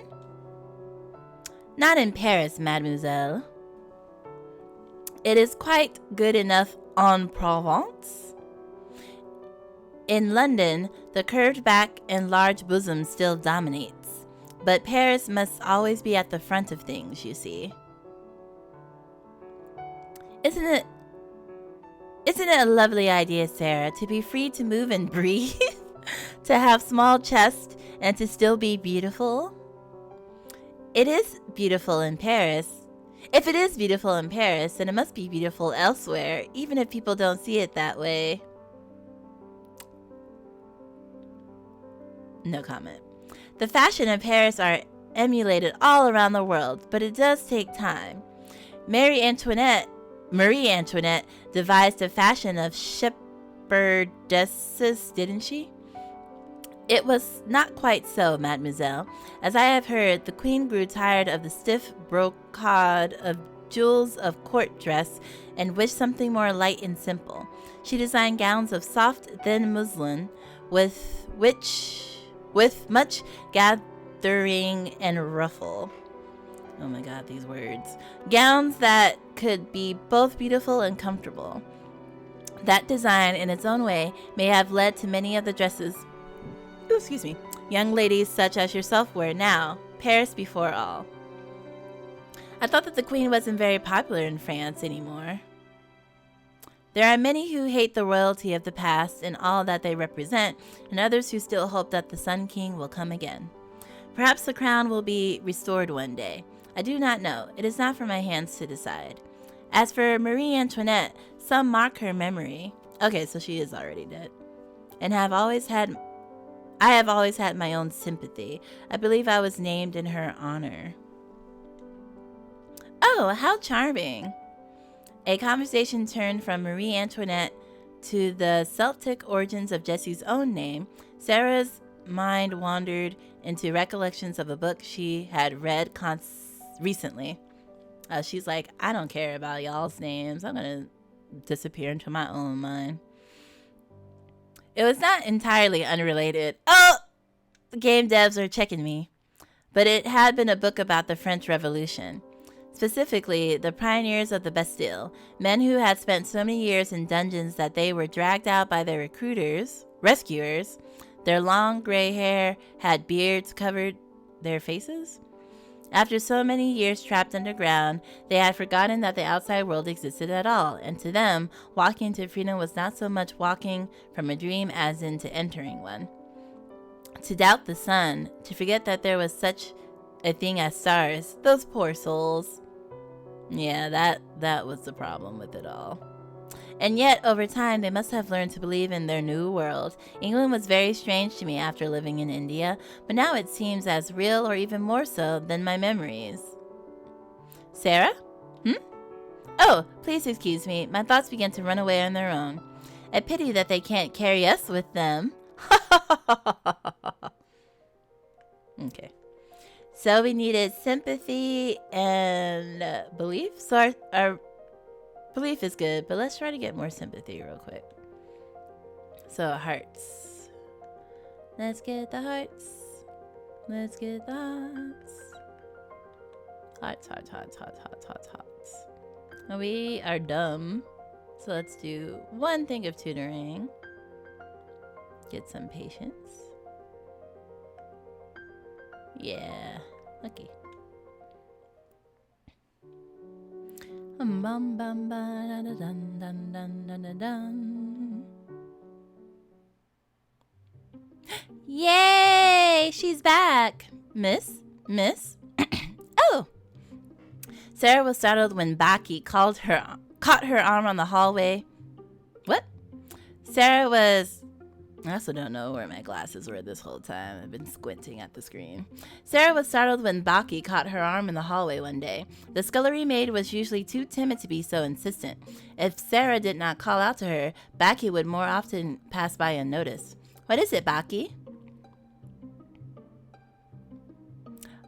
This was a scene that I didn't have to click. It was an automatic thing. Oh, miss, I heard. It's your birthday soon, miss? Yes, it is next week. That's what I thought I heard, miss. But I weren't sure. When is your birthday, Baki? Don't know, miss. Never had 'em. But you must have a birthday. Everyone does. You were born. I don't rightly remember that part, miss. But if you don't know when you were born, how old are you? Not so sure of that either, miss. The workhouse reckoned I were past 14 and old enough for service. 14. She doesn't look over 14. Mariette said that she thought Baki was older than she appeared. Poor Baki, to have never had a birthday. Well then, if you have no birthday of your own, you shall share in mine. Miss? Miss Minchin asked if there was anything I wanted for my party. Oh Lord, here we go. I want my papa to be there, but she can't fix that for me. I'm ignoring your comment by choice. But she can let you come to my party. I'm sure she will if I ask her to. Oh, miss, are you sure? Of course I'm sure. Every little girl deserves birthday parties. Maybe you're older or maybe you're not, but you're still a little girl. Becky made a small noise, like a laugh half swallowed and tucked away. Oh, I've got to scarper now, miss, but I hope you're right. Yeah, she gonna get Baki in trouble. Cause then, I'm surprised she didn't think to herself, if she invites her and not... Well, I guess we are to assume that the other servants are, like, more adults, and she's, like, the youngest one that's her age. Because I feel like she would have been like, oh, let's invite all the servants. Let's get them a break or something like that. But maybe because Baki is, like, swooning over her, like, directly, that she's, like, obsessed with getting that kind of princess treatment and reaction. Alright, let's do our event with Baki. When Sara went into her sitting room in the afternoon, she found on the small table a small dumpy package tied up in a piece of brown paper. A birthday present! And I think I knew who it came from. Whom? She unwrapped the paper quite tenderly. Inside there was a square pincushion made out of not quite clean red flannel. Black pins had been stuck carefully into the surface to form the words, "Many happy returns." The sight and the thought of the pains Baki must have taken to put it all together gave Sara a warm feeling in her heart. I like it so much that it makes me feel sorrowful. I thought she was going to say it was from her papa, but she did say it looked tacky, so I guess she thought, oh, it's from my tacky scullery maid. That went over my head. But the next moment she was mystified. On the underside of the pincushion was secured a card bearing in neat letters the name Miss Maria Minchin. Sara turned the card over in her hands in case some message were written on the underside, but there was nothing. Miss Minchin? How can it be? And just at that very moment, she heard the door open, being cautiously pushed open. Baki peeped around the door, then grinned and shuffled forward, pulling out her fingers. Do you like it, Miss Sara? Do you? Like it? You darling! You made this all by yourself. Becky gave a hysteric but joyful sniff, and her eyes looked quite moist with delight. Can't do fancy stitching like Mariette, and it ain't nothing but flannel, and the flannel ain't new, but I wanted to get you something, so I worked on it at nights. I knew you could pretend it was satin with diamond pins in it. I tried to when I was making it. Oh, you precious little girl. Oh yes, a blue satin cushion and pink diamonds, the rarest and most precious of all. She said, I know it's trash, but I know you have a big imagination and that you could imagine it's not trash. Oh, this is so cute. I can't. Something Becky made with her own hands in her spare time, but she has so little, is already more precious than diamonds. I'm sure she lost sleep over it. But why does it have Miss Minchin's card on it? It weren't wrong of me to pick it out of the dustbin, was it? Miss Minchin had thrown it away. I ain't got a card on my own, and I knew it wouldn't be proper present if I didn't pin a card on, so I pinned Miss Minchin's. Wait, so Miss Minchin made her a birthday card and threw it away? Or Miss Minchin had a random general card and threw that away? Sarah flew at her and hugged her. Flew at her and hugged her. She could not have told herself or anyone else why there was a lump in her throat. Oh, Becky, I love you, Becky. I do. You dug this out of the trash can. Oh, you precious dumpster diver. Why is this so cute? But actually, though, they're made for each other. A little scullery maid and the princess. Got her child. No, I think it was a random business card type thing, and she wanted some kind of card to put on it. Okay, thank you, because that's what I was missing. I was like, wait, because I was trying to remember what they said about the card, so I was a little confused. Thank you. Oh, miss, thank you, miss, kindly, but it ain't good enough for that. The flannel weren't new. Sarah laughed into Becky's neck. A cute little laugh that sounded almost as much like tears as it did like joy. You are far too sweet. She pulled that, looking to Becky's dear face. I wish I were a fairy godmother who could bring you a magical dress and turn you into the princess you deserve to be. Me? Of course, you are a kind and ill-treated heroine who works, she is deep in her fairy tales, who works hard every day without any thanks. In any proper story, you ought to turn out to be the lost daughter of the king. She was all like, I know it's not a proper gift without a card, and I don't have a card, so I got the one out of the trash, basically. Okay, gotcha. Don't think my mom's ever seen a king, miss. It doesn't have to be that way. A fairy tale baby might be set down the river on a tiny boat to safety. That's the Prince of Egypt, right? Or discovered curled up on the inside of a walnut shell. Oh, I don't know that one. Don't think I ever fit in a walnut shell either. Sarah giggled.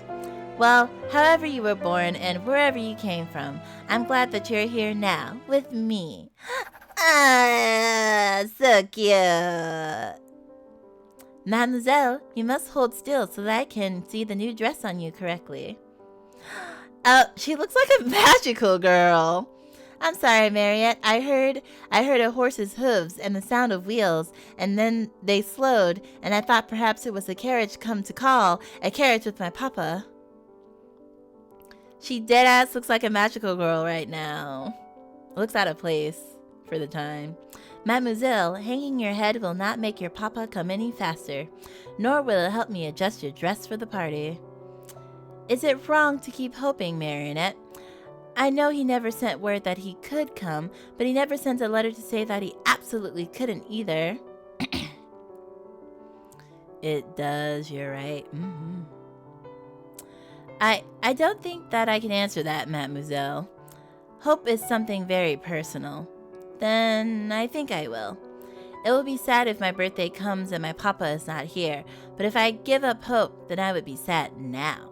I think it would be easier to be a little sad then, while I'm having a nice party with my friends, than to be sad now. She said, I'm sorry, I didn't mean to make it more difficult for you to finish my dress, and yet you did. It's the crown and the stars and the angel wings. Exactly. Who in the 1800s have angel wings on her dress?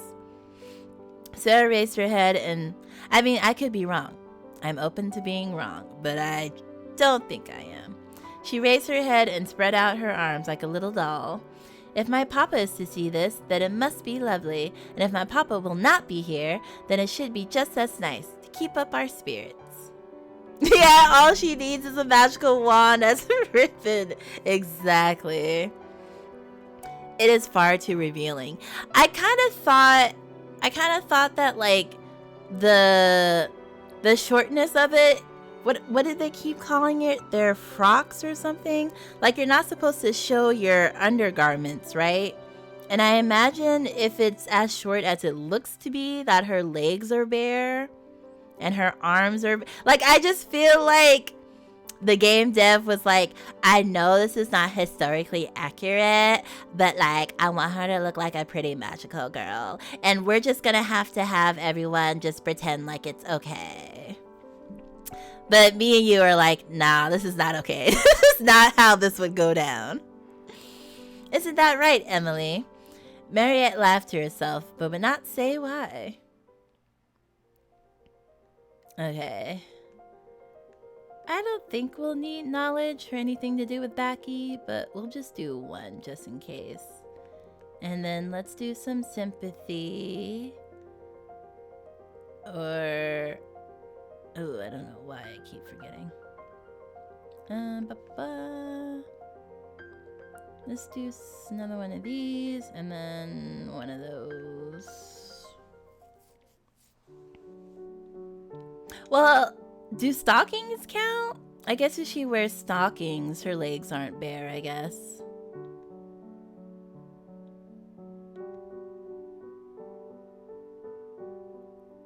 The artist was probably like, oh, come on, please, let me draw one magical girl outfit. It's her birthday. That'll be all right. Truly. They're like, she can get away with it. She's the princess. I hope they don't say her dad is dead on this day. That'd be...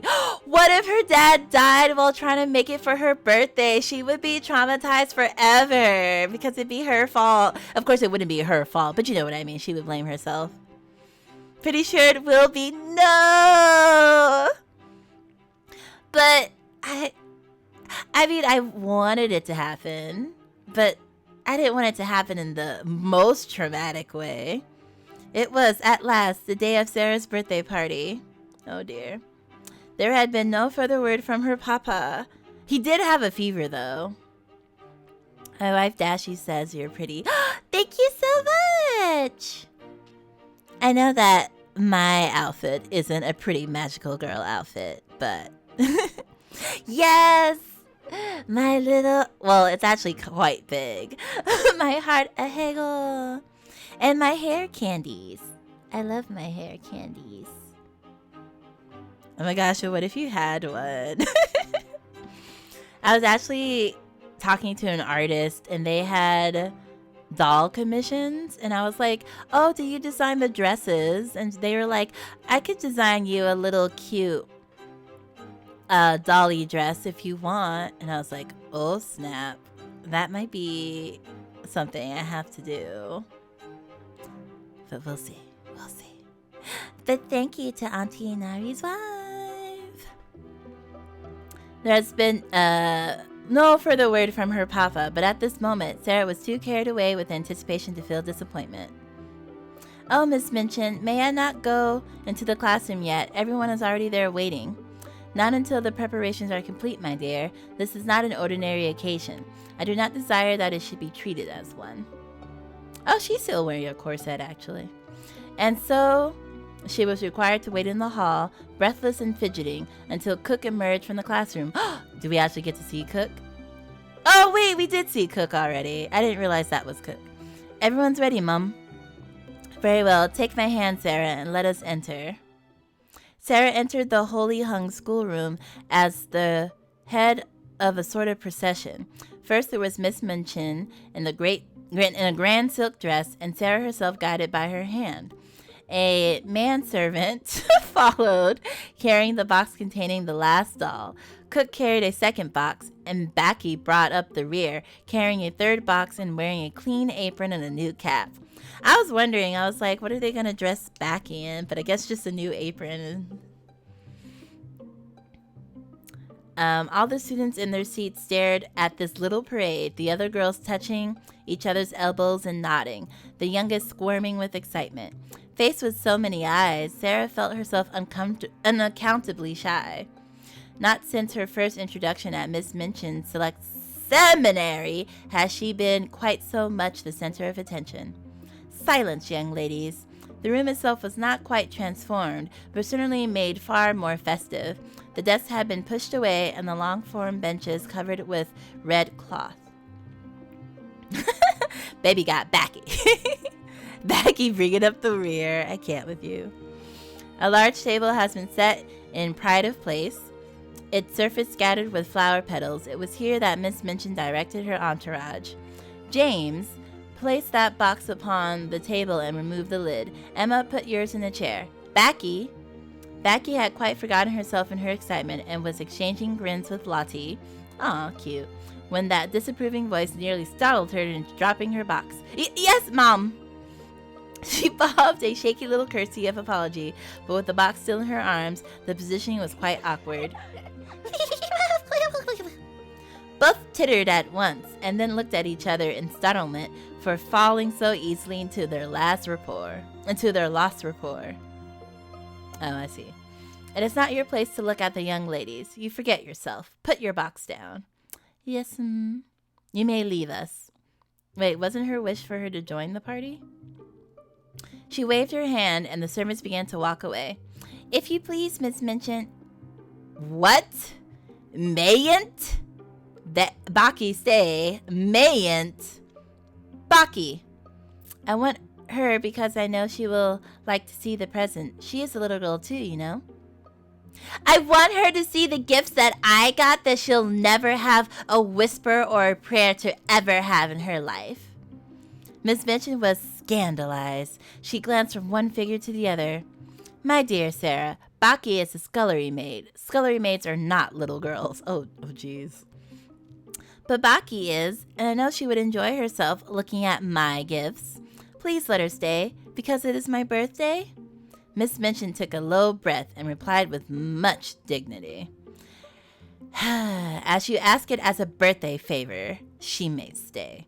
Rebecca, thank Miss Sara for her great kindness. Oh, her name's Rebecca. I probably should have put that together. Baki had been backing into the corner, twisting the hem of her apron in delighted suspense. She came forward, bobbing curtsy, but out of Miss Minchin's sight, she passed a friendly wink at Sara. Oh, dear. Oh, if you please, miss. I'm that grateful, miss. I did want to see the doll, miss. That I did. I mean, you would have saw it later in her room anyway.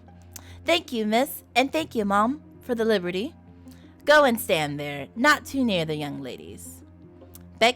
Baki went to her place, grinning. She did not even mind when Miss Minchin cleared her throat ominously and spoke again. Now, young ladies, I have a few words to say to you.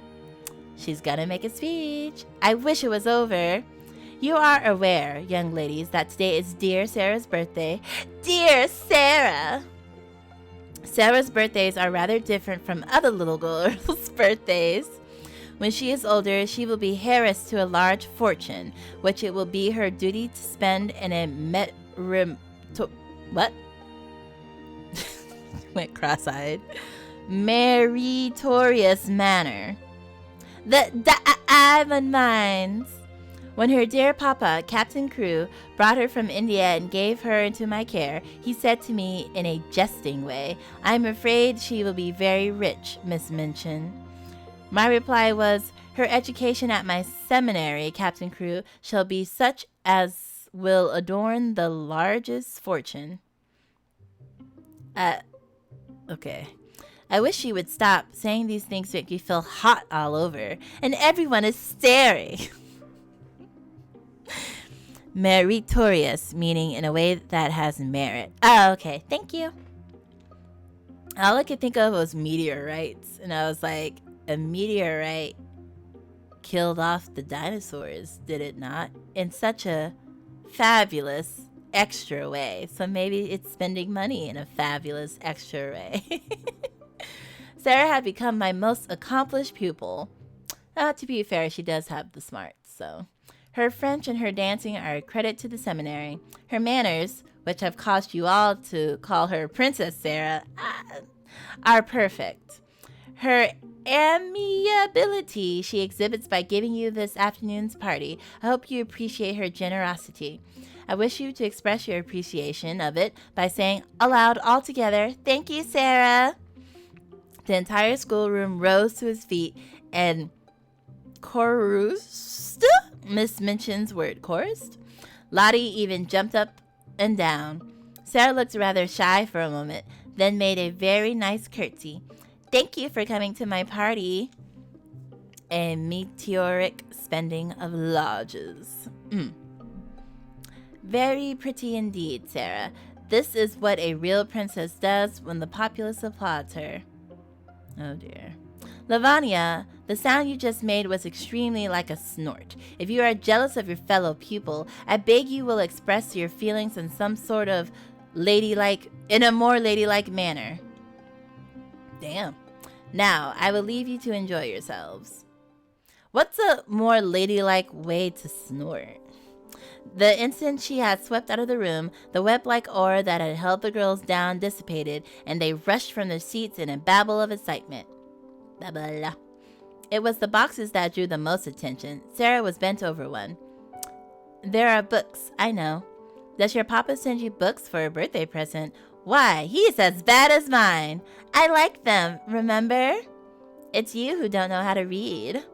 Books aren't exciting. I want to see the doll. For everyone present,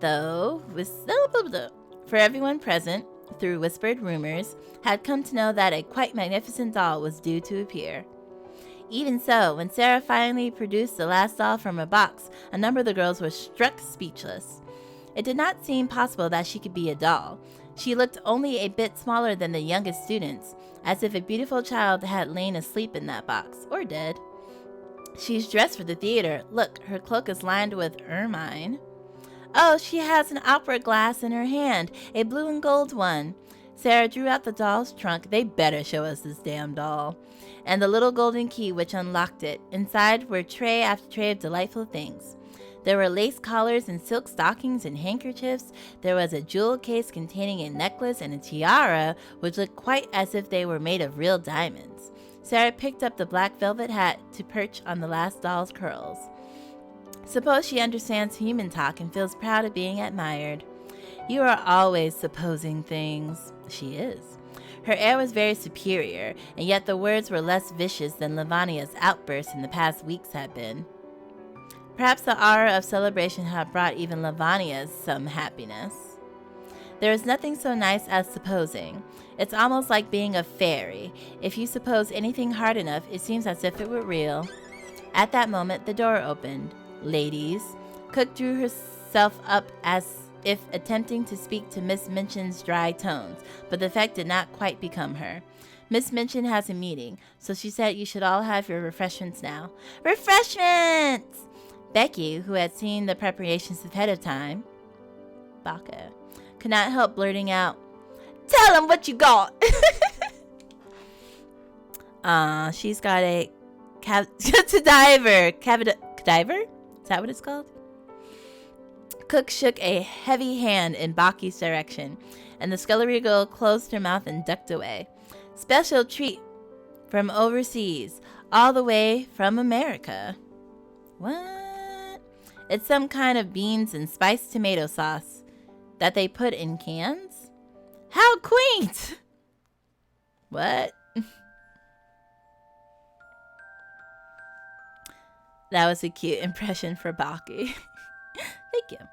In her office, Miss Minchin was meeting with a familiar visitor. "Good day, Mr. Barrow. Okay, here we go. Have you come to see the goods? I can assure you the doll is just as expected. £100. I don't know how to convert that in my head. All expensive material and made at a Parisian modiste." He spent money lavishly enough, that young man. Captain Crewe is a man of fortune. The diamond mines alone. Diamond mines! There are no such thing. Never were. Wait, are diamond mines actually not a thing? Miss Minchin stood up from her chair in confusion. What do you mean? At any rate, it would have been much better if there never were any. Any diamond mines? I don't understand. Diamond mines spell ruin oftener than they spell wealth. When a man is in the hands of a very dear friend and is not a businessman himself, he had better steer clear of the dear friend's diamond mines, or gold mines, or any other mine dear friends want his money to put into. The late Captain Crewe. You don't come to tell me that Captain Crewe he's dead, Mom. Died of jungle fever and business troubles combined. The jungle fever might not have killed him if he had not been driven mad by the business troubles. And the troubles might have not put an end to him if the fever had not assisted. Captain Crewe is dead. Miss Minchin dropped into her chair again. What were his business troubles? Diamond mines and dear friends. And if he doesn't stop saying diamond mines and dear friends like that. Ruin. That young man had too much money and spent too freely. The dear friend was mad on the subject of the diamond mine. He put all his money into it. Then the dear friend ran away. Captain Crewe was already stricken with fever when the news came. The shock was too much for him. He died delirious, raving about his little girl, and left her not a penny. He left nothing? I mean, she could sell what she just got, right? Do you mean to tell me that child is a beggar? That she is left on my hands, a little pauper instead of a heiress? Heiress? She is certainly left a beggar, and she is certainly left on your hands, Mom. Oh, dang, this is like the worst time for a commercial. But a commercial it is. He's just saying the same words without knowing what they mean. Okay, well, we'll have to do a commercial. But we will be back, and we will finish this scene, I mean. Of course.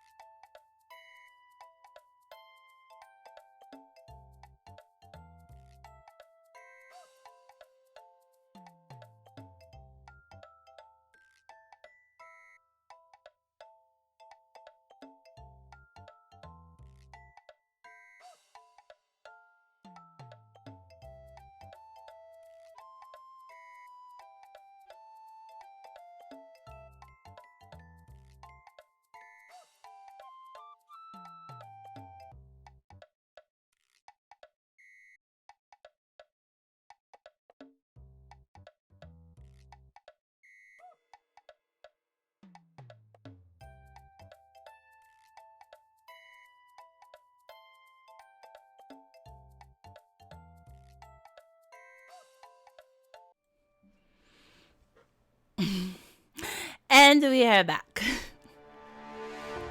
His, quote, dear friend scanned him, told him he had a diamond mine on his new land, got into a vest, then took all his money and ran. and Dad died from the sudden realization that he was broke, combed with already being very ill. Yep. It just, maybe I didn't read it right, but the way he was saying it didn't come off as eloquently as your explanation.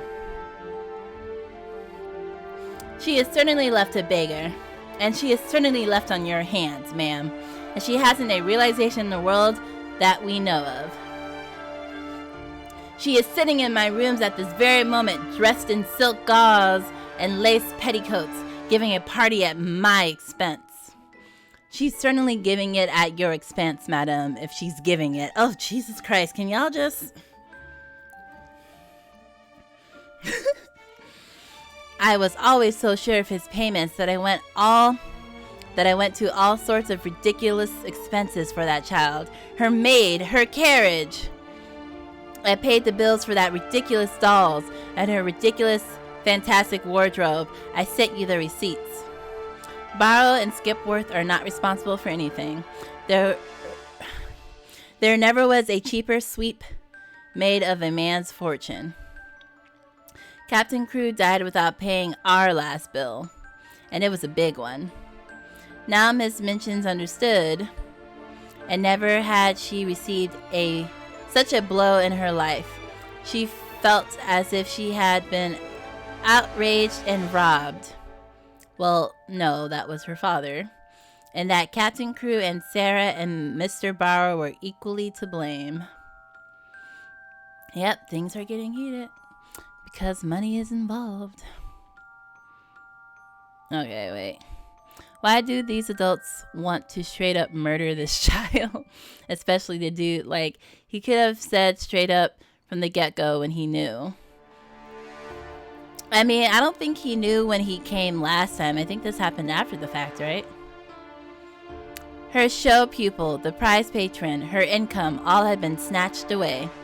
Instead, she was burdened with an extravagantly brought up child, one who had cost her a great deal and might continue to cost her even more. Basically, our protag, Sarah's father, invested in a scam from an old friend who came into his life and started asking for money. And then the friend took all his money and left. And then the father, in his grief of losing his money and having, quote, jungle fever, because he was sick, died. So now he died with no money to leave to his daughter. So now the daughter is having this extravagant birthday party that the headmistress threw for her, thinking that she was an heiress to a diamond mine company. But now no one's bills are paid, and so she's probably going to become a scullery maid and do the whole thing. He seemed really irritated last he came there. I mean, that's just his personality. He's just an irritated lawyer guy, but I don't think the dad was dead then. Malaria. Yeah, that makes sense. But what am I to do? What am I to do? There isn't anything to do. Captain Crewe is dead. The child is left a pauper. Nobody is responsible for her but you. I'm not responsible for her, and I refuse to be made responsible. If you think she is to be foisted off on me, you are greatly mistaken. I have been robbed and cheated. You haven't. I will turn her into the street. Mr. Barrow turned and moved toward the door, showing no concern. I wouldn't do that, madam. It wouldn't look well. Reflects poorly on the establishment. People bundled out penniless and without friends. Other parents might object. You and I are people of business, madam. We can be sensible about these matters. Better to keep her and make use of her. She's a clever child, I believe. You can get a good deal out of her as she grows older. I would get a good deal out of her before she grows older. I'm sure you will, madam. I'm sure you will. He gave a little sinister smile and departed. For a moment, Maria Minchin was incapable of doing anything but standing and staring at the closed door. During the past month, the story of the diamond mines has suggested all sorts of possibilities to her. Even proprietors of seminaries might make fortunes in stocks, with the aid of owners of mines. And now, instead of looking forward to gains, she was left to look back upon losses. Such money as herself had advanced was lost and could not be regained. Instead of a jewel of a pupil, she had only a friendless, beggared little girl. Yeah, pretty much. Yeah, she turned Sara into her favorite after she heard her dad came into ownership of a diamond mine. Well, he didn't own the diamond mine, he invested in a diamond mine. The Princess Sara indeed. That child has been pampered as if she were a queen. She did not realize at first that she had spoken aloud, and then scowled at her own loss of control. What was lost could not be recovered, but she would see to it that she lost nothing more. Oh, here we go. I don't remember the British currency. You wanted to see me, Miss Minchin. The older woman ignored Sara's presence completely, turning her gaze to the young Frenchwoman who served as Sara's maid. Mariette, has the girl a black frock in her sumptuous wardrobe? A black frock, madame? She has frocks of every other color. Has she a black one?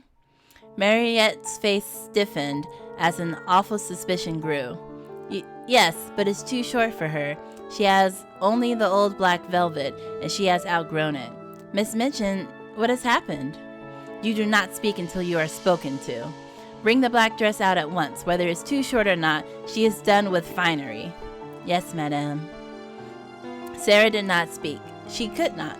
Her entire body was frozen in place. Her eyes seemed to get bigger and bigger, and she went quite pale. Captain Crewe is dead. He has died without a penny. This spoiled, pampered, fanciful child is left pauper on my hands. You, Sara, take off that preposterous gauze, change it to the little black dress, and meet me in my office. And you, Mariette, you were employed on the authority of Captain Crewe, and your wages were his responsibility, not mine. As he has left us with nothing, there is nothing left for you. Your employment is hereby terminated. Remove yourself from this establishment at once. Crepe farm. Crepe farm. He was managing it with his friend, but he had to buy into that position. Then it turned out not to be real, or it dried up without yielding much. Yeah, I think the idea was that it was a scam and there was never any diamond mines, and then the friend just ran off. French crepe. Nice. Exactly. Sal, not sal, volcano. This is also a very long scene, understandably though.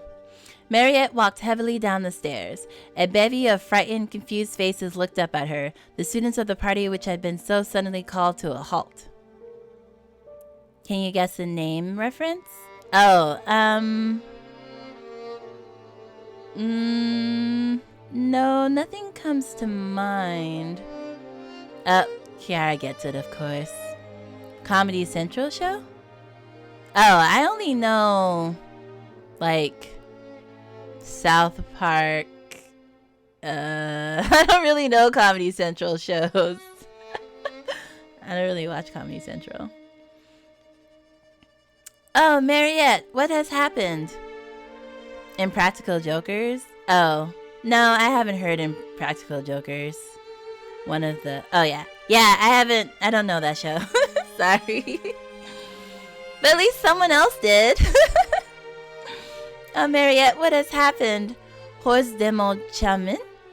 What? I don't understand. Sara's papa is dead. She has nothing. I have nothing. What? Nothing? It is all over. I am leaving. She's probably more upset at the situation, not at that. How dare me? Oh, wait. I remember... Wasn't that prank... The phone call prank show Puppets on Comedy Central? Crank Yankers or something? The girl who remained were too shocked to prevent Marinette's angry exit. Sara, mama. I can't believe it. There must be a mistake. I will speak to Miss Minchin at once. Lavania. Get out of my way, you clod. Oh dear. Lavania shoveled the other girls aside. Ermagerd could not find the will to resist her. It was all too terrible and too certainly true. What will happen now? Will Miss Minchin make her leave too? Becky's legs would no longer hold her. She fell into a heap on the floor, her kerchief sliding loose, and sobbed as if her heart would break. It's exactly like the ones in the stories. Them poor princesses that was drove into the world. Ah, black curtain. Oh, them's the eyes of a dead, broken soul. Little Lottie is about to explode.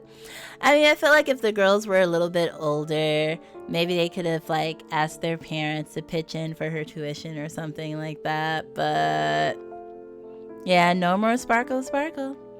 When Sara Crewe came into Miss Minchin's office an hour later, her face was white and her eyes had dark rings around them. That was a fast transformation.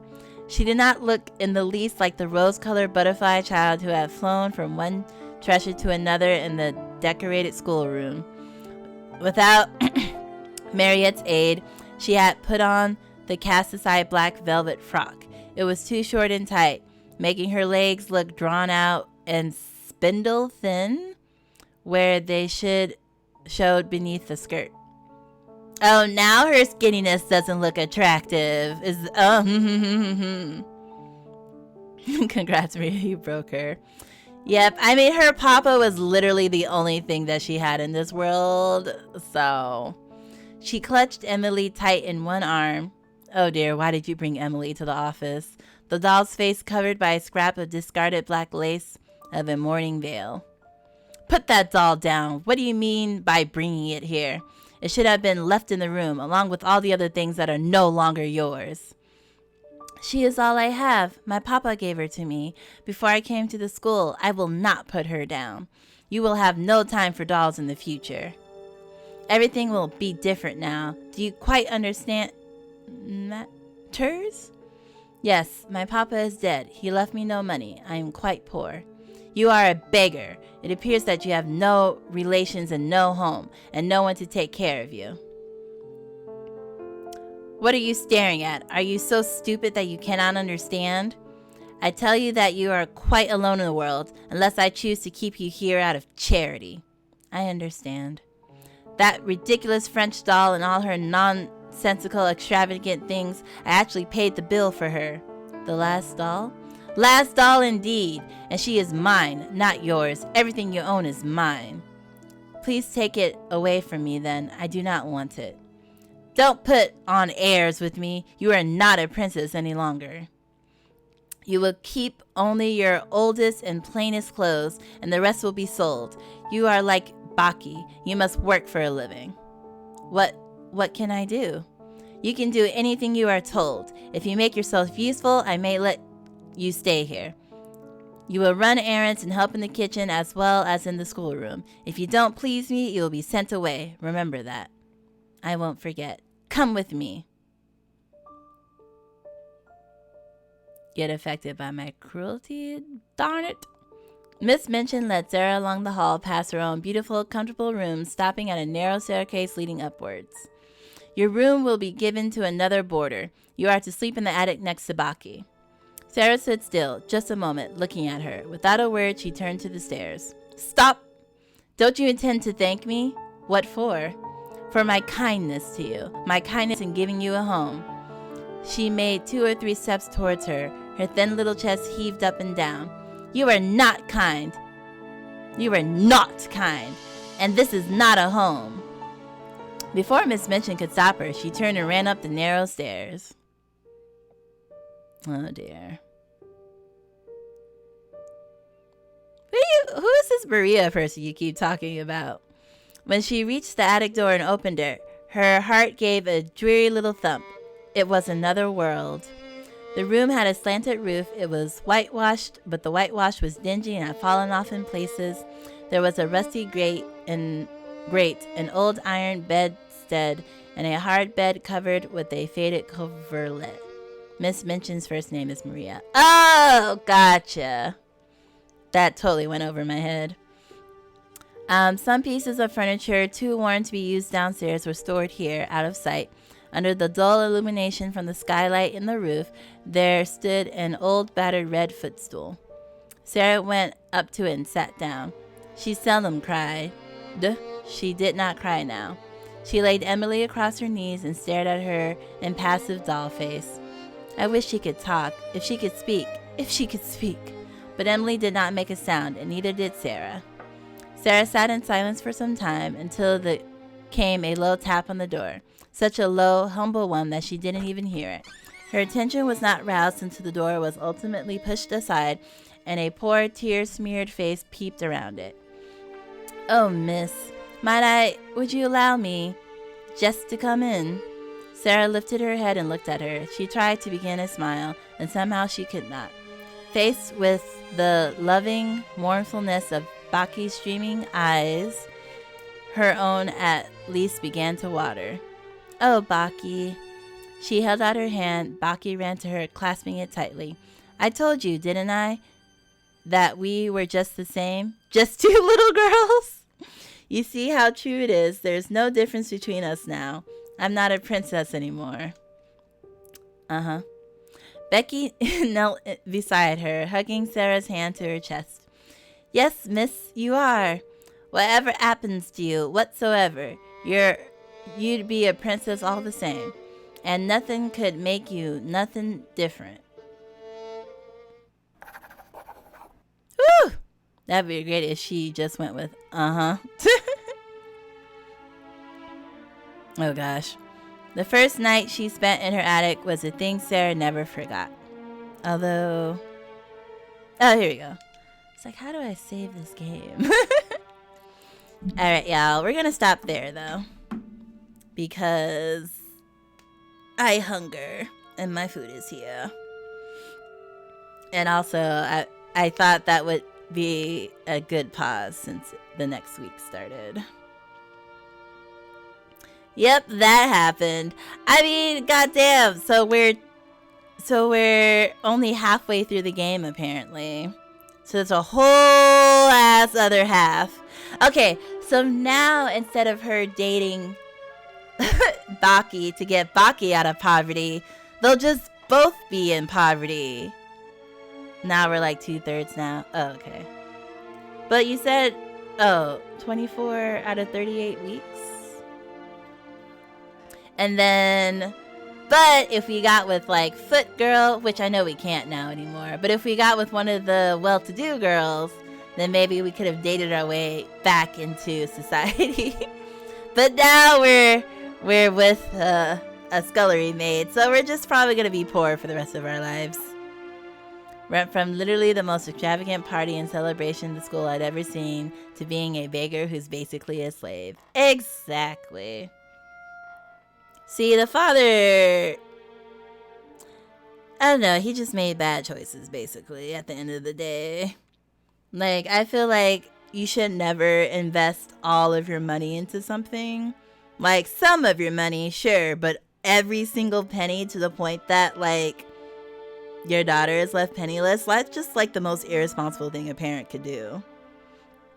I get that you think it's gonna work out, but no. No. I kind of hope Mariette comes swooping in one day with some equivalent of Child Protective Services and adopts her and Becky. I mean, I don't know, because Mariette would have to have end up either marrying into a rich family and coming back for her, or, I mean, that's basically it, because even... I'm assuming she couldn't start her own business or something. Like, she's basically... She's probably on her way to the gentleman's house right now. Like, I don't know. She would have to go to the gentleman's house, catch the eye of a rich gentleman, marry into that, and then come back. Yeah, it'd be nice if it did happen, but... And I wonder how Lavanya is going to react, because she was her rival. But it seems like maybe she would be like, I'd rather her be my rival than for her to be a servant girl. Or she can bully her as a newfound servant girl. So, I mean, that can go either way. Your rival still gotta be alive. I mean, but some people don't derive joy from having a rival who's already like bottom. Like, to have a rival that's like actually like on your level or a little bit higher than you makes sense. But to have a rival of someone who can't do anything, it's like that doesn't give you the spark to push. It's just sad. Yeah, they have to fall by your hand kind of thing, if anything. Laws against child abuse wouldn't exist for another century, sadly. In fact, the first case of child abuse was actually protected under animal cruelty laws, with the reasoning that you shouldn't be able to treat a child worse than an animal. I mean, that's a nice thought, that we want to treat human children a little better than animals. But yeah, they're the very strong, like, I mean, if human adults could be treated like animals back then I feel like why wouldn't children be treated as property as well? Crazy though that they were just considered like absolutely zero rights. I mean, I can see it.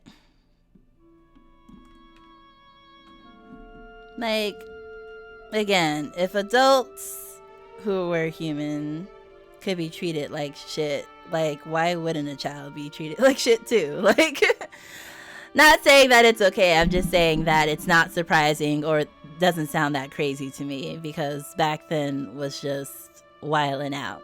I mean, who's to say in like centuries from now, the shit that we do here today and now might sound crazy to people down the line. So, you know.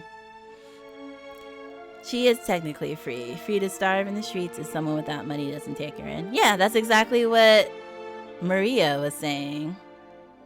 Like, she'll understand it soon enough, of course. But yeah. Like, she could leave if she wants. She'll just be on the street like that kid. Maybe that kid will show her the ropes. Who knows? You know that Eggman meme? Probably not. That is Eggman asking like two Sonic characters, what the bleep are you two talking about? That's me right now. I was like, Chili, what do you mean? We're talking about like how back in the day children were treated very poorly because they had less rights and no protection. Something about child and we're just talking about history. But that's also fair, like if you aren't familiar. But yeah. Back in the days, children were treated like trash. Way, way, way worse. Because, you know, history. Yeah, tune out the conversation for a second and suddenly we're talking about human rights. History is a good topic. I just heard it without context. Oh, gotcha. But yeah, I mean, again, we know the thumbnails show her developing a nice little romantic relationship with one of the other girls. So she probably turns out okay. She probably will be fine. But we gotta see how she gets there. So next week, we'll see how she gets there. Hopefully. It might not be the sparkling forever after that she was hoping for as a little princess, but she'll be okay. Probably. Alright, y'all. Tomorrow, I'll be uploading a VOD to YouTube. It will be Fractured Minds, which is a game that was developed by a 17-year-old depicting life with depression and anxiety through the eyes of a child. So another pick for Mental Health Awareness Month. Honestly, I'm glad those times are over. It was too much. Oh, you act like he's like, man, those times that I went through. But I know what you mean. I'm just teasing. Anyone can be a princess. Oh, you mean her naive times. Yeah, I'm glad that's over too, because it was a bit much. It was a bit much. I feel you now. We're on the same page. I got you. And then on Saturday, to celebrate 100 subs on YouTube, woo! We're going to have an open game night. So we'll be playing like words on stream. We'll be playing marbles, a little bit of Jackbox. So we're going to have a good time playing together on Saturday. And then next week, we'll finish off May with The Walking Dead Season 1. Yay! So good things to come. I hear Jackbox. Yep, and I'm instantly hooked. Yep, I have access to all the Jackboxes, I believe. So we'll be playing that on Saturday. Instantly. We'll be playing that on Saturday at 7 p.m. Eastern Standard Time, UTC 5. So that will be on Saturday on Twitch. Yes. Not all of them, though they are on sale now. I mean, we don't need like the super latest ones. I feel like a lot of people, we're good with the traditional ones. But yes, y'all. Thank you so much for swinging by. Thank you to all my chatters. Thank you to all my lurkers. Thank you for all my subbers. Does anyone know the conversion of ETC 5 to... No. So it's 7 p.m. Eastern 7 p.m. Eastern Standard Time / UTC 5. So I think that is the conversion. I just share the UTC one because I feel like not everyone lives in the States that watches me. So, but yeah, 7 p.m. Eastern Standard Time. That's typically when I start my stream. So no matter what day it is, it usually starts at 7 p.m. Eastern Standard Time. And that would be 4 p.m. Pacific Standard Time. Not sure, would it be Central? Is that 2 hours? So Central would be... I'm not going to think about it. I can't think about it. All right, y'all. Thank you so much. I'm going to switch from crepe form so I can wave. Do the wave. Do the wave. Do the wave. All right. Bye. Thank you, everyone. Thank you. I hope you have a good evening too, Auntie Inari. Bye. See you Saturday, Lux. Bye, Akemi. And bye. I'm going to call you Volcano for now. Bye, Volcano.